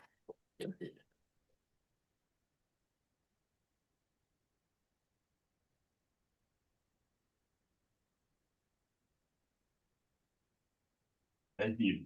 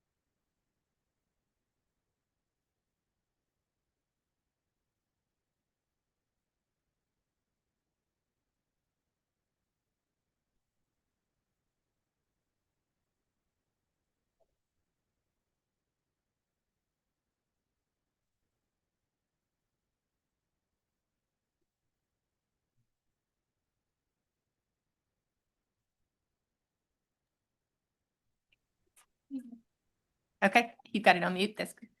All right, we will proceed. Mr. Brown? Dr. Gordon, looking back at these handwritten notes again, if you could please go to number 8. It's RA, like about the fourth page in. That shows charting at 12:39, doesn't it? PM, 10:39 PM. 10:39 PM, yes. That's 22:39, am I Yes, sir. correct? Okay. And looking at number 10, VD, patient VD, on 5/22, you charted at 6:02 PM when you signed, well, you signed a discharge summary at 6:02 PM, am I correct?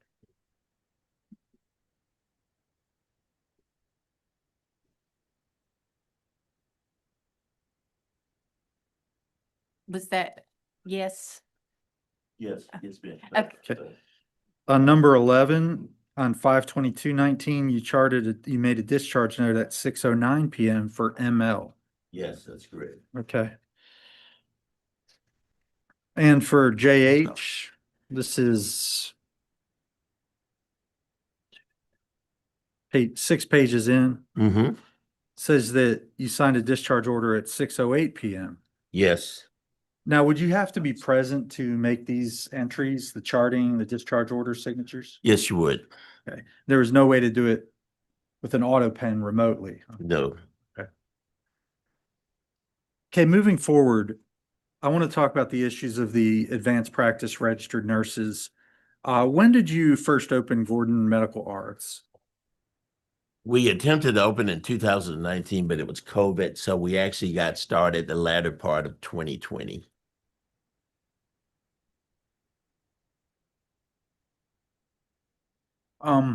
Okay. So tell me how you came to work with various APRNs associated with Gordon Medical Arts. So the ones who were initially were the ones at the mental health center. I was a physician for the mental health center, and I still cover the mental health center. So they had advanced practice nurses, and so they were assigned to me as their collaborator. And so that's how I started working with them. And who is Larry Agolnik? So Larry Agolnik is a gentleman from Philadelphia, Pennsylvania. He took a job for us for a while as a practice manager. He came highly recommended. He had set up a lot of STEM programs in the Philadelphia area. What was his role with regard to compliance, and what did you contract with him to do? Well, as a practice manager, his job was to set up the practice for us because I knew nothing about setting up a practice. I just knew the clinical part. So what he did was, help to recruit some of the staff, give the staff duties, right job responsibilities. And he was also charged with registering us with the various medical boards in terms of our advanced practice nurses. Also, the Secretary of State's office, I just recently found about that, helping us maintain our business license and just some other regulatory agencies that he was aware of. When did you first discover that he wasn't doing his job, for lack of a better way to put it? Early 2024. And what led you to believe that? What did you find out? One of the advanced practice nurses told us that she was not listed on our medical board website. Okay, and when did you first discover that the Board of Nursing had a bunch of nurse practitioners that you did not collaborate with? It was early. It was probably maybe March of 2024, because when we queried the Board of Nursing, and because we're just going to make sure that our records match the Board of Nursing records. But when we queried the Board of Nursing, they gave us a lot of people that we were not aware of. Was it important to you to make sure that everything you represented to the board regarding your collaborative relationships was accurate? Yes, it was. It was the decision between just putting out stuff on the board or making sure that it was accurate before we submitted it to the board.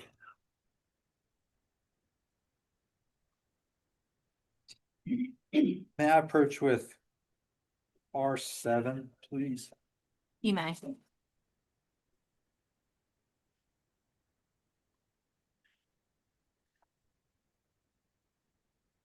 This is a collection of emails. I want to see if you can identify these. Do you recognize these emails? I do recognize them. And what do these show? Were you attempting to make sure that the Board of Nursing information was correct? Yes. Now, I have to admit that I wasn't the one spearheading this. I just asked the people in my office to do it. I was just mainly trying to make sure that it got done. And they kept coming back to me saying, we have an accurate list based on who you actually have and what's on the board, and then things would change. So we kept trying to edit and modify the list. I thought the mental health centers, now when I started collaborating with the mental health centers, because they can't practice without a psychiatrist, they told me that they did all the registration stuff for us, that all I had to do was sign forms, and they would make sure that the APRNs were registered and that I was registered with the board, that they would be on the board website.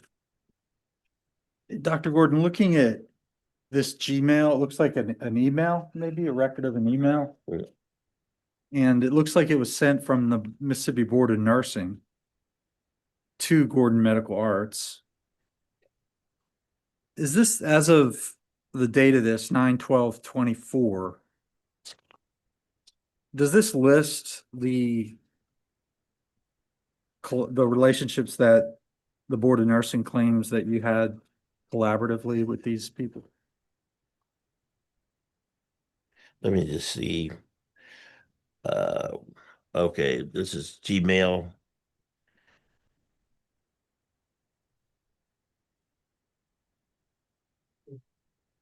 No, it's not totally accurate, I don't think.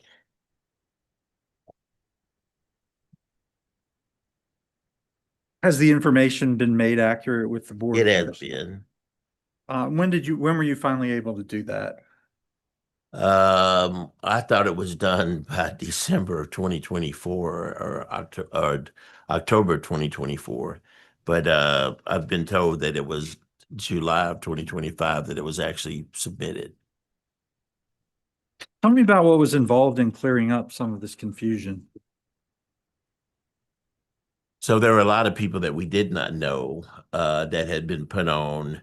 A lot of people, like the mental health center, put on all of their people, even though I didn't collaborate with all of them. I collaborated with some of their practitioners, and another psychiatrist who's now deceased was collaborating with the others, but they all got put on my collaboration checklist.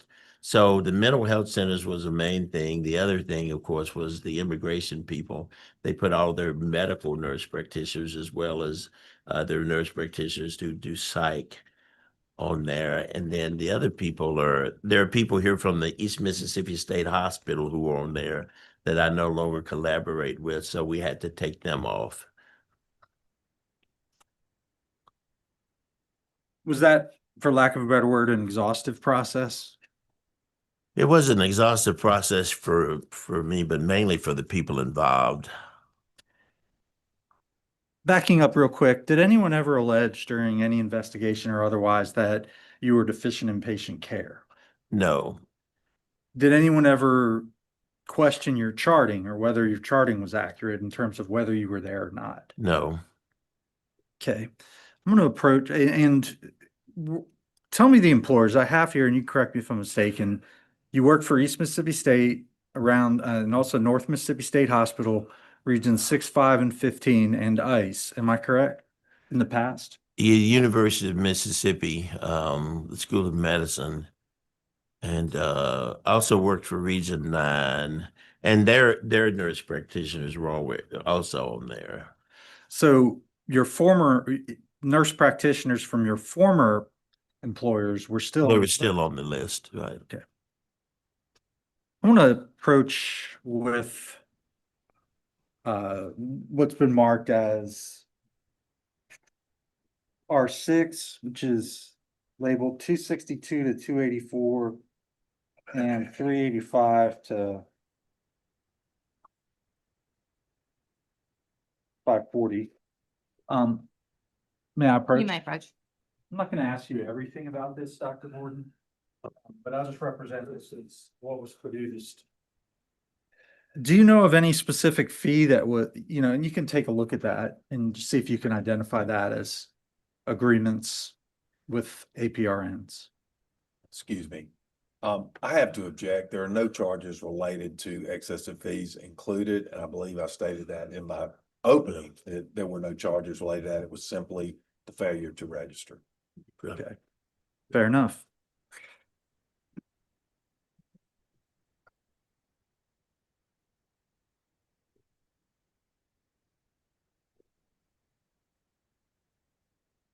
Did you ever intend to disregard any obligation to report your APRN relationships?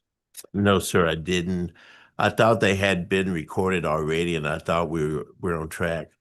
And I have to admit that, most of the administrative stuff in my office I don't do. It's enough trying to keep up with the clinical and make sure that patients are, are safe. So I rely heavily on my administrative staff to be able to, they renew the licensing, they register the nurse practitioners, they fill out the Secretary of State form, they renew the business license. So I rely on them to do it. And unless there is some red flag or something comes to my attention, most of the time I'm not that aware. Okay. Now you've been charged with violating 732583C, which is having a disciplinary action taken by your peers within a professional medical association or society, whether local, regional, or state, or being disciplined by a licensed hospital, or the voluntary restriction of staff privileges while an investigation or disciplinary proceeding is being conducted. Did you ever voluntarily surrender your staff privileges? I've never voluntarily surrendered any staff privileges. I've never been investigated, to my knowledge, at the time that I separated from said, never been investigated by any medical body, any hospital where I've held privileges, or any medical schools where I've, been an associate professor. Counsel opposite asked a little bit about this, but just to summarize, you testified before that you didn't know about any investigation at the time of your termination letter. Am I correct? Right. Mhm. Okay. And they didn't tell me. They said that they terminated me because they no longer needed me and that I did nothing wrong. Okay. All right. Finally, let me double check, see if I'm done with Dr. Gordon. Well, let me put in one more. See if there's anything else real quick.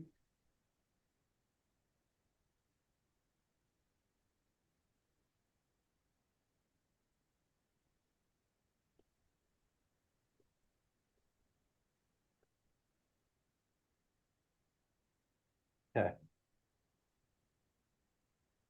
May I approach the witness with R8, You letter to the board? You may.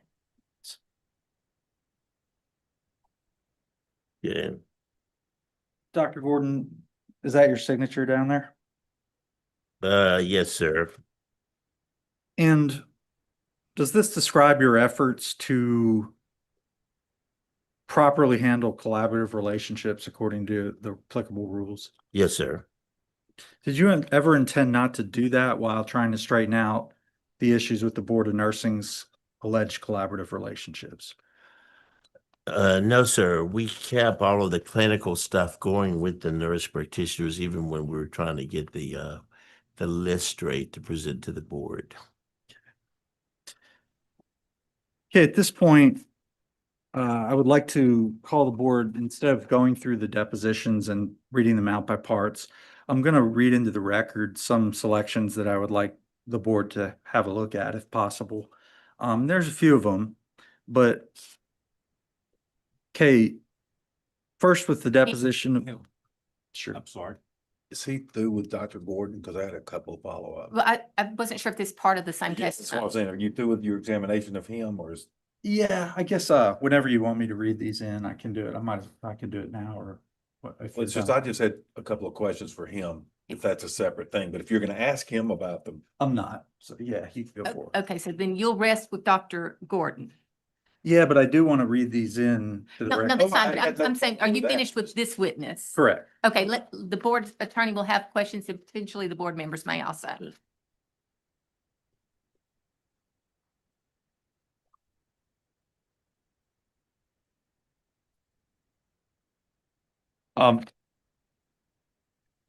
Dr. Gordon, you testified that when you were at UMMC, that you did not punch time clock, correct?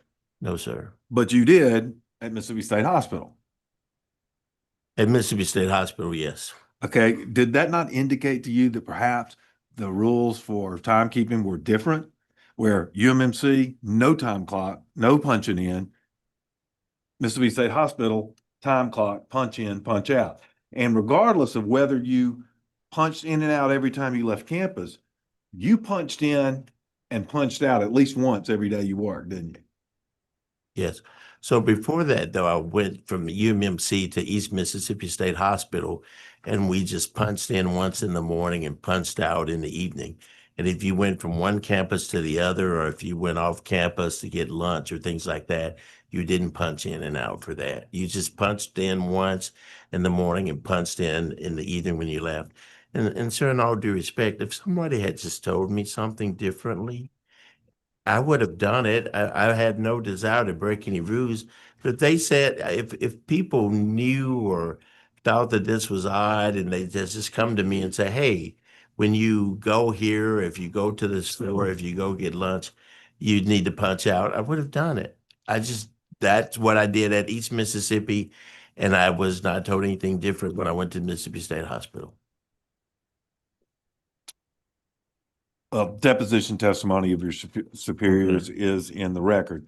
Also in the record is a report that staff members noticed your odd timekeeping behavior, and they did report it, and an investigation resulted, correct? Right. Staff members. You, several times your attorney has made the point that you didn't get a warning or anything before you were terminated by the Mississippi State Hospital.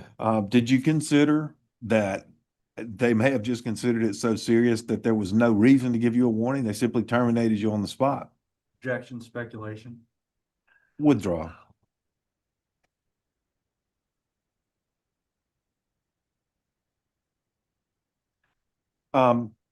Your attorney emphasized one line out of the deposition or short excerpt that said that as far as doing some of these things you've said you were doing on behalf of the state hospital, was that it was permissible, quote, if he got permission from his supervisors, close quote. But your supervisors testified that they did not have any recollection of giving you that permission. So my supervisor, Dr. Jackson, gave me the permission, and everything that I was doing was with his permission and with his knowledge. It was with his permission, with his knowledge. I also met with Dr. Duncan Stone in June of 2019 and talked with him about the same thing. And he also had knowledge. Now, why they all of a sudden say, I have no knowledge? If they had no knowledge, if it was not something that I thought I was supposed to be doing, I would not have been doing. Do you have anything other than your word on the stand that they gave you that permission? Any email, any document, any text, any scrap of paper, anything? I don't have access to their email system anymore. So is the answer no, you don't have anything? I don't, if I can get access to their email system, I may be able to find some documentation about what I was doing and their knowledge of, because, you know, when we had the various social things, I think I sent out an email and say, it's at this time and I will pick up supplies on this date. So if anybody knows of anything else they need, let me know. Well, even if you'd sent out that email, that doesn't say, can I have permission to do this on state time while I'm on the clock, does it? If that's, it doesn't, you're right. But if that's what I understood based on our conversations and our agreement, I'd also like to. Yes, sir, go ahead. So nobody says that we told him that he could not do that or he didn't come for that reason. And everybody says, all three of them give the same answer. I don't remember. I don't recall. And it's a pretty unusual request what I asked for. You know, for somebody to say, let me go back and get my stuff from another place and bring it. That's an unusual request. That's something somebody should remember. Well, that was an odd thing to ask. I agree with you. That was an odd thing So to ask, and you would expect that Yes, one sir. of them would have remembered it when they were under oath, would have testified that they remembered it. Speculation. I'll allow it. Moving on. So, Do you understand that it is your responsibility as a licensee, not the responsibility of your assistant or your manager, to keep your records with the board accurate? yes, so I understand that the duty falls to me, that it's my responsibility. And I accept that responsibility and I admit that I failed in that responsibility. But it was not for lack of trying. But you're absolutely right, and I accept that, sir, fully. So I was just going to say, I mean, plenty of people, plenty of doctors, you know, use assistants to do most of this sort of Right. work, but you understand that you have to follow behind them and make sure Yes, they're doing sir, it. I understand. Okay. With the 51 people that are listed as APRNs you collaborate on the board system now, or who were reported on July 25th of this year, Yes, do sir. you actually still collaborate with those APRNs? We continually are updating the list, as I explained earlier. All of these nurse collaborations, the majority of them, not all of them, but the majority of them have other collaborators. What we do is we provide, if they want to open their own practice, we provide collaboration. Most of them feel like they can open a practice, but they cannot. So after 2 or 3 months, they realize that they don't, and we refund them if we've ever charged them, but most of the time we wait until they get established. So I don't think the list is the same, but we are updating it. Understood. Yes, I'm sir. not saying that we're trying to hold you to every name on the list. I'm Yes, just saying, sir. is that roughly the right group? That number is not correct because as looking at the list, I can tell you several people who've dropped out of practice. It's not as easy as they think it is. Okay, I tender the witness. Good day. Do the board members have any further questions? Yes, sir. On the examples on the paper of charting Yes, sir. entrance, you were on a paper chart then. Yes, sir. So some of these orders that could have been given could have been verbal or telephone orders versus. They don't allow verbal orders at the state hospital. They did not allow verbal orders. You have to write them out and you have to be there to write them out. And the same thing with discharges. You have to write out the discharge information. Good, that's great information. I wasn't aware of that. Tell me what Gordon Medical Arts is currently today as we sit here. So Gordon Medical Arts is a practice that I have. It's in Clinton, Mississippi. And, we serve mainly an indigent population who needs psychiatry. We take any kind of insurance, whether it pays $5 or $50, and we try and do the best that we can for those individuals. The other practice in our area, the other practices in the area are mainly cash only, except for the mental health center. But we're the only one who are, and it's kind of a commitment. It's kind of a ministry for me, but it's the thing. And even with nurse practitioners, I trained in North Carolina. We had PAs. I didn't know what nurse practitioners were until I got to Mississippi. But I was in car rent and I saw that people that didn't know much about psychiatry didn't do a good job. And I thought if there's a way to partner with people and help to get them trained, then we could probably increase the health of the mental health of citizens. I think it was Dr. David Satcher who said that African Americans make up 17% of the population, but they make up about 25% of the mental health needs, and that they're very underserved. And so as you deliberate today, I wish you take that into consideration. But yes, sir, but that's what it is, Gordon Medical Arts. So we serve a pretty broad population of people. We take any kind of insurance. We provide counselors and social workers, and those are usually at no cost. We pay for them through the practice of the people who have policies that don't pay for them. Lastly, where were you actually living? Where were you going to lay your head every night when you were working and leaving and coming back and forth? I lived in Clinton, and I still live in Clinton when I was at Mississippi State Hospital. Now, when I was at East, it was much farther, so I had an apartment on campus. So I would stay on campus during the week, which is why my apartment was well stocked. I had my favorite snacks and everything in there. And then I would go home toward the weekend, unless my children had a soccer game or something. Then I would ask Leonard to come and pick me up, take me to the soccer game, and then drive me back to campus that night. Thank you.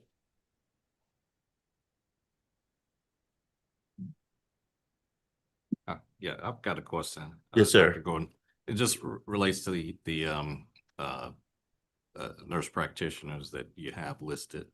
And you mentioned, that you get a call and somebody wanted to open a practice, some would, whatever, be open, close, this and that. But let me ask you, how many of the nurse practitioners on the list, I think it's like maybe 51, how many of those nurse practitioners are actually active and that you supervise? Just a rough number. The main active nurse practitioners actually work for the mental health center. The mental health center nurses practitioners on the list. So I supervise them. They can't practice unless they have a collaborator. But of the other nurse practitioners, in terms of someone who has an active practice, probably about 30% of them. And the reason is that they don't have a lot of people. They don't have a lot of traffic. And a lot of them go to these sites. I think I can't remember the name of the sites, these Psychology Today sites to try and get patients, but they're not able to do that. As part of our collaboration with them, in addition to what we require from them, first of all, we talk with them and make sure that they understand that they're nurse practitioners and that they need a collaborator and they just can't practice or do things on their own, that they need to run everything by. Other thing is that we've given them business people. We give them business people to try and help them with their practice. Tammy Brown, who was our office attorney, she's also a nurse. We made her available to them if they had legal questions or had questions about things in their practice. And we also have made a pharmacologist available. We have a pharmacologist that we make to answer their medication questions. But roughly about 30% of them have an active practice. But the majority of them have had a lot of difficulty getting started. So, and this is just kind of a practical thing. So it kind of sounds to me like if somebody approaches you, you don't know how to say no. Doctor, and I really appreciate that. I've just, let me say this, and I won't blame it. They go and they get these degrees and they want to do something with them and they ask for help and you just kind of feel like, well, let me try and help you. And if they do well, they can actually do good for people.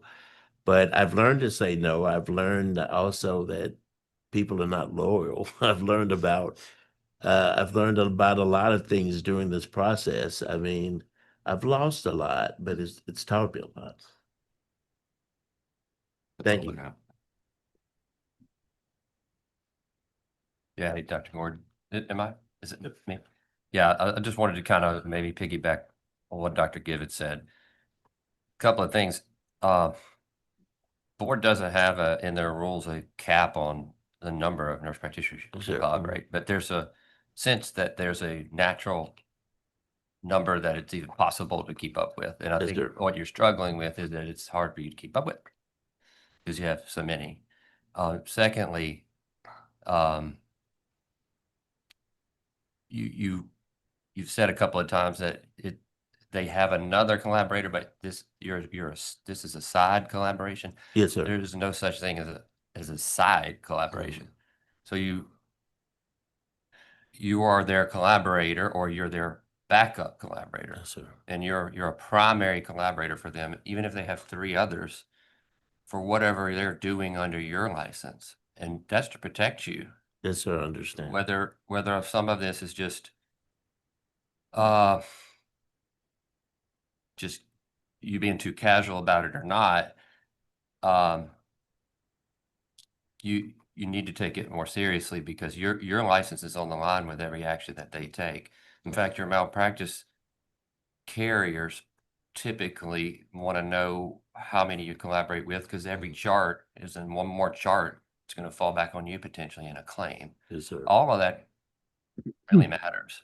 I understand. And I understand what you're saying about helping them, but in trying to help them, you could actually be hurting patients. Yes, sir. If you got so many, you don't even know who's who and which way's up. You can't possibly be fully collaborating with them either in a serious manner that protects the sanctity of the collaboration. So those are the things I struggle with what's going on. But it's just interesting that you got such a late start on this. You came from a state that had PAs. Maybe they operated differently, but it's really not an excuse not to know what you're supposed to do here. And this is coming from somebody that my whole practice, I've used PAs and nurse practitioners as well. Yes, sir. To reach the number of people I did, it would have been impossible without them. Right. So, and you're trying to have a further reach, but if you're going to have the reach through them, you have to know who they are, what they're doing, and hold them accountable to protect the nature of that. Otherwise, it just looks like everybody's doing what they want and it's a formality and maybe I'll do it or maybe I'm not. That's all. I don't have any further questions. I just wanted to make sure no matter what it is, that there's a decision in the rest of your life while you're practicing here, there's a expectation to that collaboration. Yes, sir. I Not just a understand. simple formality. Yes, sir. Dr. Gersh, did you have any questions? No. Mr. Brown, did you have any redirect? Just a couple.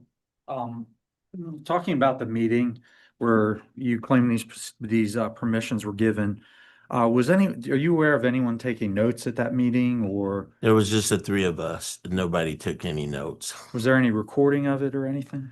There was no recording. We were just sitting in we're sitting in the same room that we sat in to review the charts, the conference room at the main administration building. Do you know any reason why they would need to record that meeting or take notes? I will withdraw it. It's speculatory, but I don't have anything further. Okay. All right. Dr. Gordon, you may step down. Well, thank you. Thank you.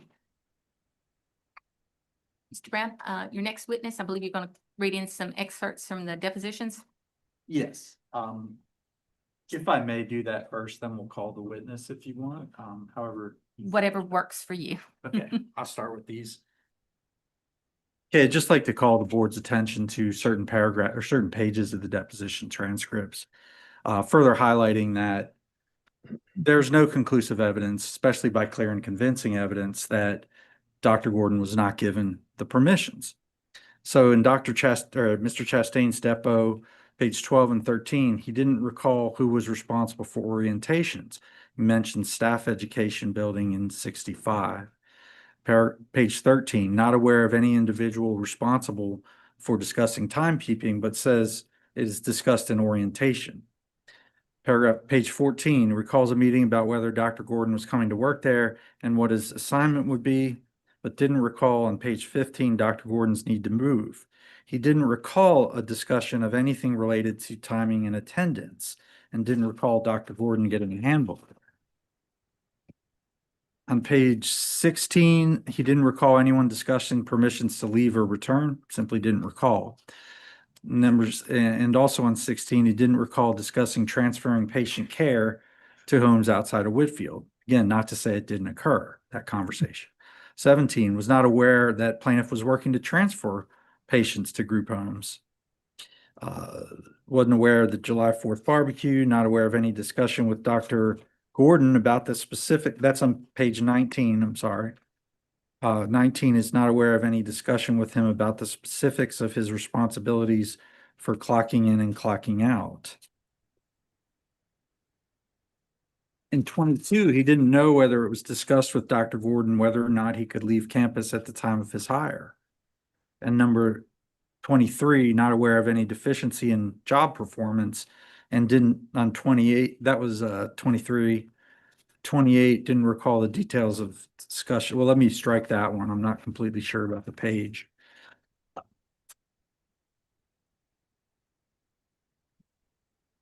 Okay, Dr. Stone, I've gone through some of his in the record. He did recall a meeting in December 2018. And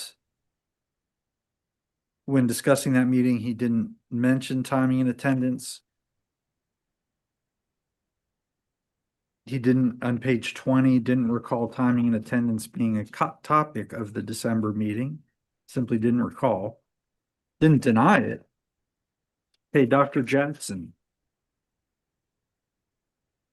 He didn't, on page 16, he didn't recall anything specific about the December 2018 meeting.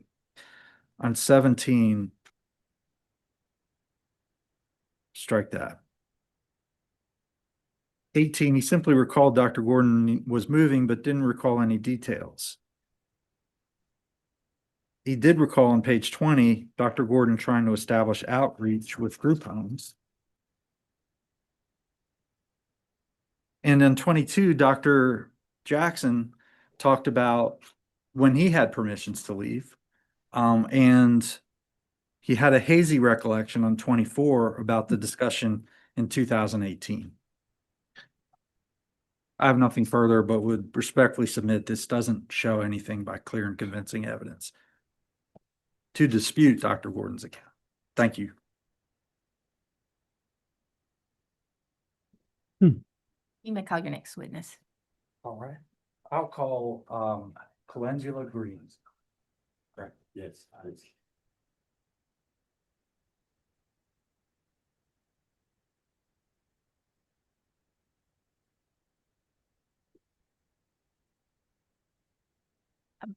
would just like to remind you that you are still under oath. Yes, ma'am. Okay, Ms. Green, please tell me about your history in law enforcement. Well, I'm a national certified mental illness instructor as well as law enforcement officer with JPD, 21 years of experience. And do you know Dr. Gordon? I do. Tell me about your relationship with him insofar as you have knowledge of his vehicles or coming and going. Well, I've been working with Dr. Gordon since 2008. I became a cop in 2005, so I've been working with Dr. Gordon since 2008. And what I do compliance for his medical clinic, as well as drive him to certain places on that specific date. I was taking him to go pick up his things from Whitfield. So during that time in question, do you recall helping him go get things from East Mississippi State and bringing them to Whitfield area? Yes. Okay. And do you have knowledge of whether anyone else was driving vehicles allegedly driven by Dr. Gordon? Yes, Eric, as well as the late Leonard. He was also they were his drivers as well. At times did they bring him in and then leave while he was on campus? Yes. How often did that occur to your knowledge? It occurs often. I mean, I'm not sure exactly how many times, but it was often. Okay. Yes. Please tell me about how Leonard, Dr. Gordon's deceased nephew, was involved in transporting him. Well, he would go to, he would drop Dr. Gordon off, and also he worked at the railroad depot. So he would also go to Meridian as well, then come back and pick up Dr. Gordon. Would he do that during the hours that Dr. Gordon was working and then come back and pick him up? Yes, yes, sir. Do you know what vehicle he drove? He drove the black Colorado. Do you know if he ever drove the Subaru? I'm not sure. If I may talk with Dr. Gordon real quick to see I may be done.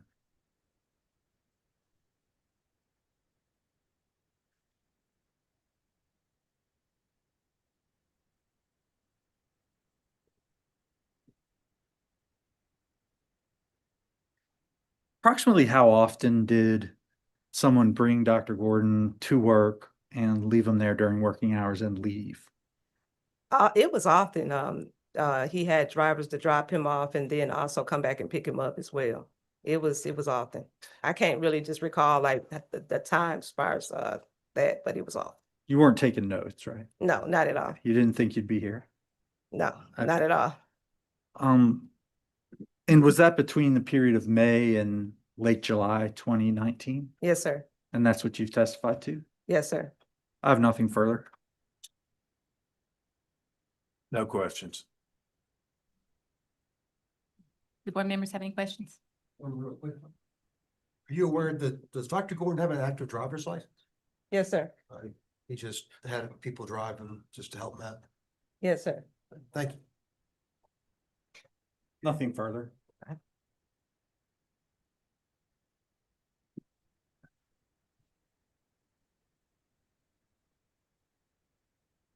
May I proceed? You may. Hey, we'll call Dean Dodson.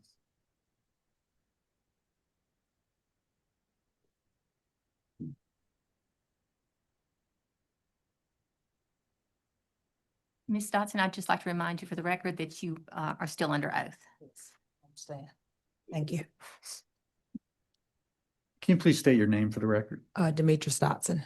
How do you know Dr. Gordon? Gosh, how do I know? Brief summary. A brief summary. Okay, when I work, I still work for Claiborne County Medical Center. I do marketing and social work. He was our staff psychiatrist for about 2 years, and we worked together. And then I have a private business, well, another business where I do contract stuff. So I started talking to him about contractual things, like in the Jackson area outside of Port Gibson. So that's how we started working together to collaborate, you know. Do you have any involvement with group homes? Extensive, yes. Please tell me about your knowledge of your work in group homes briefly. Okay, with Claiborne County, we have a behavioral health unit. And I've also worked with a lot of other outpatient programs that are licensed to the Department of Mental Health. And they used to call me, or they still call me, to actively recruit patients for their programs and their group homes. So during the time when I started working closely with him, well, we worked closer before then, but when we started working around 1819, Dr. Alice Smith had opened up a program here in Jackson. She had moved here from North Carolina. And so we were trying to introduce, well, I was trying to introduce her to Dr. Gordon as, you know, if she needed a provider. So that's when we started taking them to, State Hospital. And because they did have a lot of people that were being discharged, they didn't have places to go. I worked with a social worker there, Susan Boren. I don't know if she's still there. He gave her my name and number because they work together at State Hospital. So she would utilize my services as well, because I am connected with all the personal care homes and assisted livings here in the area, not just in Jackson, but around, as far as the Delta, even South Mississippi. Did Dr. Gordon have occasion to visit you during the time of his employment, during, let's say, during work hours? And I'm not asking you to recall an exact date, but what exact? So I can't say that we met during work hours, no.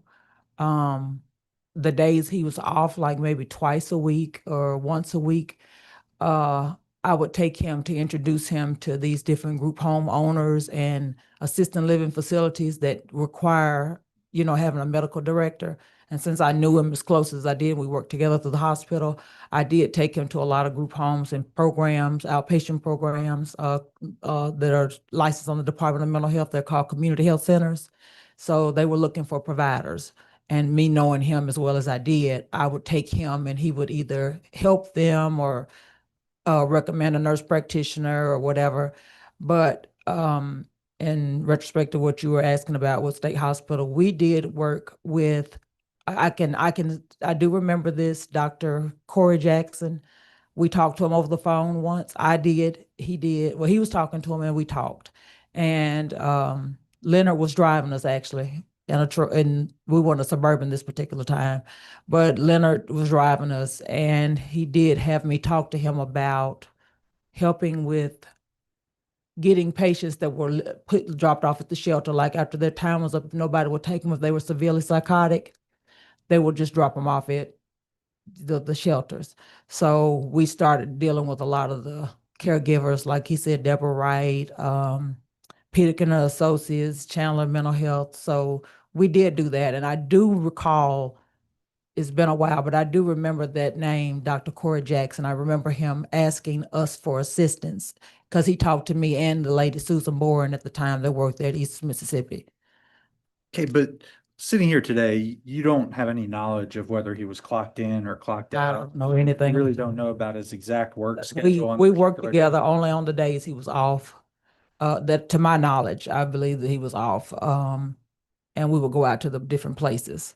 I don't know about his work schedule. I've never worked with State Hospital or Okay. had any affiliation, but I do remember doing a conference call with Dr. Jackson and Dr. Gordon about placement, about certain patients. Do you know specifically whether Dr. Gordon was actually a day off or whether he was clocked in and had left? Do you have any knowledge of that? Well, he would be off. Well, I know, like once a week when we would do it, because I would have to take off as well. So he would be off and Leonard would pick us up or I would pick him up. The reason why we laugh about him, I used to say, you need a driver, because while he's working, he's constantly on the phone with other clinics, other providers and things like that. So he's always on the phone. So that's why we always used to drive him. So we do joke about him being presidential, but yeah. I have nothing further. Thank you. Any questions, Ms. Barnes? No questions. Do the board members have any questions? All right, no questions. Nothing further. Respondent rests. Rest. Okay, at this time, this concludes the testimony portion. Hold on, is there any redirect, Mr. Barnes? No rebuttal, no. Okay. All right, at this time, this will conclude the testimony portion of the hearing. I'll entertain closing arguments if the parties wish.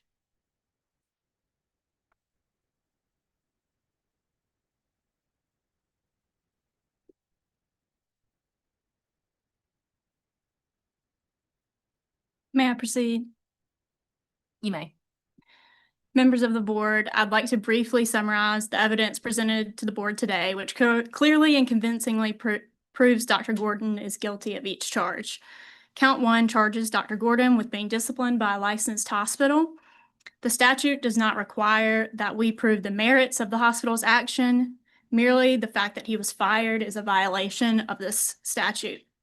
However, we have proven that he falsified his time records with testimony from 3 of Dr. Gordon's superiors, along with timesheets, surveillance photos, and the hospital's investigation reports that showed Dr. Gordon was leaving campus while clocked in for hours at a time on at least 21 different dates. With this evidence, the hospital and the state auditor's office found that his actions were deliberate in an effort to falsify his time and therefore collect pay for time that was not worked. And he was terminated for that reason. And the state auditor found it enough evidence to sue him in circuit court in Rankin County. Again, his termination alone is enough to find him guilty under this charge. Under count 2, Dr. Gordon is charged with a failure to report his collaborative relationships to this board. As you heard, during our investigation, we found that he was collaborating with dozens of nurse practitioners that were not reported to this board.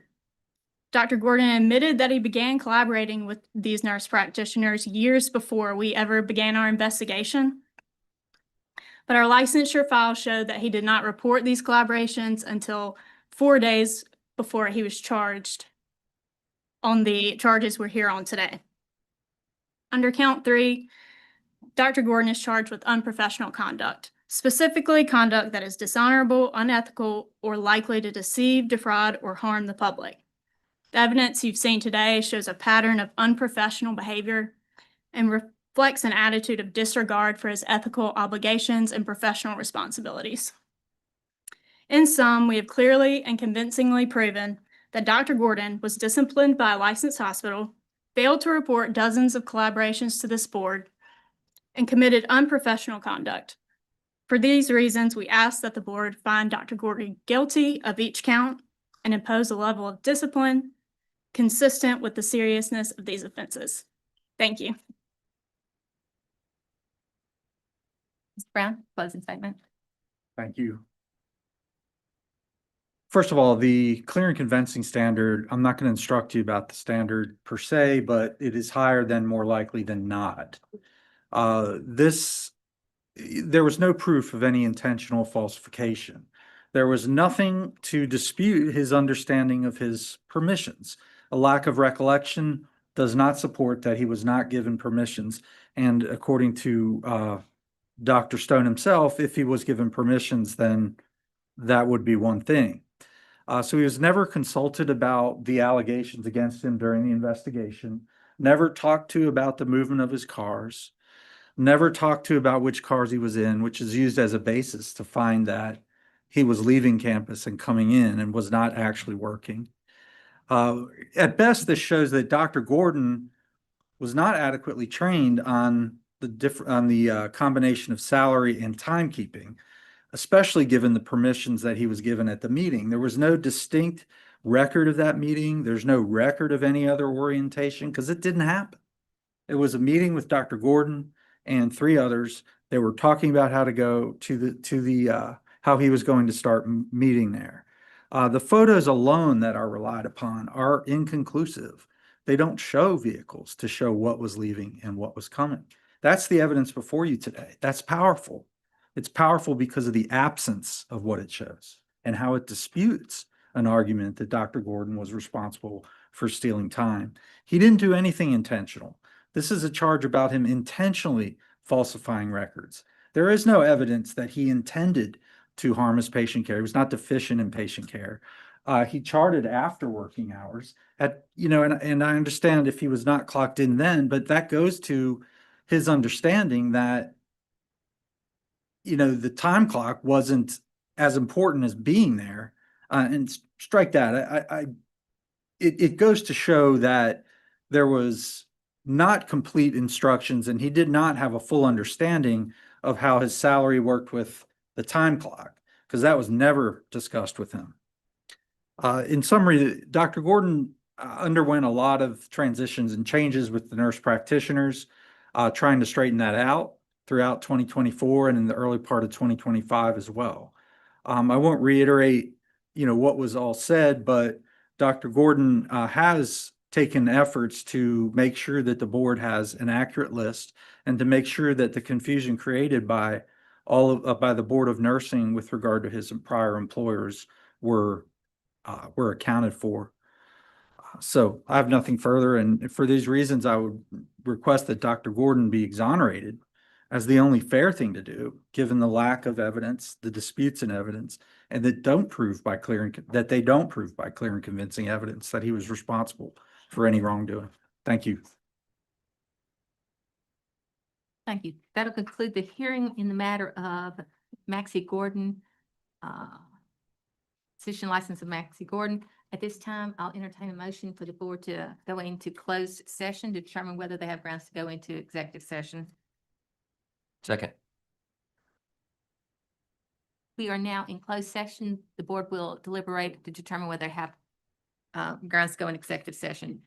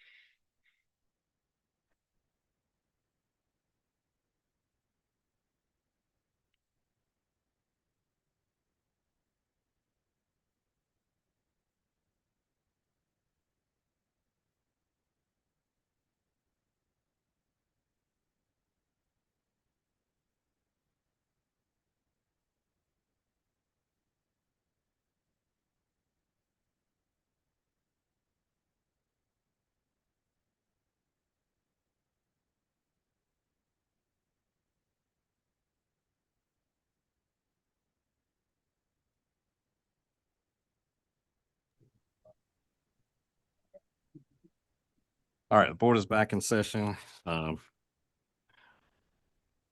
the matter of Dr. Gordon, regarding count one, we find Dr. Gordon guilty. On count two, guilty, and count three, guilty. The board has decided that Dr. Gordon's license will be suspended for 1 year with an immediate stay. He's to limit his nurse collaboration agreements to a total of 10 or less. He's to report to the executive director in 6 months for review of his collaborative agreements, and that should be 10 or less. And also, we require him to complete a probe, that's spelled PROBE course, offered by CPEP, and provide confirmation of successful completion to the board. And any further questions regarding this can be directed to Executive Director Dr. Ken Cleveland.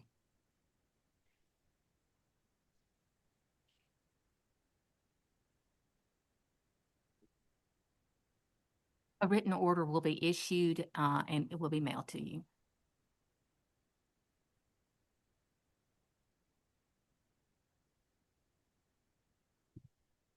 Their way.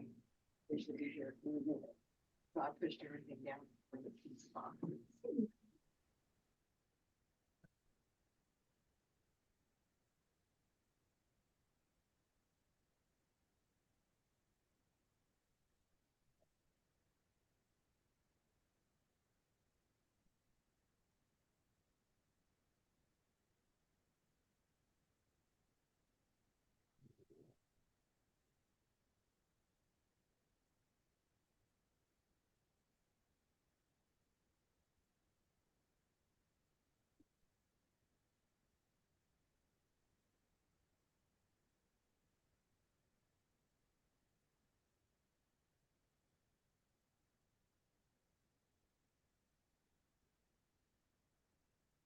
Did Dr. Lippincott leave?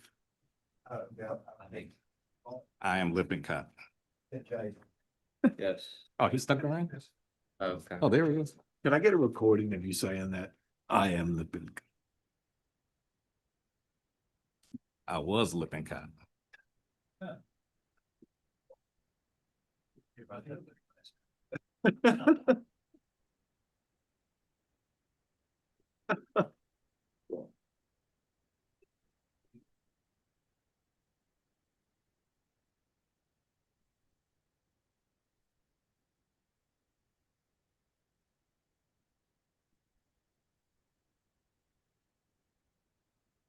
Thanks, Ryan. No, good. Y'all did Kevin good. The next item of business is a request for a continuance for Dr. Basit. Wow. Yes, sir. This was a first motion for continuance, and to allow them to have enough sufficient time to prepare for hearing or consent order, and I requested it be granted. Okay, any discussion on this matter? If not, we can, do we have a motion? I make a motion for continuation. Second. A motion and a second, all in favor, say aye. Aye. The ayes have it, the continuance is approved. Next, we have an approval, we have a request for approval of a consent order for Dr. Mary Jacobson.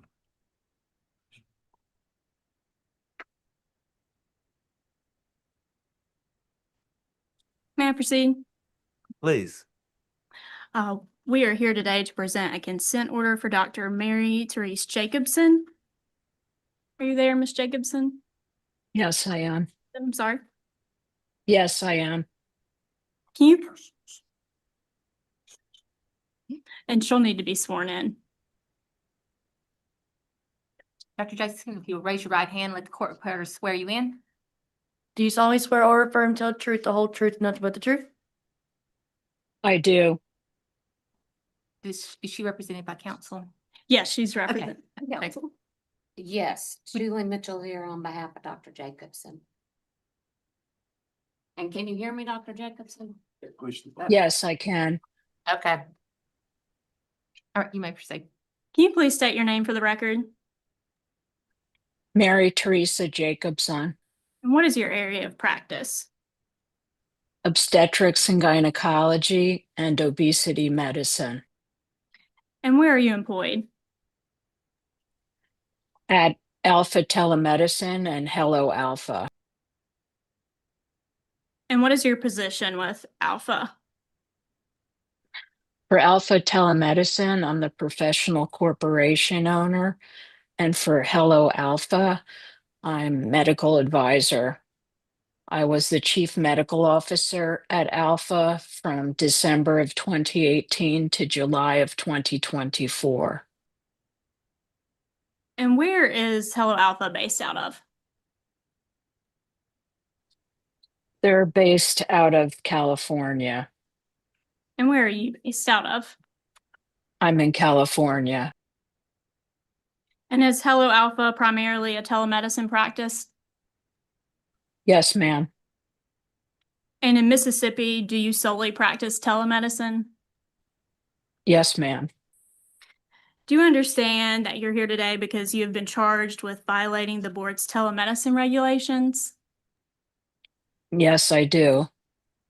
And is that violation related to failing to establish a valid physician-patient relationship? Yes, ma'am. Thank you. And do you understand that you've also been charged with unprofessional conduct based on your violations of the telemedicine regulations? Yes, ma'am.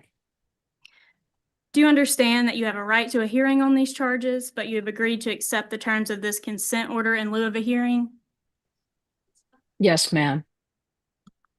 Do you understand that under this consent order, you are prohibited from practicing medicine via telehealth in Mississippi for the next 90 days? Yes, ma'am. And do you understand that you're also required to complete the probe longitudinal course prior to having your suspension lifted? Yes, ma'am. Do you understand that you'll also be expected to reimburse the board for all investigative costs related to this action? Yes, ma'am. And are you asking the board to accept this consent order as presented? Yes, please. I have no further questions. Ms. Mitchell, do you have any questions?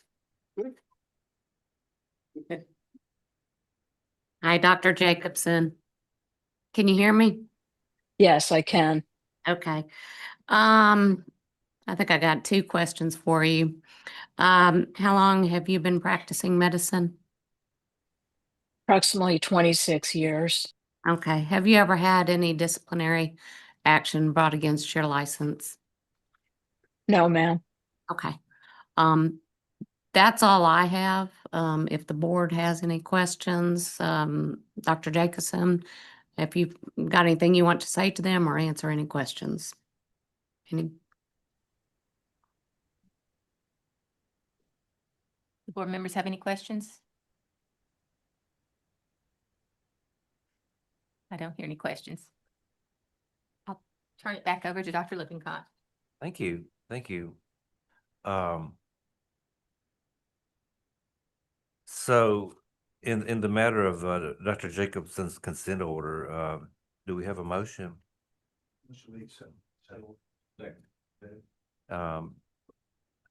All in favor? Any further discussion? If not, all in favor, please say aye. Aye. Any opposed? Any abstentions? The approval of the consent order is accepted, and thank you, Dr. Jacobson. Thank you, Dr. Lippincott and board members. Yes. The next item of business is we have a special time here for any public comments. I was just say, Dr. Lippincott, can counsel and Dr. Jacobson be excused? Yeah, that's all. Yep. Thank you. Thank you.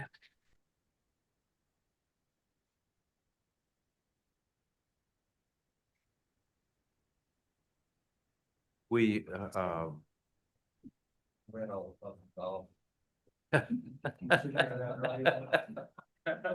we gonna, are we gonna discuss any public comments we've already received or?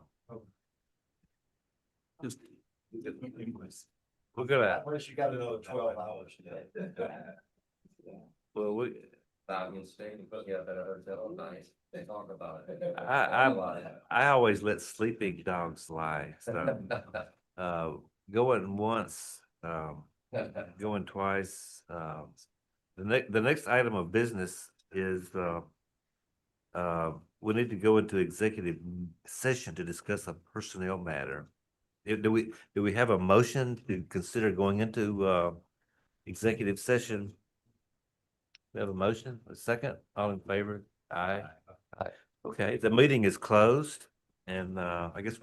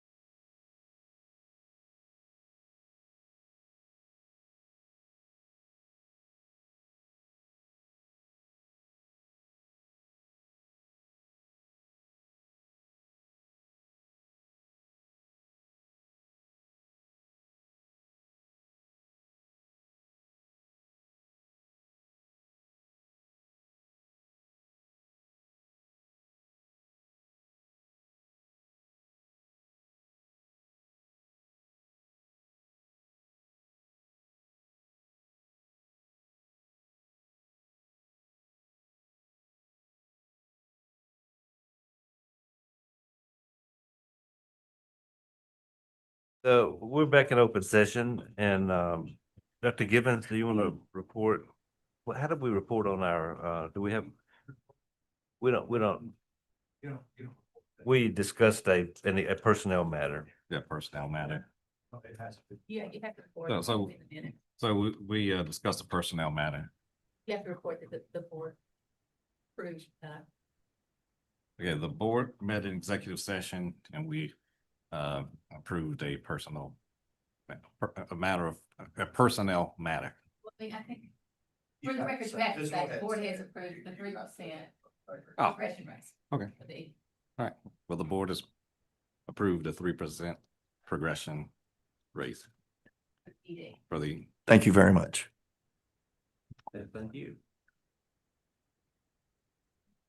Okay, and the final item of business on our agenda is meeting dates for January. Is everybody okay with Wednesday, January 14th and Thursday, January 15th?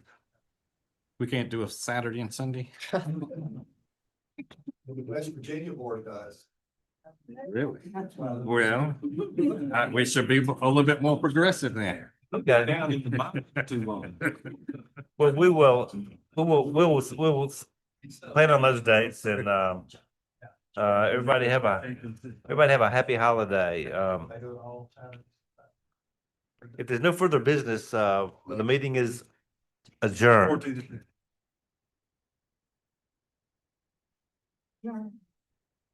Right.